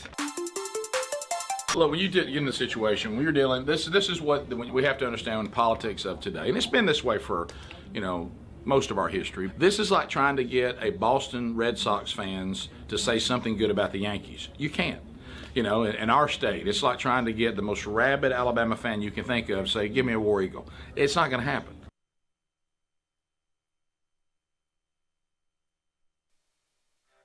All right, it's 8 minutes to the top of the hour.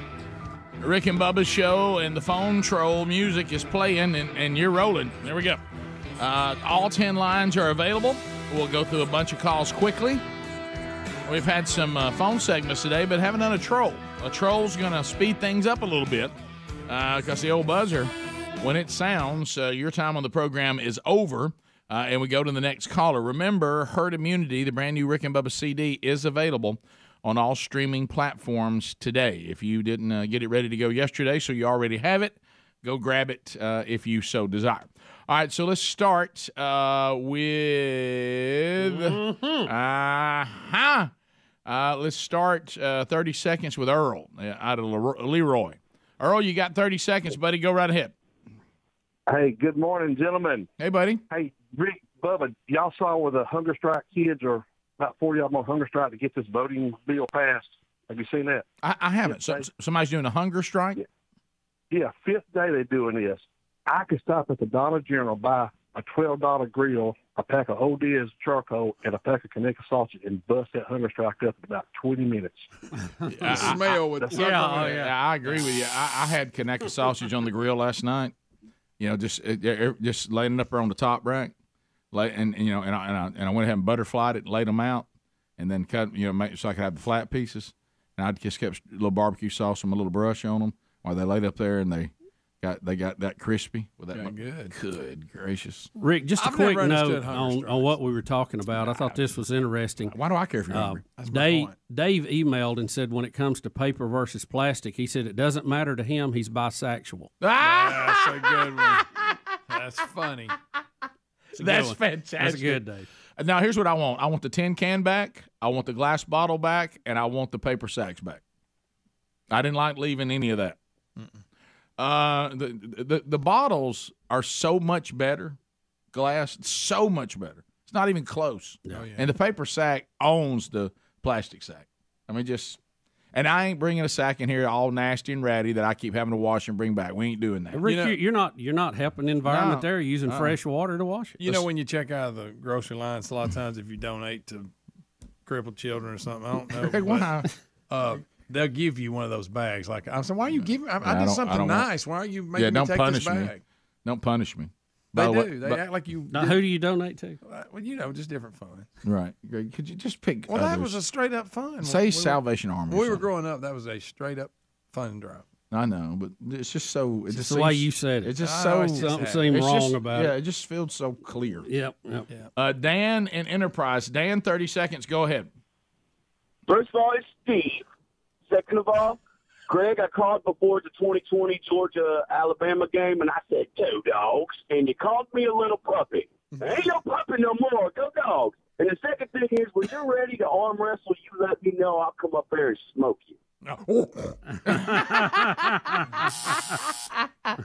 Greg, what's between him and you? Just a little airing opportunity, Rick. That's what I thought. Look, he's fired up because his dogs won. That's I right. Get it. That's right. You can do it again 40 years from now. Greg. No biggie. All right. Richard in Huntsville. Richard, 30 seconds. Go ahead. Good morning, guys. Green Acres. Thank you for the call. What's on your mind? The other morning when I was out there grilling, I forgot to tell y'all that the first thing Speedy asked me when he came out there was one of them good old Marlboros. Well, Greg, you missed it when he was down here cooking. I heard about that. He had you think he didn't have a butt working on it out there while he was grilling for us? That's when you know somebody's serious. Richard, anytime you want to do that, that's available. That, Richard. Yeah. It was good. Hey, steaks were good too. Let's go to Jason in Alabama. Jason, 30 seconds. Go ahead. Hey, Rick. Hey, buddy. Congrats, guys. Thanks for the call. Appreciate that. Shut that door. I heard you talking about the Connecticut sausage on the grill. Yeah, man. I got a recipe where I take the Connecticut sausage, take some jalapeno peppers, get everything out of the peppers, put some cream cheese, sausage, wrap it in bacon, put it on the grill. Yeah, whenever the bacon gets done, take some Sweet Baby Ray's barbecue sauce and put it on there. Mm-hmm. Man, you talk about some fine eating. Yeah. That's good stuff right there. Jalapeno makes everything better. Yeah, that's like putting an all-star team on the field. Let's go to Blake out of Huntsville, 100.3 The River. Blake, go ahead. What's up, guys? Monkey Grass, Green Acres. Thank you, buddy. Yeah. What's up? as a Tennessee fan looking in on this whole Saban thing, I'm quite enjoying it. I mean, that's all they've talked about, how great of a coach is. Well, it looks like you got yourself a communist. All right. Wait. Mac and Bessemer. Mac, go ahead. Rick, can I say, too, we've had some people email say, y'all wasn't fair. You didn't mention other West Virginians signed that. And we did. We mentioned Jerry West, and there was others. I didn't know who they were at the time, but it just said others. Well, in the state of Alabama, nobody cares who else signed it. They want to know if their coach did. That's right. But we did mention Jerry West as well. Right. Yeah, so that sounds good. It's just not accurate. Let's go to Mac. Mac, 30 seconds. Go ahead. Okay, y'all not talked about the second letter that Saban sent about the Joe Biden Build Back Better bill that he's wanting Joe Manchin to sign on that too. All right. Watch it now. See, it finds its way right back into Roberts. Another West Virginian weighing in on it. Just go White. Yeah. Let's go where Rich Rod is. Let's go to well, no, we can't. We're out of time. I'm sorry, Tyler. Sorry about that, buddy. I looked up and there it was. Well, hang on. We'll get to it. We'll come back. We'll get more calls. 866-WE-BE-BIG for you to be part of the program. Our website, Rick and Bubba. Spell out the word and.com. Go there. You can find everything you could ever want to know about the Rick and Bubba show. Just spend some time there. You got the store. You got some documents and goodies you might want to find out how to get the show all the different ways. Find our sponsors. It's all there. RickandBubba.com. Rick and Bubba, Rick and Bubba. Anything that the opposing party does is bad. Anything they do, even if it's the same thing, is good. So, and you just have to know that, and if you're the party who's got the upper hand right now, go ahead and fulfill your agenda, try to circumvent them, move around them, and when they're out there hollering and crying, talk about how evil you are, just ignore it. Rick and Bubba Show, what's your name, where are you calling from? Rick and Bubba Show, this is Greg. Rick and Bubba Show, this is Speedy, what's your name and where are you calling from? I had the honor last night to be asked and come speak to a group of men at a church for their barbecue dinner. Well, I had the blessing of being positioned with the older fellas. Oh, now when I say older, I'm talking 93. Mm-hmm. Okay, Mm-hmm. and so I'm sitting around with 4 or 5 guys in that pocket. You know, any high 70s all the way up to early 90s. Yes. And I just sat and listened. Oh, that's awesome. My favorite. Hey, look, and they got to going. I remember I was actually worked concessions at Yankee Stadium, and that's what I would do. And I would work until Mantle would come up, and then I'd stop. I can't tell how many home runs I watched Mickey Mantle hit Yankee Stadium. Wow. And what am I going to say to that? I mean, I remember early in my career when I used to pretend to do a show on Friday, Buck Naked for Buck Naked Friday. Yeah, I thought I was going to grow up to be a farmer. I said, well, what'd you finally do with your life? I was a surgeon. Oh, big difference. Yeah, thought I was going to get to come in here a little bit. Looks like I'm back out again. Back out. When did you decide to be a surgeon? When I was flying a bomber in World War II. Mm-hmm. Oh, okay. Yeah, I actually saw Van Halen when David Lee Roth was still the lead singer. When I was growing up, you could get on your bicycle. Your parents had no cell phones to keep up with you and let you ride your bike across the city to a buddy's house, which is down busy roads and everything, with no helmet on, and just be home by dinner. And that's what you did. Now you gotta I gotta track you, I gotta call you, I gotta know where you're at, and you sure as heck can't ride your bicycle outside the neighborhood. That's where we've gone. You know what I mean?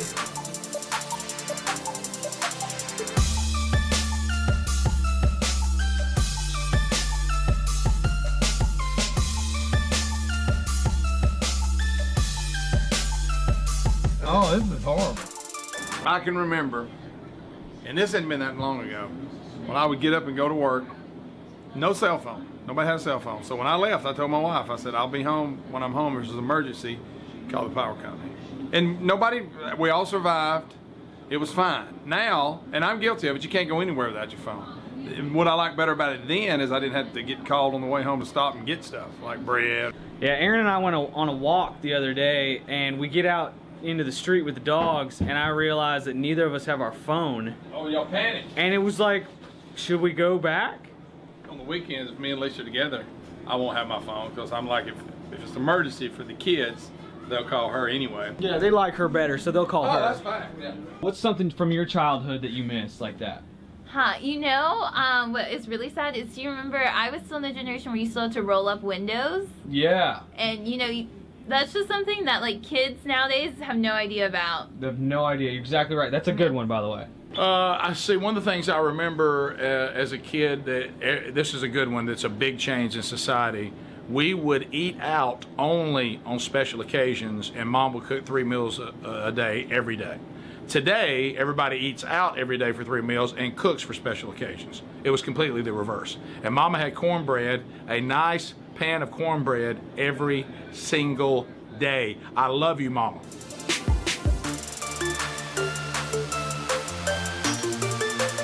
Do we have any before and after pictures, or we can confirm that? I don't. Yeah, I'm sure we do. We can go. I'd like to see that. Look, this place will wear you out.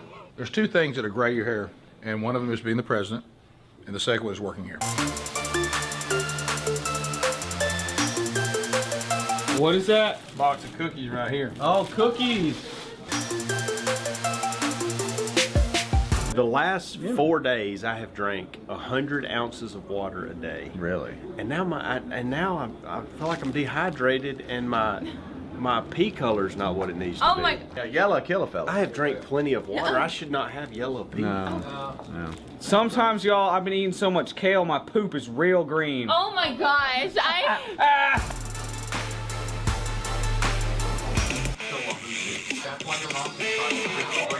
Look at that wiggle going all the way down. Bubba can do that. If his body like that, it would move just like that. Mine gets dampened. Yeah, it's almost like the wiggle starts here and then it's lost in here for just a minute. Then you see it come out down in here somewhere. He would take his wing and dip into the sauce and just get too much and chew on it, and it'd get all around his mouth. I wasn't Like sure. way out there? Oh, I can't exaggerate enough. And he then no. Just a man. Yeah, I don't know if elderly people are men. I thought there might be something wrong with him, but I don't think there was. I think he's just a slob. Everybody in the restaurant was looking at him, not just me. Like a baby? Almost like a baby does? Exactly like a baby. You know how a baby gets food? And it's all over their face. That's what he'd go. Was he trying to talk while he was doing it? No, nobody wanted to talk to him. He's by himself. It's horrible. Everybody was looking. Everybody. Wow, this lady's really upset about the whole Comey thing. All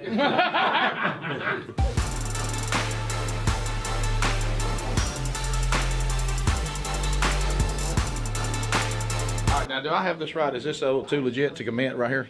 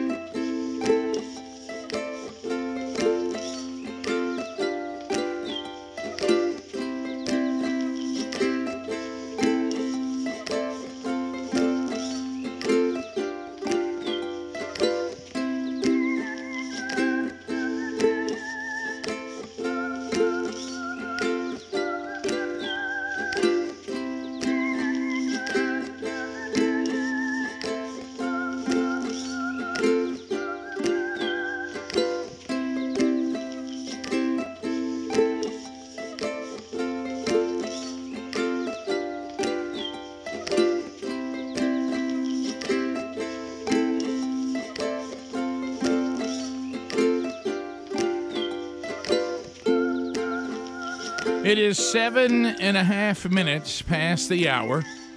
From the Broadcast Plaza and Teleport, it is a brand new hour, and we thank you for being with us. Speedy, the real Greg Burgess, Adler here.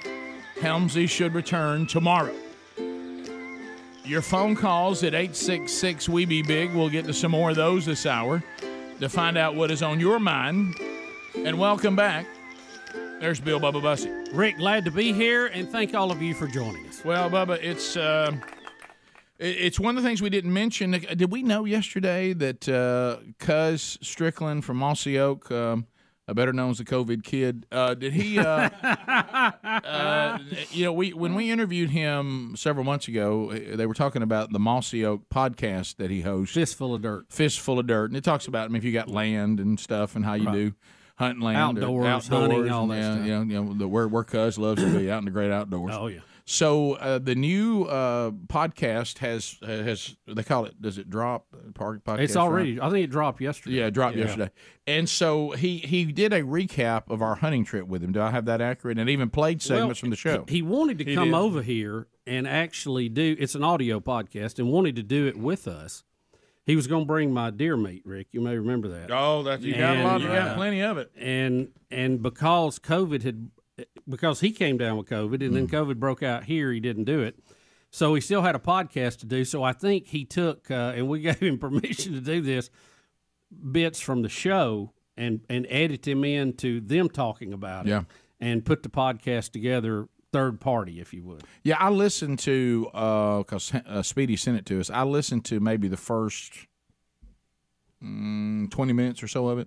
So, but I haven't listened to the whole thing. I have not listened to the whole thing. I'm going to listen to it today. I listened to it on my way in this morning. You so did I got to hear it not. all. It was really good. Yeah, they did a good job. So I mean, is Cuz, did he cast it all in an accurate light? Oh yeah, yeah, absolutely. Yeah, did he talk? And they let our stuff roll, and then, Did he they put it together real well. The way he talked about the Great Harvester. He did. Did he talk about Bubba knocking those down right in the middle of the rut? He did.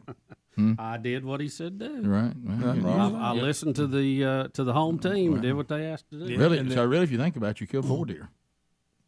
Think about it. Well, Maybe you're, 5. You're assuming. Maybe they 5. Maybe 5 if she was going to have twins. Wow. You don't know. You don't know. Oh, well, they no, listen. But you need to listen to it. They had plenty of those. They were everywhere. They did. Yep. They did. No doubt about that. Are you going to get your meat? We haven't talked about it, but I hope so. Where is it now? Where's your meat? Somewhere in Mississippi. I remember watching it. Still hanging in that tree? Yeah. They aged it a little bit. I was about to say, the Cuz comes from the age him a little bit plan, doesn't it? Yeah. Mm-hmm. Yeah, I was kind of, monitoring that. You was kind of hoping that temperature would drop a little more, wasn't you? Well, it got a little warm there one day. Yeah, I was wondering That's what the part of limit it. was on aging that stuff. Oh, But Cuz has forgot more about deer hunting than we'll ever know. I bet he's got it covered. He knows what he's doing. Yeah, I was going to ask him about it, but I didn't get around to it. I'm sure he didn't forget it. No. And leave him hanging out there a little longer than he meant to. I don't know. Yeah. I've got a couple of things I want to ask Cuz. But, Hey, Bubba. Oh, gosh, Bubba. Anybody pulled them deer down? Yeah. No. Well, I saw both of them hanging in the tree as I was quickly walking back to my trailer after the missing 411 discussion in the dark and without a sidearm. And I thought, well, those airing out in that tree won't invite any bloodthirsty interdimensional traveler in here tonight, will it? No, there's something about sleeping in a camper that has 2 deer hanging beside it. It just seems like I felt like I was back to my roots, Rick. Yeah. It just seemed like everybody. That's almost like everybody up. Isn't it? Yeah, it is. It is. But it was, Here we go. It was good. Well, you'll get some deer meat. That was fun. We had a great trip. Oh, it was fantastic. I want to update. I want to go back sometime, and I hope that Cuz will invite us. Minus the COVID scare. Now I think Speedy and Sarge, they're going to hunt on their own somewhere, but I don't know where it is. That's Sergeant Major, Rick. Sergeant Major, I'm sorry. He did have us to thank for having food in what he called the workshop or his little hunting area that we stayed in because he had cooked so much for us. Yeah. He had so many leftovers. He was able to eat for a week. Was it shocking to you that Cuz didn't appear to like pound cake? Does he have something? Did not like it? Did he not eat eat the pound cake? He ate everything but that. I was going to ease in there I ate it. and get a little more to eat, but Ham's locked the door on me. No, yeah. Well, he'd been talking about 411 too. Ooh, yeah. Rick, that was that carried me back to being a kid and telling ghost stories or UFO stories and having to go home about 2 blocks. Oh no, sir. And boy, I dug. No, sir. Man, I could run. Woo! If they could have timed me then, Greg, I may have been a 4.6 guy. I mean, just like Tyreek Hill. I know it. Yeah, I just want to update on where they got that right-of-way trimmed. Daggum lights blinking like a disco. That ain't right. Yeah, Greg was really mad at the co-op down there. Unbelievable. We were riding, and Greg looked, and he said, those posts like they're about to fall. No, but then we're in there. It was real windy that day, and it's blanket lights going off and on. Everybody's like, "Well, yeah, it does it all the time." And I said, "Well, I know why." I don't know who's in charge of Cuz's power, but y'all got to do a better job. Co-op down there need to spend some money on some tree trimming. Right away is getting kind of bad. Yeah, I mean, we're in there. The lights are blinking on and off. Well, you know why? Because there were limbs all in the primary. Middle of a sunny day. You know, Greg, I got to know, if you had the right equipment, would you have gone and fixed it? It was bothering you so much. Well, you're not supposed to. I'm not supposed to, but I could have pulled it off. You're not supposed to? No, Rick, individuals aren't supposed to trim their power. No, but you're a well-trained guy. Yeah, but still. Yeah, you're a high lineman. Rick, it ain't his line. Show up on their system. A high lineman mine is not somebody showing up. Well, I tell you this, if they ought to be ashamed of that. Are you telling me that if I'm no longer a practicing doctor, this guy's struggling, I can't help him? I'm sorry, I'm not. No, it's different with power lines. Yeah, Greg's right. You don't fool with power lines. Well, he's not some rookie. It still don't matter. Right. Speaking of Greg, there was a one moment towards the end of the podcast where he started talking about how Greg would complain about everywhere he went and everywhere he sent him. What's he talking about? Yeah, it's kind of uncomfortable. He's to hear. making that. What are you completely talking about? He's the man in the shadows is making that up. Right. Greg, just because you were carried on a youth hunt the whole time, that ain't on me. Right. Did they talk about on the podcast about the? Yeah, they did. Yeah. Oh, that's weird. Yeah. Yeah, they used some of our footage when we were discussing it. Oh, did they? Yeah. Well, I heard, that explains too. the text I got from Cuz. He said, "How's Speedy doing?" I said, "Speedy's doing great." And he put back, "Good for him." Yeah. Rick. Oh. It's all right, buddy. Look, there's no other way to explain it. Did they send anybody else with help? No. Well, I think Sergeant Major wanted to sit with me, and we connected, and I'll be happy to hunt with him when we go back. I checked on that. I don't think that's accurate. What are you talking about? He wasn't even familiar with the show. Yeah. I know, but when we met, he kind of locked eyes with me, and he knew. Well, that's our point. Well, he observed you. Now you're making our point. He made a judgment call. He made a judgment call. But Speedy, you had a good time, didn't you? I had a blast, Bubba. Yeah. See, I learned a lot. I can tell you that. That's what Sergeant Major's goal was. You have a good time. I learned that Sergeant Majors basically run the Army. Yeah, they do. Yep. You also learn the wind doesn't matter. And if you need to go to the restroom, just go. Go right. It doesn't matter. It doesn't matter. All that's folklore. Rick. Is that true? I mean, I learn from people that I hunt with. I want to learn new things. And Greg was fine with where he went. I know he complains a lot, but he's good. He's injured. Speedy made every bit I of know. that He's up. trying to mess with him.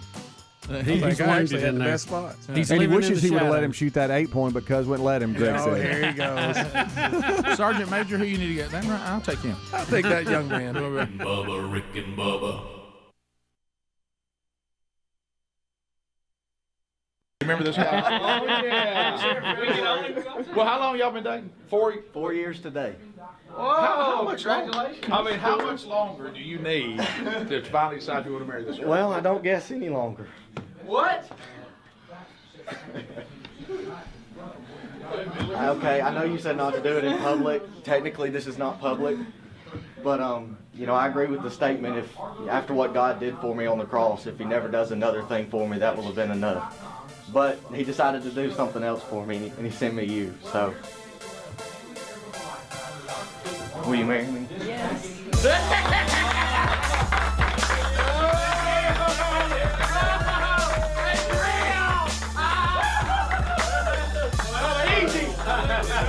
I knew we got on you in February. I didn't know we got on you that one. Thank you. Hey, I'll send you an invitation. Congratulations. Thank you. Yes, sir. Why was I nervous? I know you're going. I'm like, if she says no, it's terrible and it's a horrifying moment, but we'll talk about it forever. Sure we will. This place is so romantic.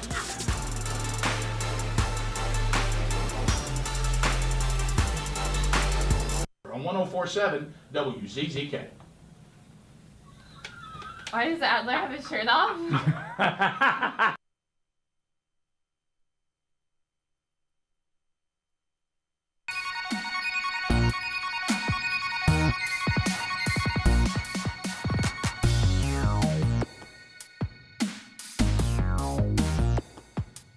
Thank you for joining the Friday edition of the Rick and Bubba Show. What up? Did you bite your tongue, buddy? So hard.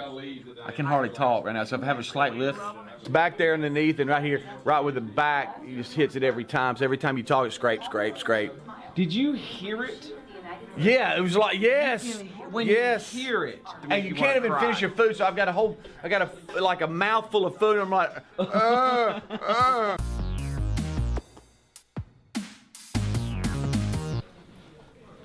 People say I always look sleepy in these things. I wonder why.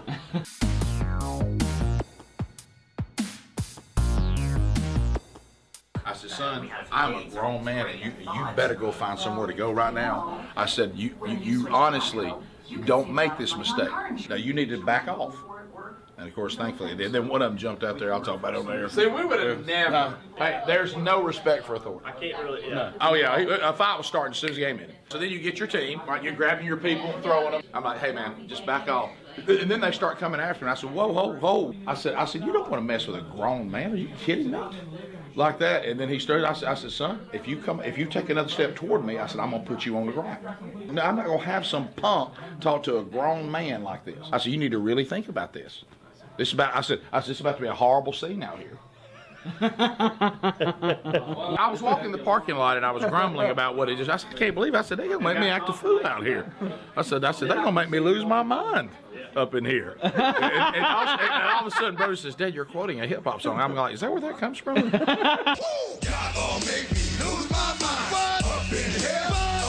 Y'all are making me act insane in the membrane. Come on, guys, jump around. Oh, have you met Adler? How's it going? Hi, Anne-Marie. Have we done anything about the coffee maker? No, absolutely not. Look, I'm continuing to drink it. Hey, buddy, there you go. A little mildew ain't gonna kill you, right? Heavenly Father, thank you. Greg, you making some popcorn? We had a pair of scissors in here somewhere. Isn't it funny we call this a pair of scissors? I know. And like a pair of pants? That's a good point. Like, what do you call two scissors? A pair of scissors? Two pair. Two pairs of scissors.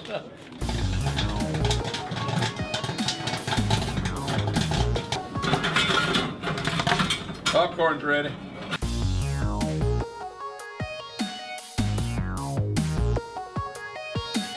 Can you tell me a story about when you were a kid where you disrespected an adult? I cannot. I would not disrespect older men. The only one I can think of was I had a basketball coach, 8th grade, that kept calling me Ricky, and he kept saying Ricky, and then he kept saying, why are you not answering me? I said, because that's not my name. Did I forget one? Who was it? Oh, yeah. You're a teenager. Greg, was I? You were a teenager. Oh, you're right. Yeah, that was bad. That was when a guy. I'm sorry, I didn't mean to bust him. We were doing hard labor, and there was a guy who looked a little rough. Rick and Bubba's in Ohio. Rick and Bubba, Rick and Bubba. Pass the gravy, please. Rick and Bubba, Rick and Bubba. Ooh, it brings me to my knees. Rick and Bubba, Rick and It is 21 minutes now past the hour. The Rick and Bubba Show. Thanks for being with us. 866-WE-BE-BIG is our number. As we work our way back, so Bubba, we had a story earlier about a woman claiming she faked having a positive COVID test to get out of a bad date. You know, this world out there now where people could just rounding people up all over the place. Boy, you got to do some background work. And you got another bad story. Another one. Yeah, and cameras and videos are everywhere. Micah Renee is a blogger and model from Pennsylvania. She shared a video of herself frolicking in the ocean with a guy while on vacation in Miami, Florida. She said she failed to save his phone number and was hoping to find him.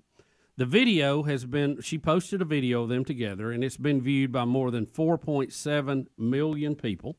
That's unbelievable to me. And internet sleuths took it on themselves to find the man, but only after they discovered his wife. Uh-oh. In a follow-up clip, Micah said she won't be reaching out to him after connecting with his wife, saying that she was asked to keep her original video up. The man, who is only known as AJ on TikTok, responded on his own account for what happened, claiming they chatted for about 5 minutes 5 months ago. AJ admitted he approached Micah first, but he insists that they were just having fun and he wasn't in any way trying to cheat on his wife. That's what he said. What? Greg, this guy, I mean, he's pulling a Bill Clinton. I mean, he's look like, there, buddy. He's saying, yeah, that's me on the video. I mean, everybody, I can't deny that, but her claiming we were down there together, me committing adultery, just not true. I saw her in the water, went over and talked to her for just a minute, and we kind of held hands for a few minutes, and then I kind of walked away, and that's all that was. Is that what he's trying to say? That's what he's saying. He hopes that he didn't mislead her, but clearly that was not what he was trying to convey. Did you say she was a model? I knew that was coming. That's what she said. I knew that was coming. That's what she said. Yes. Yeah, well, Greg, we can declare ourselves things. She may be a model. She may be. She may be. I'm telling you, that modeling has taken on a whole new landscape. She's thicker than a Snicker. Adler. Some people like that. Yeah, I'm just asking. I'm raising my hand. I'm raising my hand. Okay. Not really familiar with that saying. Okay. Did you just say you're keeping it real? I'm just keeping it real, guys. Okay. Keeping it real, buddy. All right. Well, yeah, the model is in the eye of the beholder. Yeah, I mean, I'm not saying she's not. I think that she's not an ugly woman, and it's. She might be a hand model. Who knows? That's a good point. Well, Blake was a hand model. He was. Your son. He had a. You have to have hand models. He had his Zaxby's commercial where it was just his hand reaching in to get the fry. That was one of the better Zaxby commercials I ever saw. All right, reach in, grab the fry. Yeah. All right, put it down, back to one. Reach in, grab the fry. Right. So, but the social media thing, you gotta be careful. I just can't. And this is what's funny. She put on her video that she posted. I'm counting on y'all. In other words, to find out who he was. Right. Hopefully he ain't married. She put that on the video. Well, see there. She didn't really press him on that issue, I guess. But but this guy, I still got to go back to what this guy's trying to sell his wife on. Well, yeah, I mean, I walked over and said something to her, and cut up a little bit. And I admit I walked over there, but I mean, we're not together. I wasn't vacationing with her. No, she stalked him. Yeah. I just don't know many wives that's going to go well with. I mean, it's because what's going to happen now that the wife has discovered this TikToker or whatever she is, they're going to trade notes now. Oh yeah. He's going to have a lot. I guess all he can pull is, well, she's crazy, lying about that. All we got's a video, and I told you I did what's in the video. That used to be a line you used a lot, wasn't it? You got video. And now you do. But now in the world of video, you go, yeah, there's a video. Look at it. If you really want to go crazy, you do the like you agree that the video shows her what she needs. That's your only hope. So I see you on that video. Yeah, right. See, step one. And if you'll be crazy enough about, what do you mean? No, there I am on the video. I agree with you. And look at me. See that right there is exactly what I'm telling you. Step one, shave your beard so people can't identify you. Man. And two, I think he should claim it's a deep fake video. That's good. That's not even him on it. That's not even me. I mean, y'all seen that deep fake stuff. They make anything. They really could. And then you show a couple of examples of that too. Yeah, I mean, you can get apps that do it now and put you in a famous video, and it looks just like you. And then when the wife says, well, why would a woman that is a stranger pretend that she's with you and grab your face out of all the other faces and put it on this person? Then you say, well, I can't answer. Well, because I'm fine. I guess because I'm smoking hot. Maybe the guy wasn't as good looking as me. Yeah, there you go. And she wants people to think she's with a better looking guy. That's it. Yeah, that's it. So anyway, but that'd be tough to get out of. Yeah, when you throw it out to the world, a lot of spin in there. Yeah, I just like I said earlier, it seems the art of dating for these people out there now. They just don't. It's tough. It's just this whole look. Technology is great, but some of this stuff just needs to stay old school. Yeah. Just get to know who you find out who this person is. Do a little background work. Maybe spend some time with them before you declare, let's meet somewhere and have a date. And I don't know who you are, but I saw you on the internet. Why do you think he was at Miami without his wife? Think it's a work thing or something? I think we saw in the video why he was in Miami without his wife. And Mr. Adler, you have the floor. Yeah, sorry about that. Does it say? I don't know what he says, but I think we have the answer. Yeah. To use the great Rick Burgess quote, I have friends, they're dudes. Right, yeah. I don't think they were just becoming friends. No. Didn't look good. No. That's even though he's saying they got me on the video, so I'm gonna try to find my way out of what you actually have, but it doesn't bode well. This guy's he's in trouble, and rightfully so. Yeah, he should be, and playing games, and then being married and all that. He deserves everything he gets. So that one is have we heard from the wife yet?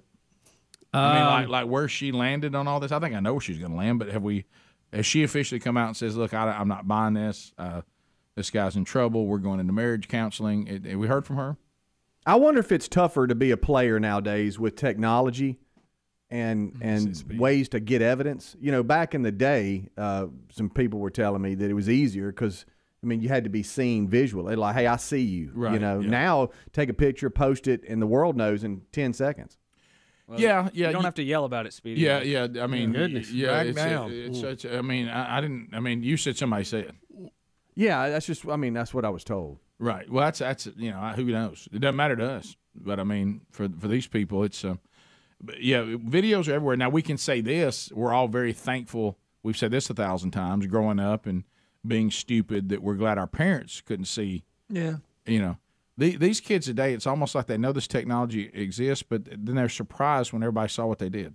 Mm-hmm. I'm like, yeah, you know, your parents saw you on that Instagram photo, even though it wasn't you. The party you were at is on there and you're in it. You know, that kind of stuff. So you can pretty much monitor, you know, and here's a bizarre idea. You could just act right. Yeah, not have to worry about it. There's one. God sees everything we do. Yeah. You know, he's had TikTok and YouTube long before anybody else. Yeah. Oh, yeah. You know, so, I mean, it's not like you really don't sidestep anything, no matter what area you're in. So you might just, here's an idea, you might just not want to cheat on your wife. What about that one? That would be step one. Yeah, that's probably the best way to go for this guy, you know? Maybe just don't do those things. Yeah, how about this? Yeah, that would be one. We'll be back, bottom of the hour, 866 We Be Big. We'll come back. We'll get to more of your phone calls coming up. We'll look over any other stories that we also may have missed today as we work our way through another Rick and Bubba show. And we're thankful that you're with us. We'll be right back. Rick and Bubba, Rick and Bubba.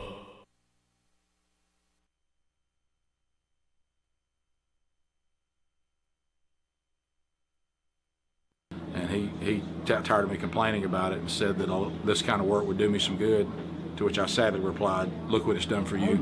You ever have a time where you disrespected an adult as a kid and you look back and you're like, man, dang it? Miss, when I was in 3rd grade, and I said, ooh, you got a pregnant.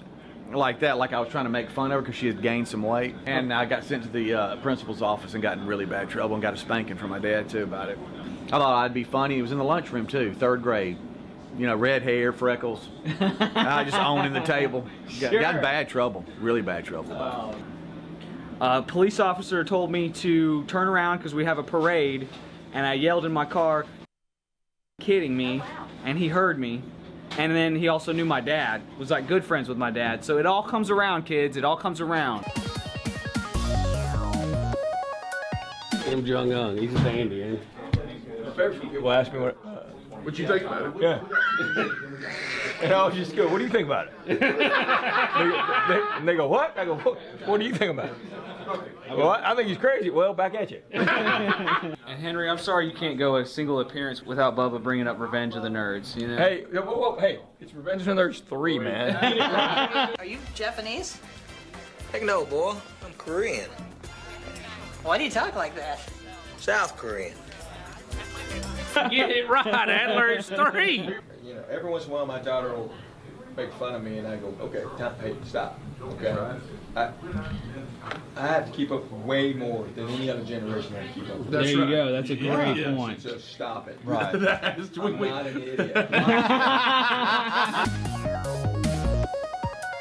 I hope you learned something while you were here. I did. I learned a lot. Okay, and stay out of North Korea. I got a lot of new perspectives that otherwise I wouldn't have. And I'll say this, it will not be the same without you. They got to be within. At the beginning of your internship, you were a liability. You really were. At the beginning of your, I don't think you were a liability in that, like we kind of had to make sure you were doing your job. By the end, you were on it. You hustled. You did a great job. Yeah. You're gonna do fine. You're gonna do great. Good job. Okay, wow. I can't say no to people. All the guests want cinnamon rolls. What? And this man is telling me. Quit checking with him. I'm serious. That's a needy bunch. Okay, can I just give them their cinnamon rolls? You know, but I'll help you. And that's a needy bunch. That bunch, they've been ordering As I walk in the door. Can I have some coffee? Go sit down. We'll get to it. Probably on a vacation and stop by. Love the show. Want to hang out with us. Want to hang out with us. Salt of the earth people. Still mad. This isn't a restaurant. Yeah, this isn't a restaurant. So everybody good? Does anybody need anything? Have you had one of those? I have not. It looks good. I'm thinking about cheating and going. I'm thinking about it too. Now that we don't have NASCAR. Smells good. Except that one. I don't really want that one anymore. I don't have any hair. That's kind of weird, isn't it? I know. Where'd my hair go? He's a normal human. He's not an alien. He's a normal human. An alien? Look, it's E.T. Look. Is that E.T.? I wonder if she likes E.T. That's not E.T. No, I'm not E.T. That's not E.T. This is Speedy. He's very nice. You like Notre Dame? This is their mascot. Oh, that's good. Thank you, Speedy. And this is our staff drunk. Staff rump. Grump. That's what I said. Grump. So y'all gonna make me act a fool up in here? Up in here? Rick, you're scared.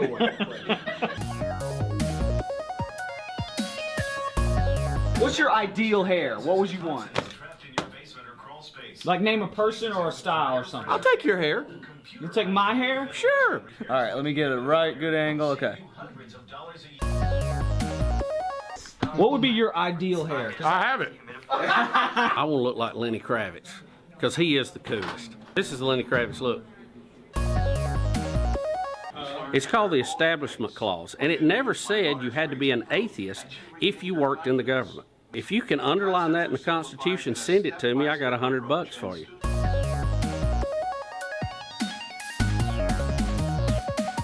As a mom, what's like a good present? I haven't gotten my mom anything yet. What would be a good something to get her? A silk pillowcase.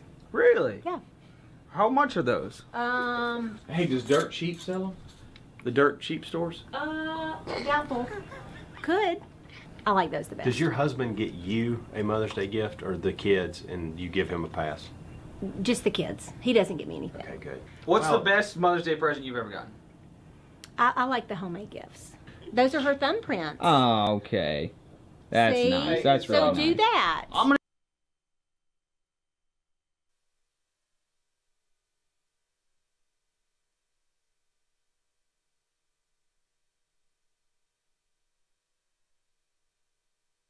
It is 35 minutes past the hour. I was scared of all the things I'd done.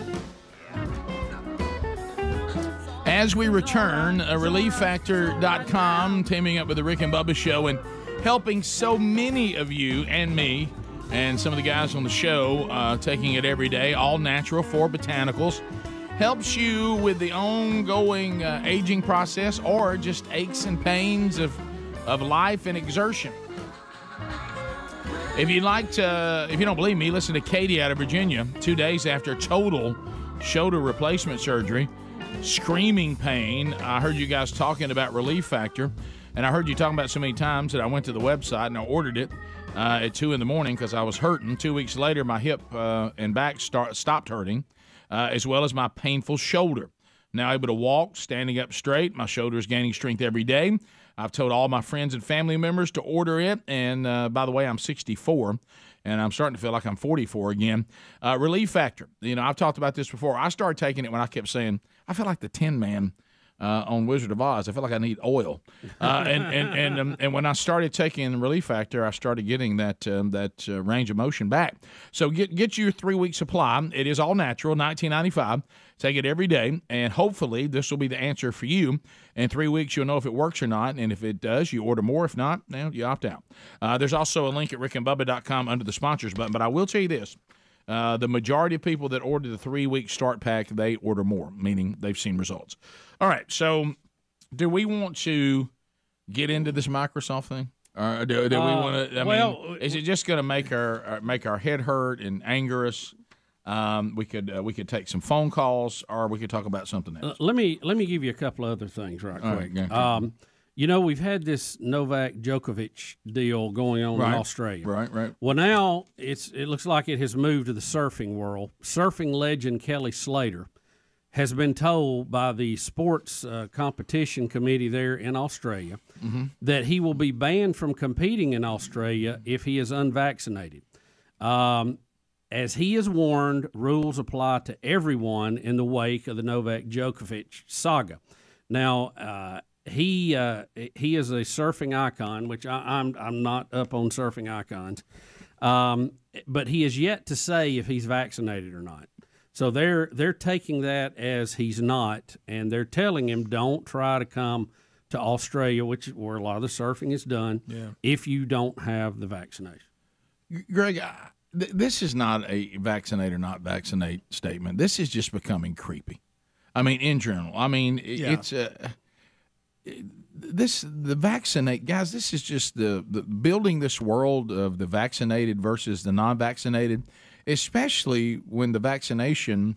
You saw the latest, even from Israel, where even if they could give you a fourth total shot, and I guess that'd be a second booster. Yeah, that they said it really isn't making much impact on who catches it or not when you get to the variant we have now. Now, I'm not saying that we don't, just by our own observations, you'd be an example of that, now, would you have been okay whether you were not vaccinated? We don't know. I don't know. But we do know that you're vaccinated and you didn't have a hard time with it when you got it. And a lot of people that are vaccinated, even though they're getting it, they're not having a hard time with it. That not everybody, but most. Yeah. But we are to the point now where catching it and not catching it and passing it, I know I keep saying this, I don't know how you ban people from your country or from your sport, because if everybody else is vaccinated and this person isn't, the only person he may or may not, it's debatable, may or may not be endangering, I'm not talking about catching it, is himself. Yeah. If it turns out that if he would have been vaccinated, maybe he has a harder time without it. But that ought to be his choice because. But as far as passing. Yeah, I even understood the argument in the beginning if they said, look, we've got the vaccine, this is it. And if we can get this, you're no danger to other people or yourself. Yeah. You could almost say, even though I still would say you can't force people to take medical treatments that may for them be bad, even if it might be something for other people. But I certainly would at least hear the case then and go, okay, I see what we're trying to do here. I don't understand what we're doing now. Yeah, they're still banning, and it doesn't at make this it, point. It doesn't, because you can pass it. It doesn't make any sense. Now, we're sitting here, and we don't know if Helmsley truly got it and it wasn't a false positive. Then we have a case right here before us. It's anecdotal, like all of it is. Double vaccinated person had a pretty easy time with it. Unvaccinated person who had it before had an easy time with it. Now, we don't have anybody here that's never been vaccinated or had it, so we don't have that example. But we do have the people who've had it, at least one of the variants, and then we've had people that are vaccinated. That's what our group is. Yeah. That's our team. So I don't understand.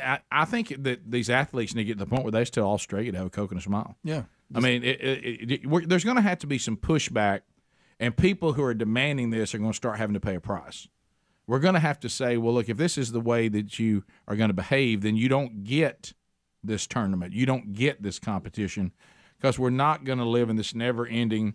And, when you talk about athletes, you're usually talking about people that have tried to take care of their health. Oh, yeah. Their health is a big deal. Well, that's twofold, though. You say, well, that means they probably are not at high risk of having a bad time with it. That's good, but I'll go with another point. They also are going to start being probably likely going, I'm not taking a vaccine because I'm leery about what I put in my body. Yeah. So to take this into the sports world, especially now, to me makes zero scientific sense. Or, Rick, let's think about this. What if we take the people from Australia who is so gung-ho on this and put them in charge of our southern border? I like that. Mm-hmm. I do they're like good that. at keeping people out. Look, I do like that. Huh? I do like that. Let's try to make a plus out of a minus. Yeah, you're here, talking about let's turn it into a positive. Yeah, absolutely. Yeah, let's absolutely. do that. Yeah. Have any of y'all heard of Kelly Slater before? No. Yeah. Now, didn't he play for the Bad News Bears? I saw him on like a documentary on these big wave surfers. Yeah. Wasn't he the biker kid? That was Kelly Leak. Kelly Leak. Bad News Bears. He is an 11-time world surfing champion, 49 years old, American. And he was the one that had his arm bit off by a shark, right? No, that's different. It was a female. Oh, okay, sorry. Now, Rick, even though he has not name. publicly revealed his vaccination status to the Australians, he has railed against jab mandates and post anti-vax rhetoric on his social media pages, and that's what they picked up on. That's what they zeroed in on. Well, again, he doesn't he have? I understand they're saying we're a private organization, we make the rules. Fine. Well, I'll just serve somewhere else. But this thing that people don't have. So if he does get vaccinated, he's not going to. It does not make him not be able to spread it. Well, here's the part. So isn't that what they're trying to avoid, right? Yeah, but that's not. It doesn't accomplish that. And I'll go back to this. It seems to be, especially when it comes to medical stuff, it seems to be what we do. And I know these things are rare, but they're not non-existent. Okay, rare doesn't mean it never happens. Yeah. Okay, and I know some examples personally. But it seems like we are allowing even private people to mandate vaccines. But if you have a bad reaction to the vaccine, they're not held accountable for it. No, that seems awfully convenient. I can mandate away. Yeah. Now, if you start saying, all right, we're going to allow it, but if the person has a bad reaction to the vaccine or it ends up being detrimental to them, you're going to be held accountable for that.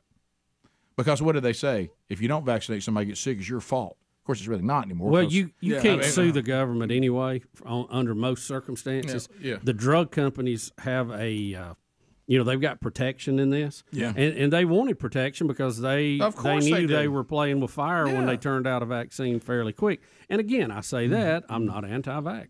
And at some point, if I need to, I'll get vaccinated. I'm not for the robotic vaccine. No, I'm not. I'm not for. I'm going to research blind it. vaccine where we are not going to even have a discussion about it. We're going to jab away. I'm not for people who don't have the freedom.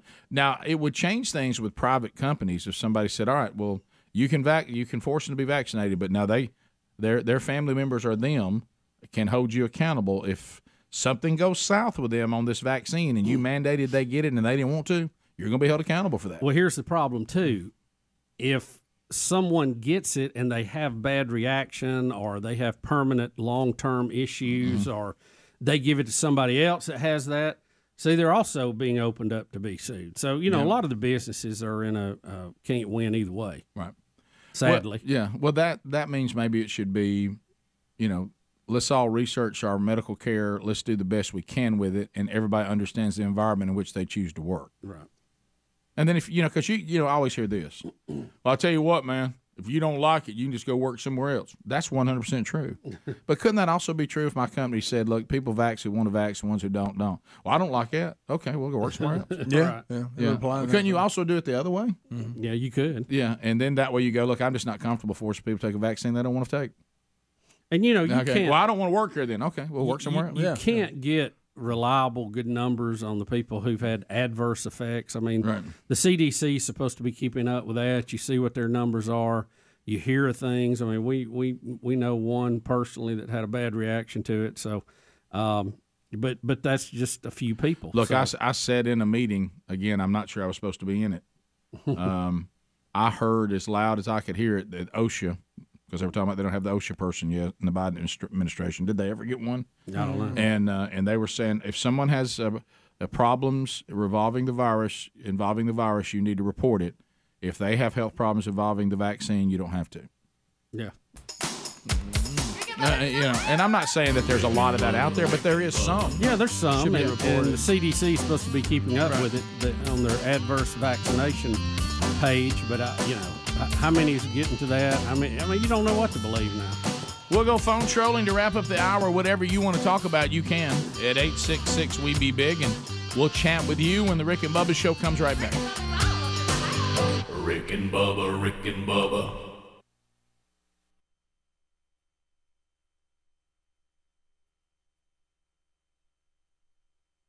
I'm gonna do that for my mom. You can make a keychain and use your thumbprint. Happy Mother's Day, Mom. Love you. Greg, what's the maddest you've ever made your mom? Oh my goodness, there's so many. You know, to be honest with you, my mother, the one thing she hated more than anything, I'm sure there were events, she could not stand talking back. And I was the kid that wanted to have the last word, and she's that way too. And we would be battling over the last word, and she'd finally, she would, it's almost like she was pushing it back into my mouth. But anyway, I still love my mom, so happy Mother's Day to Mom. So many memories of my mom, so many. One of my, I guess, most memorable times was when they decided that my mom would start working at the office at the school that I attended, which I rode through that office quite often, more than my mother realized, on my way to the principal's office. So she started seeing that every time. I thought years later it would be fine to admit to her that I was the person who ate the cake in the home ec department that they'd made for one of the teachers' baby shower while it was in there. I was incorrect to think that enough time had passed, and my mother got on to me and disciplined me, and I was 25 years old. She is remarkable. She's a powerful woman. I always went to bed knowing that I was loved, but she did not tolerate any foolishness, and I can only imagine where I would be if I'd had a mom that wasn't that way, because look at the trouble I got in anyway. Hey, happy Mother's Day, Mom. I love you. What's the maddest you've ever made your mom? Oh, good gracious. Really? Yeah, I think the maddest I've ever made my mom is when I was a young, stupid teenager, as if I've changed. And I flooded the laundry room because I wanted to be sharp and wash my own clothes. She was so mad at me. I think she said things to me that, now looking back, I think should have upset me pretty bad. I think she said, I hate you.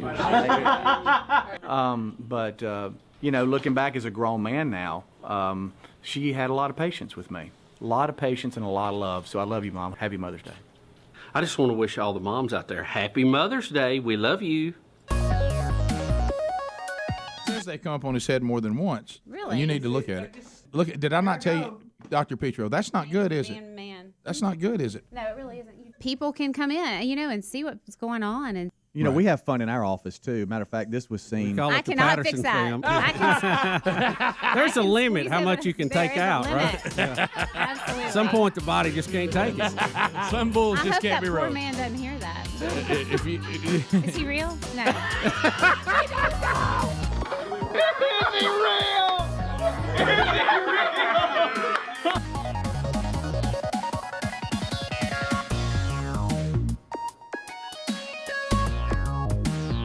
She said, is that real? You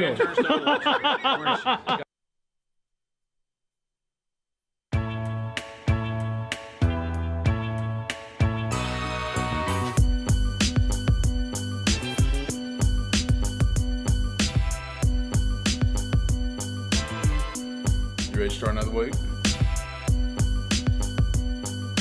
All of a sudden, my right eye doesn't accept contacts anymore. It's just I have like I have like a 3-hour maximum, and it kicks it out. I was at the Civil Rights Museum yesterday, and my eye was dying. I'm dying yesterday. That in itself's a story. And I'm rubbing my eye, and I'm like, oh great, all these people probably think I'm crying at like every single exhibit at the Civil Rights Museum. Well, what were you doing at the Civil Rights? actually, we went for Mother's Day. My stepmom. Or not my stepmom, my mother-in-law. Your mother-in-law? No, my mother-in-law, not my stepmom. I just thought it was an odd Mother's Day trip, but there's nothing wrong with that. You know. Well, if you don't care about civil rights, Greg, that's fine. No, it's not that.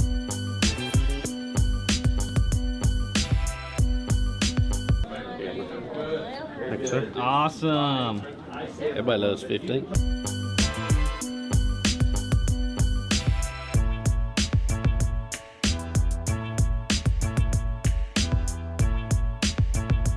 Lord, we submit to your authority in everything.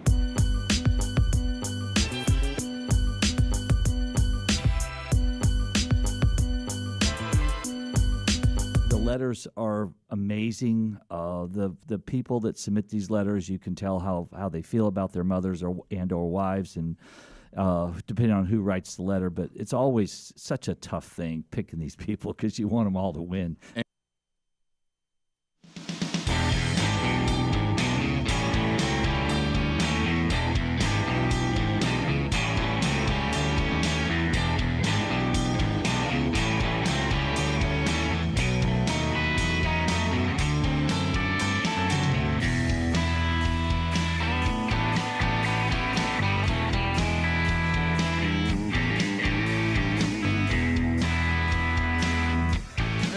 There's the phone tro music. Time for you to call in if you so desire at 866-WE-BE-BIG. We'll chat with you, find out what's on your mind, make comments, ask questions, bring information to the table. Not designed for meaningless shout-outs or shameless plugs, but you can work them in here. Also, don't forget Wednesday Bible study back today at noon Central Time, 1 o'clock Eastern. and also herd immunity, the brand new Rick and Bubba CD, released today to all the streaming platforms. So go grab it if you don't already have it.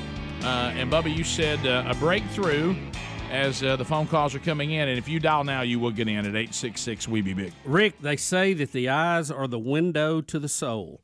They also may show you how old you are. No. Did you know that? No. Experts have been looking at retina scans taken from 36,000 Britons, and they found those with retinas that aged older than their biological age were at an increased risk of death. They said each 1 year gap between a person's retina age and their biological age was associated with a 2% increase in a risk of death. So if you have a 10-year gap, you're looking at like a 67 to 70% chance of dying sooner, according to the study. So you don't want your eyes to be older than your age. Well, you know, we count how many times we've been around the sun as an age, but I mean, everything that's biological is aging at its own pace. That's why some people age quicker than others. Right. But if the retina is aging, that may be a sign that the heart, the lungs, the liver, and other things are aging. Right. That's it. Yeah. So you need to see a doctor. How do you get the age of your eye? They used to do it. They do a retina scan. Just over at the eye doctor. Just roll in. As a matter of fact, I think this was kind of an overflight umbrella study of people getting their regular eye exam. They gave them permission to study their retina age versus their biological age, and they come up with this. So it's interesting. I think. How do you think your retina is? Oh, mine is old. You think Old so? retina. Oh, Old yeah. retina. It may be 100. I don't know. So You've seen a lot of things, Rick. Do you realize what you just did for everybody was supposed to get a retina scan today? It just went through the roof.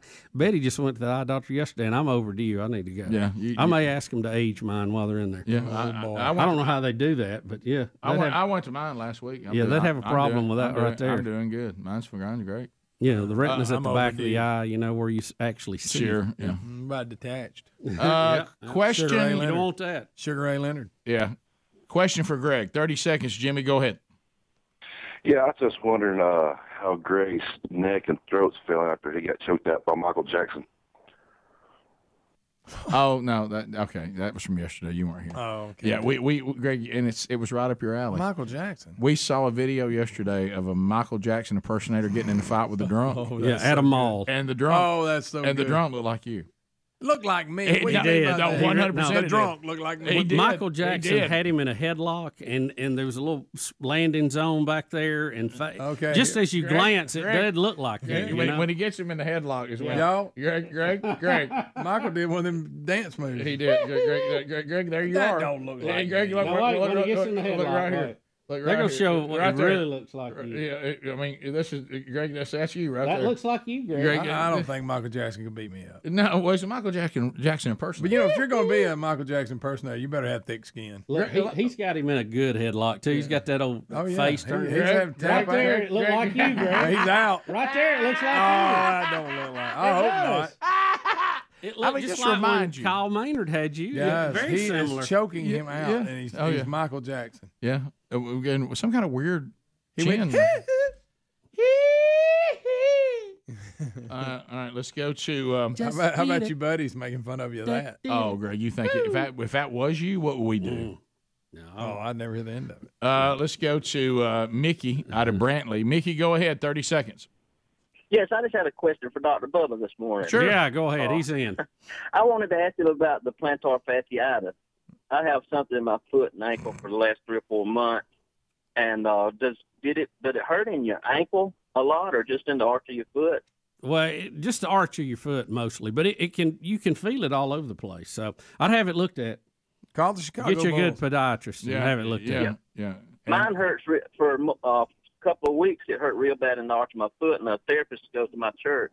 So, Yeah, I mean, you need to have it looked at. And if you want to see about that procedure that Bubba had, we have that if you go to rickandbubba.com, click on goodies, it's in documents. By the way, it really is. I know it is. Well, you can see how many times we got that question.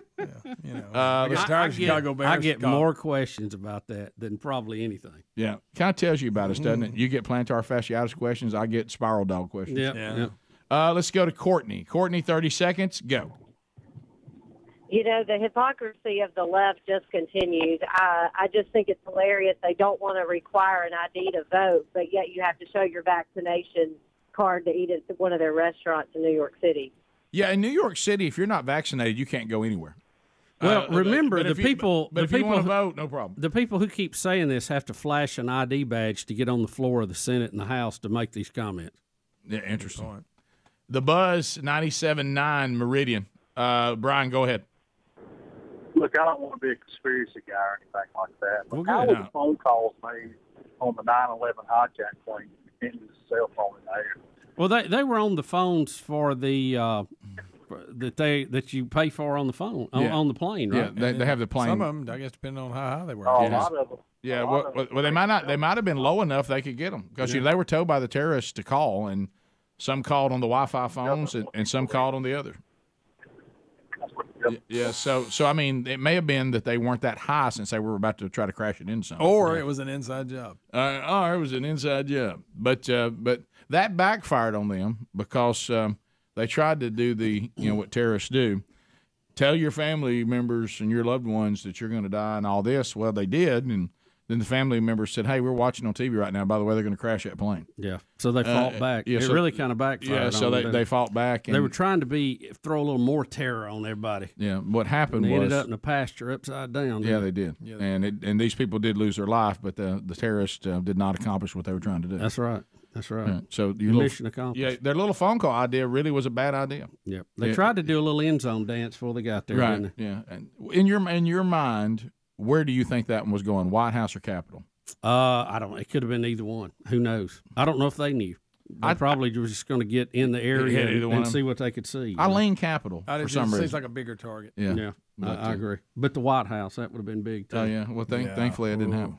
Thanks to those. But people. the Capitol building is big and it's in an open area. It's probably easier to see from the air. Big dome. Oh yeah. Thanks for being with us. If your time together is over, then you know what? We'll, Lord willing, talk to you again tomorrow.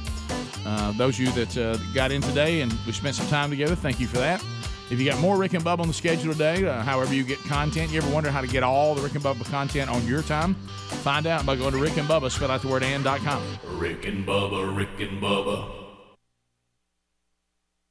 Hey, thanks for watching Rick and Bubba live on YouTube. We're here live at 5 with a kickoff hour, bright and early, Monday through Friday. Don't forget to subscribe and click the bell for notifications on our YouTube channel. And catch a commercial-free Best of Hour on Blaze TV every day. Rick and Bubba, it's must-see TV. Or radio. Well, yeah. Rick and Bubba, Rick and Bubba.